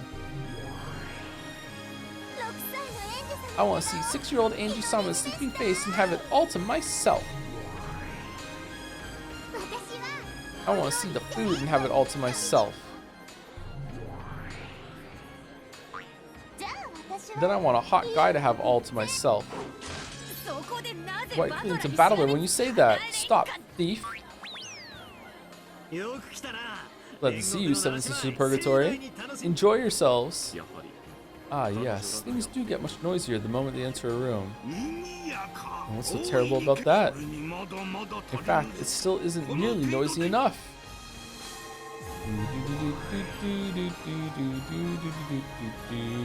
Another gold cyclone rose up. In its wake, 3 people with bunny ears came into view. Jester Sisters Imperial Guards, right here. It's such an honor to be summoned to a gathering such as this. I haven't had nearly enough fun for it to end yet, Nihihihihi. There, I agree with you. But fear not, for our game shall continue much longer than this. For eternity, inside the Pathbox. Glad to have you here, Jester Sisters. Lord Battler, allow me to express our deep gratitude for your invitation. In the future, we will endeavor to show even more. Come on, don't be so stiff and formal. Tonight, we're all equal. That's right, Nya. Battler gets it, Nya. Stop it, 410. You're getting carried away. We'll get in trouble. Hey there, Richie. Long time no see. Wow, how long has it been since we've had so many of us here? Not since Natsui's trial, right? And you could hardly call that a party. I mean, that was like last week, wasn't it? If you're talking about a party, you better not try and leave us out of it. Prepare for trouble. Dang, just how many of them are there? If they keep coming like this, there'll be more of them than us humans. You can come out now, Sakutaro. Ryu! Uh-oh, Lord Battler. It was an honor to receive your invitation. Let it be known that it is an honor. Hey, glad you came. It's been a long time. How you been? Very well, thank you. Fighting with you all is always extremely fun. I've had enough of stamping documents. I'm wilting. Commander Delanor, know that your to-do box is piling up as we speak. Please make haste with the approval of our vacation papers. They are exceedingly important. Sounds like living in the Great Court is as boring as ever. Lord Battler, I fear I must bring you some sad news. What is it? Delanor held out an envelope. It was one of the invitation cards that Battler had handed out for this night's party. The name on the card was Fruto Erica. We did all we could. The invitation was filled with stamps bearing the unreadable words of various foreign countries. Even without reading them, it was easy to guess that it had been returned to sender, destination unknown. I see. Thanks for trying so hard. The depths of oblivion are like an empty, endless desert, or perhaps the bottom of the sea. No one besides Lady Byrne Castell herself could find her location. I did send invitations to those witches too. Are you insane? We'll have to hope they have the kindness to bring her along. Lady Byrne Castell is just like a cat. She'll show up whenever she feels like it, but when she isn't in the mood, she'll never come no matter how often you call her. Yeah, that kid's totally like a cat. She'll come to get her food, but she won't let you pet her head. Lambda Delta. So, you came. Believe it or not, I'm a busy person, okay? Still, I am Beato's guardian. Wasn't I your guardian too? Well, anyway, I came because it's my responsibility. I happen to be in the neighborhood, so I stopped by. Hey, you, Goda. I brought some presents. Could you just put these wherever for me? For someone who just dropped by because she was in the neighborhood, she brought an awful lot of presents, which included colorfully wrapped bottles and food boxes. Byrne Castell isn't here yet. You really think she'd come? She's not the kind of kid who just dropped by to say hi at a game she's lost. Probably. After all, she's very proud. I seem to remember her putting us through hell. But she's still one of the players in this game. I thought it'd be good to have her over to celebrate the final night of the final game. I just read a bunch of that on complete autopilot. Oh shit, you're right. Without that kid, not because I'm checked out, because I'm so tired. You're right, without that kid, this game might not have reached its conclusion. Enemies and allies are the bare minimum you need for a game. True, without a foe, there can be no game. At least I can enjoy defeat as another part of the game. That kid can't. It's too bad. But she's been through a lot. So please, don't blame her too harshly. And also, read Higurashi. Actually, I was planning to thank her. A lot of crazy stuff happened, but thanks to her, we were able to make it to where we are today. Thanks. I don't know when I'll see her next, but if I'm lucky, I'll get my chance in a few hundred years. I'll let her know what you said. Ah, that's right. They don't have invitations, but I brought 2 guests with me. Guests? Who? I'm pretty sure I sent invitations to all the usual suspects. Come on over, you two. Goats? I'll introduce you. Willard and Leon? Ah! When Lambda snapped her fingers, the empty air exploded and 2 forms appeared. If it isn't Willard. Hey, so you're as short as ever? Now here are some unfamiliar guests. Who are they? Ow, ow, don't pinch my ass. At least not in public. Shouldn't we be introducing ourselves first? I'm fairly certain that Battler-kun and the others in this world don't know about us. You have the mark of the one-winged eagle on your clothes. Are you an Ushiromiya? My name is Ushiromiya Leon. In my world, we're cousins. In this one too, bud, I'll introduce Leon. This is the successor to the Ushiromiya family headship, born only in a world of extremely low probability. In that world, Jessica isn't an only child. She's Leon's little sister. Now there's a surprise. So there's a world like that. Wait, you couldn't be. Pleased to meet you, Beatrice. I know quite a lot about you. Seeing you smiling happily is the greatest joy I can imagine. I'm as glad as anyone else that you've made it to this point. I see. So it's you. I'm glad you're here. Beato realized too what Leon was. The two of them stared at each other's faces as though looking at their own face in a mirror. Willard's the name, crime solving's the game. I'm just a passing stranger who got caught up in a game you know nothing about. He is an inquisitor of heresy from the great court, like myself. A truly skilled one, though he is now retired. I see. If you're Delano's friend, you can't be anyone bad. Please, make yourself at home. Just where did these two come from? Byrne brought them in and made them pieces. When she was done with them and about to crush them, I picked them up. Ow Ow said leaving them there would leave a bad aftertaste. Is that okay? Is Leon or Beatrice's hair more blonde? Leon's hair is more blonde. Is that okay? If by chance Lady Byrne Castell does drop by here, on this game board, they're my pieces, okay? And I can't wait to see the look on that kid's face when she bumps into them in a place like this. Giggle, giggle, giggle. I don't really get it, but you obviously brought them here for some shady reason. That's all for my gifts. I'll just hang around for the rest. I'm leaving the rest to you, the host. Oh, Big stretch. Oh. Come, Lord Battler. If you don't announce it, we can't start. The start of tonight's party at the end of this long game. Ladies and gentlemen, your silence please. Our territory lord, Lord Battler, has a message he wishes to convey to you all. Enough of that. It's embarrassing. Come on, it's a wife's responsibility. I'm not letting anyone else take it. Yato sulked and handed Battler a glass of champagne. Come to think of it, everyone had a glass in their hands now. Maria, you're a kid, so drink some sparkling cider instead. Ooh, I want champagne too. Hey Maria-chan, why don't we drink some sparkling cider together? Battler, our drinks are getting warm. Agreed. Begin, Battler. No objections, I see. This way, please, Lord Battler. Renove motioned towards the center of the room. When Battler stepped forward, everyone silently awaited his words. How is this not ending right now? What's going to happen? Glad you could all make it. This marks the end of my long game with Yato. I've invited everyone who's been a part of this game as a piece, a player, or a game master. I hope you'll enjoy this unending night to the fullest. Cheers. Cheers! Everyone raised their glasses to the heavens as they cheered, and afterward the soft sound of glasses clinking together rang out across the room.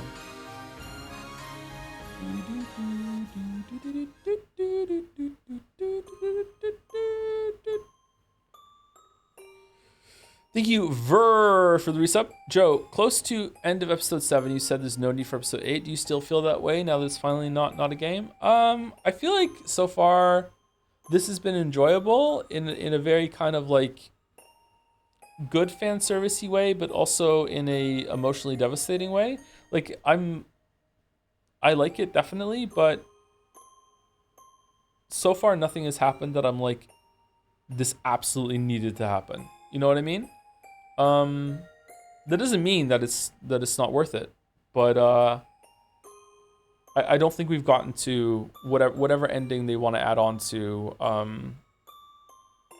what we saw in episode 7. Yeah, that's a good way of putting it. This feels like an epilogue to me. Someone tried saying that. Zeph, definitely, yeah. So far, it feels like an epilogue. Yeah, I don't think it's necessarily vital, but I think it's going to become vital soon. Only I was apart from all that fun noise. Maybe that was what did it.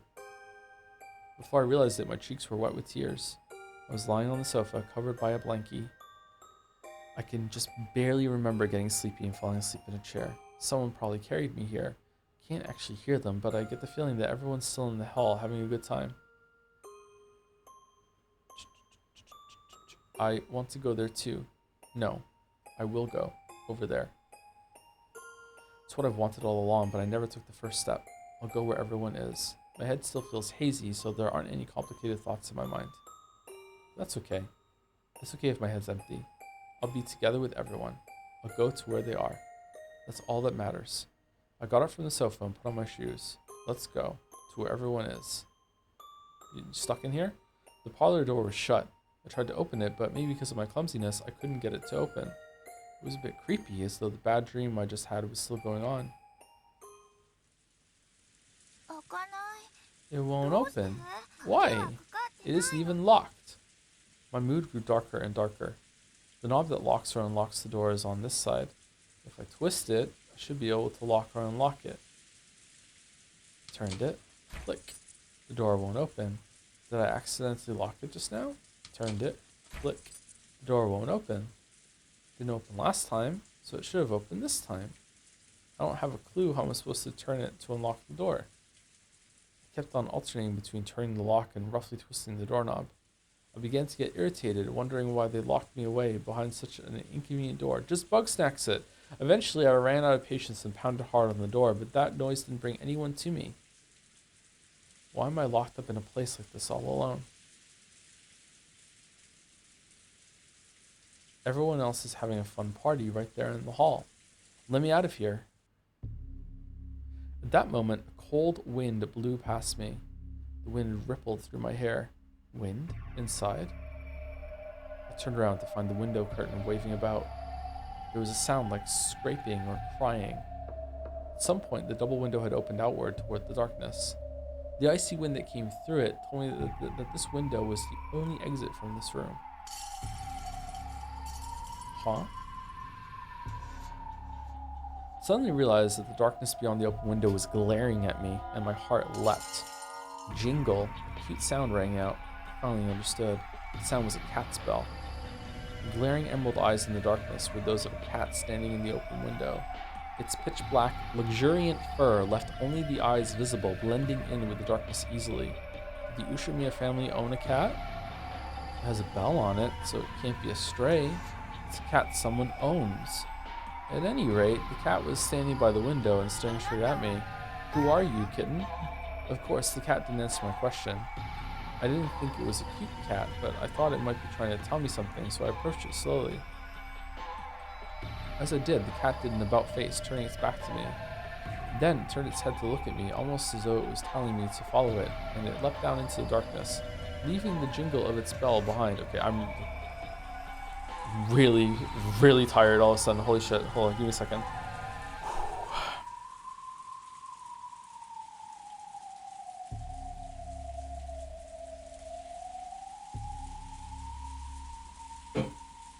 Dude, you can stop. Now, I want to get to the end of the chapter. All right. When I peeked out the window, I saw the cat waiting for me under the pounding rain. I finally realized this window was the only exit out of this closed room parlor. The cat must have come to tell me that. The longer I keep standing around here, the longer the cat will have to wait in the rain. That's no good. It'll catch cold. I climbed up onto the windowsill and went out the window. The wind was strong and the rain was cold, but I didn't get as wet as I thought I would. I might have been in the mansion's shadow. When the cat saw that I was outside, it walked along the wall of the mansion as if guiding me. It quickly disappeared into the blackness, but every now and then it would turn around and set the bell jingling to let me know it was there. Eventually, a window with light seeping out came into view. Mel said there's an hour left of the chapter. No, it's okay. It was the window to the hall. You were slurring? I don't think I'm slurring that much, am I? When I peeked inside, I saw everyone having a good time. I couldn't hear their voices, but they were all right there. Open up! Open up! I pounded on the window, but no one heard. Maybe the window was really thick, or maybe it was just noisy inside, or it might have been so dark outside that I blended in with the darkness. In any event, no matter how much I hit the window, it didn't look as though anyone noticed. By this point, my loneliness was giving way to anger. Why don't you notice me? Why did you lock me up in that room all alone? I've had enough. I'll get inside somehow and yell at everyone. When the cat realized that I had given up knocking on the window, it led me onwards with another jingle. Oh, this is the cat that's in the box! Just where's this cat going? I know it's following the wall of the mansion, but that's not the way to the front door. The front door might be locked.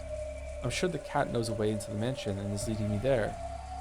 Away from the light seeping from the hall, and towards the blackness lit only dimly by the lights in the garden, the cat and I continued to walk. Then I found it. An open window. The cat stood below it and looked between me and the window as though telling me to go inside. Thanks, kitty. I'd like to give you some milk to thank you. Won't you come with me? When I walked closer to pick up the cat, it slipped away from my hands and flew into the bushes in a nearby flower bed. Then, as though it really had melted away into the darkness inside the bush, all traces of it vanished. No matter how much I strained my ears, I couldn't hear the sound of that bell. Suddenly the wind changed directions and rain started to hit me fiercely. I can't stay in a place like this forever. I'll go inside. What room is this, I wonder? I hope it's not the logic error room. I climbed up onto the windowsill and entered the room. Then the window silently shut and locked itself. Good, that saves me the trouble of doing it myself. The room was completely dark. However, as my eyes got used to the darkness, I was able to make out a few things. It was a large room. There was a long table and many chairs. It was the dining hall. Perhaps because I realized this and relaxed, it quickly became hard for me to make out details. I searched blindly along the wall for the light switch. Then, finally, I felt a familiar shape. Wouldn't it be annoying if I pushed this and the light didn't come on? Click. And then there's an explosion and someone died. In fact, it was nearly the opposite, and an annoyingly bright light filled the dining hall and made my eyes hurt. I slowly opened my tightly shut eyes. And then, I saw the state the room was in. dining hall was covered with blood. Here and there were humans lying on the floor. Then I realized that two of the people were my own parents.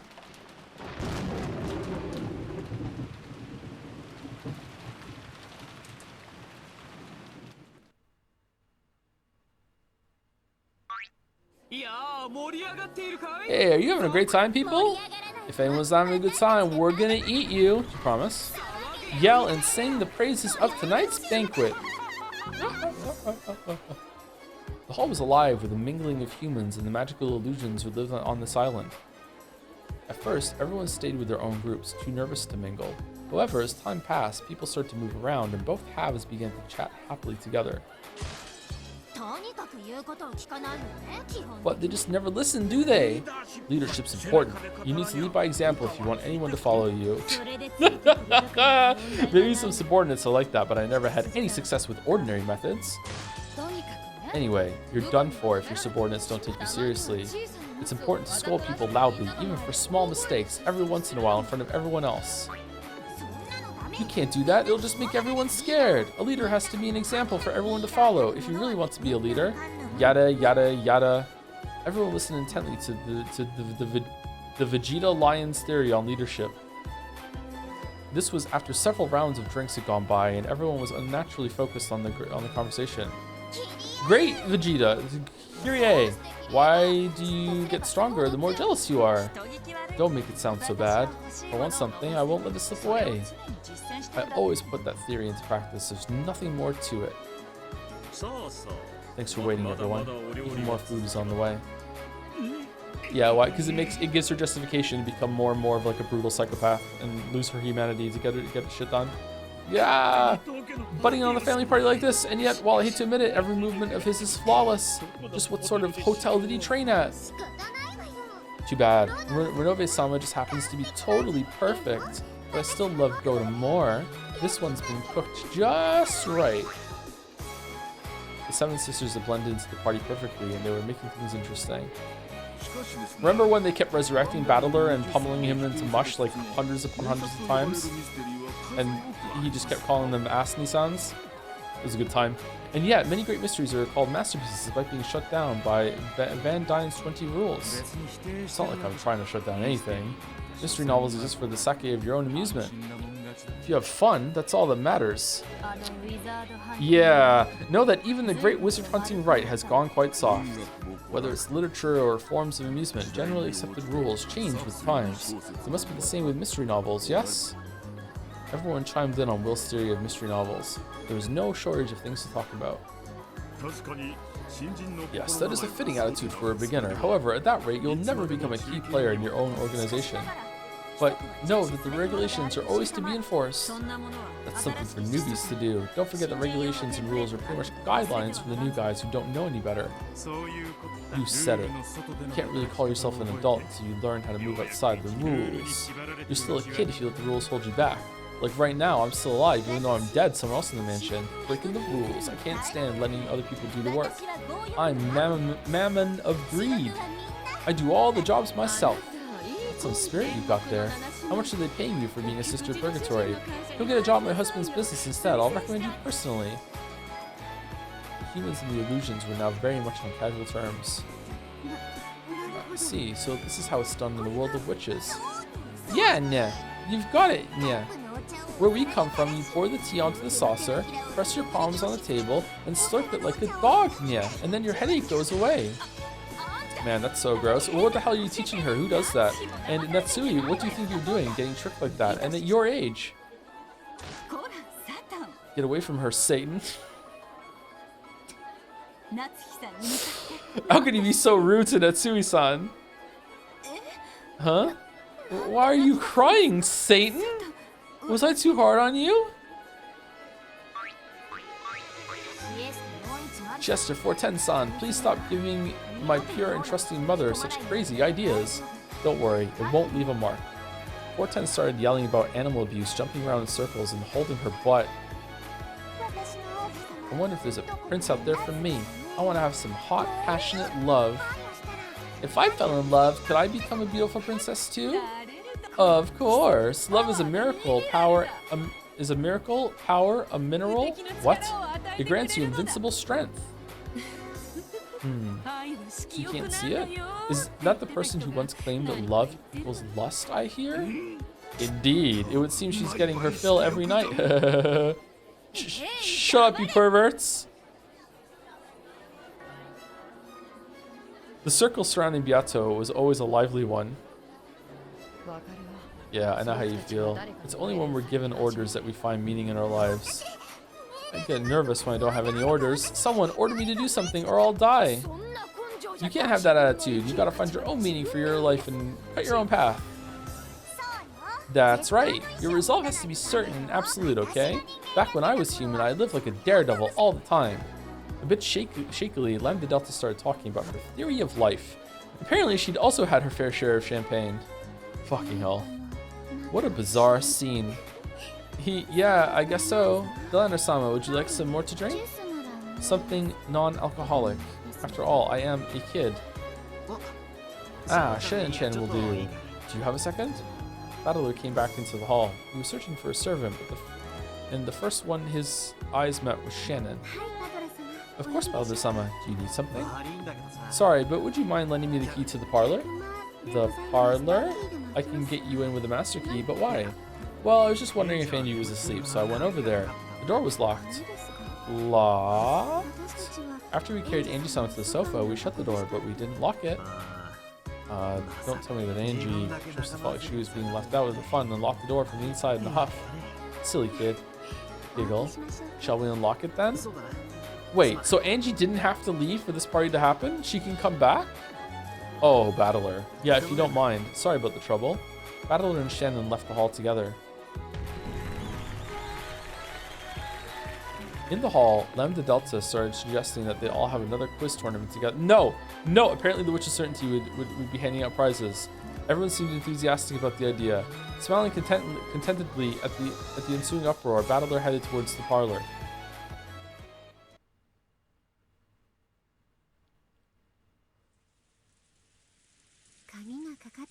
It really is locked. Shall I open it? She was sleeping, so I didn't knock on the door, but if she locked it, that proves she woke up. Let's try knocking once. Battler knocked on the door and called Angie's name. However, there was no response from the other side. He pressed his ear against the door, listening carefully, but there was no hint of Angie unhappily throwing a cushion at it. She might have fallen asleep again after having her little tantrum. Could you open it for me? As you wish. Shannon took out her master key and unlocked the door. Then she stepped back to let Battler go through. Angie, I'm coming in. Speaking a quiet voice.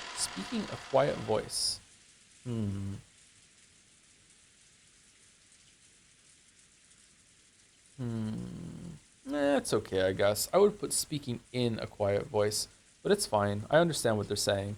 Speaking a quiet voice to avoid waking Angie as she was asleep, Battler opened the door. Then, just as the door was opened, a chilly breeze drifted by. Yeah, it's growing on me the more we get away from it. The breeze, which felt like outside air, immediately caught the attention of the pair, and they looked at each other. It could be seen at a glance that Angie wasn't in the parlor. The curtains on the wide open window fluttered about. Angie? Angie? A blanket lay crumpled up on the sofa. It sat there just as Angie had left it after waking up. The blanket was slightly warm. Clearly she had been here until a short while ago, and as the territory lord and also game master, Battler immediately paused the game in order to fly through the whole entire area like the Flash in order to find her, because that would be the responsible, smart thing to do. Angie-sama, are you there? She obviously wasn't playing hide and seek. Angie was nowhere to be seen in the parlor. Battler peered out the open window into the rainy blackness. So, she slipped out the window in this rain and went where? Do you think Angie-sama might have gone out the window? That'd make her one hell of a sleepwalker. She couldn't have left from the main entrance, so she probably doesn't have an umbrella. It was very hard to imagine a reason Angie might have for going outside in this weather. I have a bad feeling about this. It shouldn't be happening. I'm the game master of this game board. So why are we in a situation that the game master can't understand? Again. A large bolt of lightning lit up the surrounding area for an instant, but I was unable to see any trace of Angie.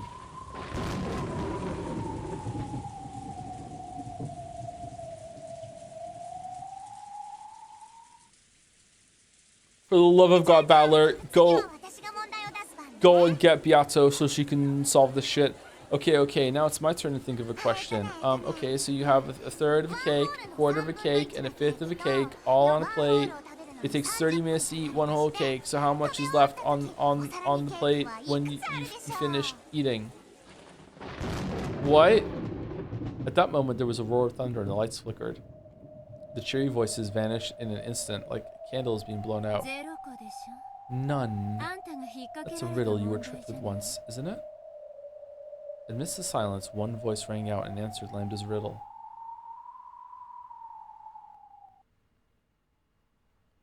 Uh-oh. The crowd parted, and the form of a girl, a 1,000-year-old witch, came into view. She had been invited. She was an official guest, holding an invitation to this party.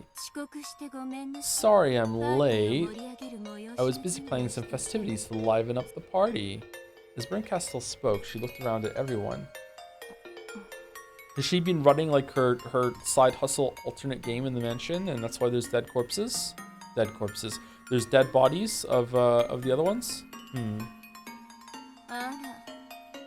Oh. I thought you two were rotting away in the fragment sea. They're my pieces now. Pretty cool, right? Humph. She stared at Leon and Will with an unnerving smile on her face, but she seemed to lose interest. Where's Battler? And Beato? I'm a guest, aren't I? Isn't there anyone to welcome me in? I'm here. We did invite you, but I didn't expect you to actually come. I see. This must truly be a miracle. Well, I am the Witch of Miracles. Now that's an interesting way to put it. Giggle. Why'd everyone get so quiet? This is a party, right? Go ahead and be noisy just for the hell of it. Or is you welcoming me with silence part of some kind of joke? Now it's your turn. My turn for what? You asked where Battler was, so I told you I was here. Now it's your turn. What are you talking about? Did something happen? Angie's gone. Even I, the game master, don't know where she went. That's insane! Isn't this your game? That doesn't make sense. Well, at least they're addressing it. If Angie disappearing isn't a scenario created by Battler, that means there must be another game master. Is that even possible? Oh yes, I was surprised myself. Just when I opened the game board to start a delightful game of my own, I found that Battler had started up this bizarre game at the same time. I never thought I'd be in a game with 2 game masters. In other words, Sumari, you're admitting that you hid Angie away somewhere. It would seem so. After all, no one could introduce a scenario you didn't build except another game master. Just riffing over there. So this is one of those festivities to liven up the party that you mentioned? You all look like you were having a blast with that quiz tournament, so I decided I wanted to join in. And you chose to hold Angie hostage for that purpose? You've got it. I'm making her solve quizzes over and over and over again. Battler, Beato, I want to challenge you to a game. You cannot refuse. Not if you treasure Angie as a little sister, that is. What do you want? Lambda and I made a bet about the game between you and Beato. I must acknowledge that I've lost. At least, that I've lost to Lambda. Giggle, giggle. Byrne tries to act all dry, but she's way more persistent than she looks. So you're saying you lost to me, but not to Battler and Beato?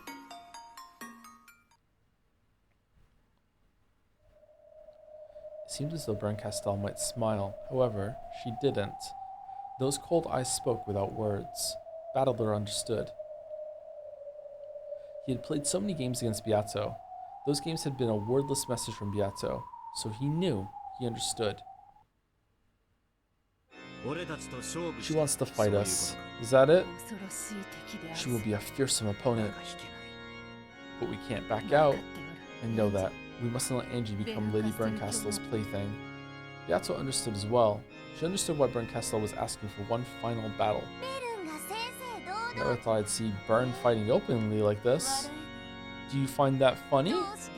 Why would I? Thanks. Okay, Lambda Delta understood as well. Before the tale of Battler and Beato ended, before everything was locked away in the cat box, Brincastle would finally move from the audience to the stage. That witch who had hidden off the side of the stage and willing to come out into the light would now show that she had the courage to step forward onto the stage itself. As a friend, Lambda Delta showed that she understood Berncastle's human emotions, which had given her this courage. Posture check, chat. Next posture. Everyone shift. Is there anything I can do? Please act as an observer for my game. Sure. If you promise that you release Angie if you take part in your game, that is. Of course, without such a promise, we aren't obligated to go along with this farce in any way. You may not owe me anything, but you'll never see Angie again. In that case, you can enjoy being branded as a loser for the next few centuries. Beato, don't provoke her. This isn't a fight we can back down from. Indeed. Now that a hostage had been taken, their ability to negotiate had disappeared. However, Lambda Delta was agreeing to become an observer if that would make Berncastle promise to release Angie. Unless she held Berncastle to a promise like that, the latter would have nothing to lose. To make this final fight Berncastle wanted a proper one, Lambda Delta made her agree to this. Of course, Lambda. I promise. When the game ends, I'll release Angie. And by Angie, I mean the pile of meat on the floor. Don't make a fool of me, okay? When I get shamed, I never let go of the one who did it until they regret it. Lambda Delta spoke in a soft, threatening tone. However, Berncastle laughed lightly, as though the look on Lambda Delta's face was merely cute. I swear it. I swear it on our friendship. Phew! Lambda Delta whistled and grinned. Apparently this was the most reliable oath Berncastle could utter. Okay. Lambda Delta nodded, looked between Battler and Berncastle and spoke. By the name of Lambda Delta, Witch of Certainty, I accept the role of observer for your fight. Battler, Beato, you have no objections, right? Battler and Beato nodded at each other, then nodded at Lambda Delta to show their determination. I'm so glad. We finally get to fight each other. I had a feeling I'd end up fighting you sooner or later. Since when? I'm not sure. It might have been before I even learned your name.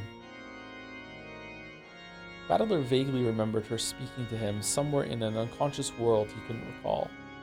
At the time, it sounded like she was giving him advice for his fight with Beato. But thinking back on it, there was a bit more to it than that. She might have been a cat fighting from the sidelines, too scared to go out into the bright sunlight. So I had a vague premonition that eventually we would stand opposed to each other on the game board in some way. She was also one of the players. Now, at the very end, as the game board is being put away, she's finally found the courage to step up onto the stage. I'd like to accept your brave challenge. In the name of that courageous girl who has won your peace. What?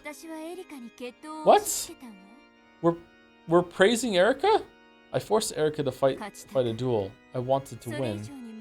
And even more strongly, I didn't want to lose. The fear of possibly tasting defeat tormented me. And thinking back on it, I envied you two back then.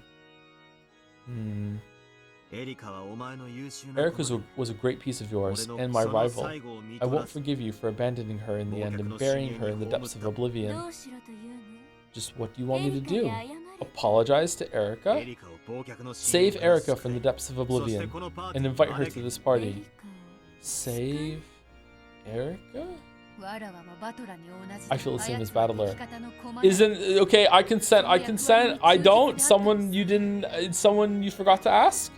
The reader? No? I feel the same as Battler. She was a piece who stood in opposition to us, but she was only faithfully fulfilling her role. There can be no game without a rival. She remains our enemy, but she's also an important friend to us. Even though she made you suffer so much, we fought a fair fight. The outcome may have changed our fates. It was not a fair fight. But now that we've dueled each other, it will always be friends. You want to be their friend too, don't you, Baron? That's why you want a fair fight with him now, isn't it? Are you laughing at me? We aren't. On the contrary, we welcome it. Even though I've taken a hostage? If you didn't, you probably wouldn't have been able to come up onto the stage. There had been no need to take a hostage. Battler and Beato had been more than willing to accept this final duel if Berncastle wished it. It was hard to make out anything from Berncastle's silent expression. Fine. What's fine? I'll release Erica from the depths. I'm glad you decided to do this. For someone as proud as Berncastel, forgiving the peace who had caused her defeat should have been nearly unbearable. Battler knew this, so he realized how much this bit of compassion had cost Berncastel. Berncastel snapped her fingers, and a black cat slipped out of her shadow. It tossed her all the way into the deepest parts of oblivion. It might take her a while to get here. God, I hope it's the whole episode. It matters not. There's no danger of the food and drink running out. Go, kitty. Guide that kid here. When she gave this order, the cat melted into the darkness, its bell jingling. I could hardly believe that you'd forgive Erica. I don't plan on forgiving her. So, she's not my piece anymore. Anyone feel like picking her up? After all, you already picked up Leon and Will. Berncastel, you have my thanks. Okay, enough with the sentimentality. I've already had as much as I can bear.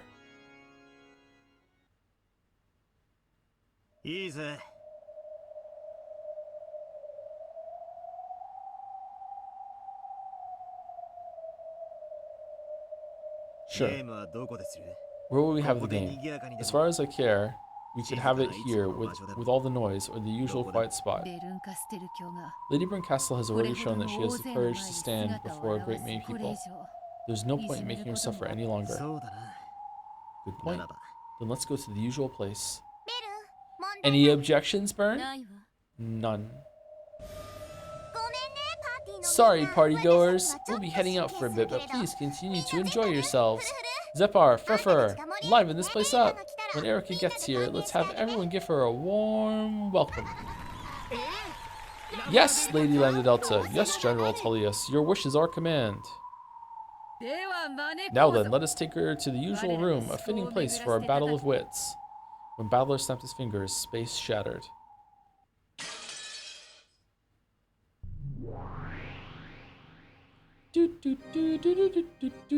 They were now in the smoking room of the witches, the place where witches had once debated, schemed, and reasoned all they could. Berncastel had been invited there once again, and the final game would now begin. Do you have a game prepared? Of course. I worked hard on this game, and I'm pretty proud of it. So Bern will be the game master, and Battler and Beato will be the players? Will it be a normal game where Bern creates a murder tale and the two players have to reconstruct it with human tricks? I'm interested to see what sort of scenario Lady Berncastel develops. We'll explain things with the blue truth and you'll knock those down with the red truth. Are we okay with those rules? My game will be a simpler one. It's just a quiz of guessing the culprit. I don't feel like trading red and blue with you. Oh? What kind of game will that be? Would you mind letting me have a look at it first? Berncastel held her palm upwards, and a pale, glowing fragment appeared there. Lady, I added lady. Landadelta brushed it with her hand and shut her eyes. And then she collapsed, shaking, going, "It's Peak! My God! It's Peak! Holy shit! Oh! See? It's a simple game, isn't it?" You're right. It's much more straightforward than the mind games these two played in the past. This isn't even a game about witches and humans anymore. That's right. This is a game about humans. What a surprise. The game Bern created to combat Beato's fantasy is a genuine mystery. Please explain. It's extremely simple. You'll watch the tale Bern has prepared for you. There are several rules to it, but if you follow them as you read through, it'll lead you to a single truth. In other words, Sumari, an answer. So, it's an ordinary mystery novel? Thank God, I see. In that case, there's no need for combat between red and blue truth. Well, there might be. In Beato's games, the argument had been about whether the story was a mystery or not. However, Berncastel's game was a mystery. There was no need to argue over that from the start. I've even cut out the motive and the tricks. There's only one question I'm asking you. Who done it? Kino. What a simple yet fitting game to conclude our fight. Yeah, no cheap tricks. Just a stoically simple game. This is a genuine duel. As the observer, I'll say this. This game is made to be solvable. In other words, Sumari, I guarantee that it's a suitable setting for your duel. Bern, I know I keep on saying this, but are you really sure?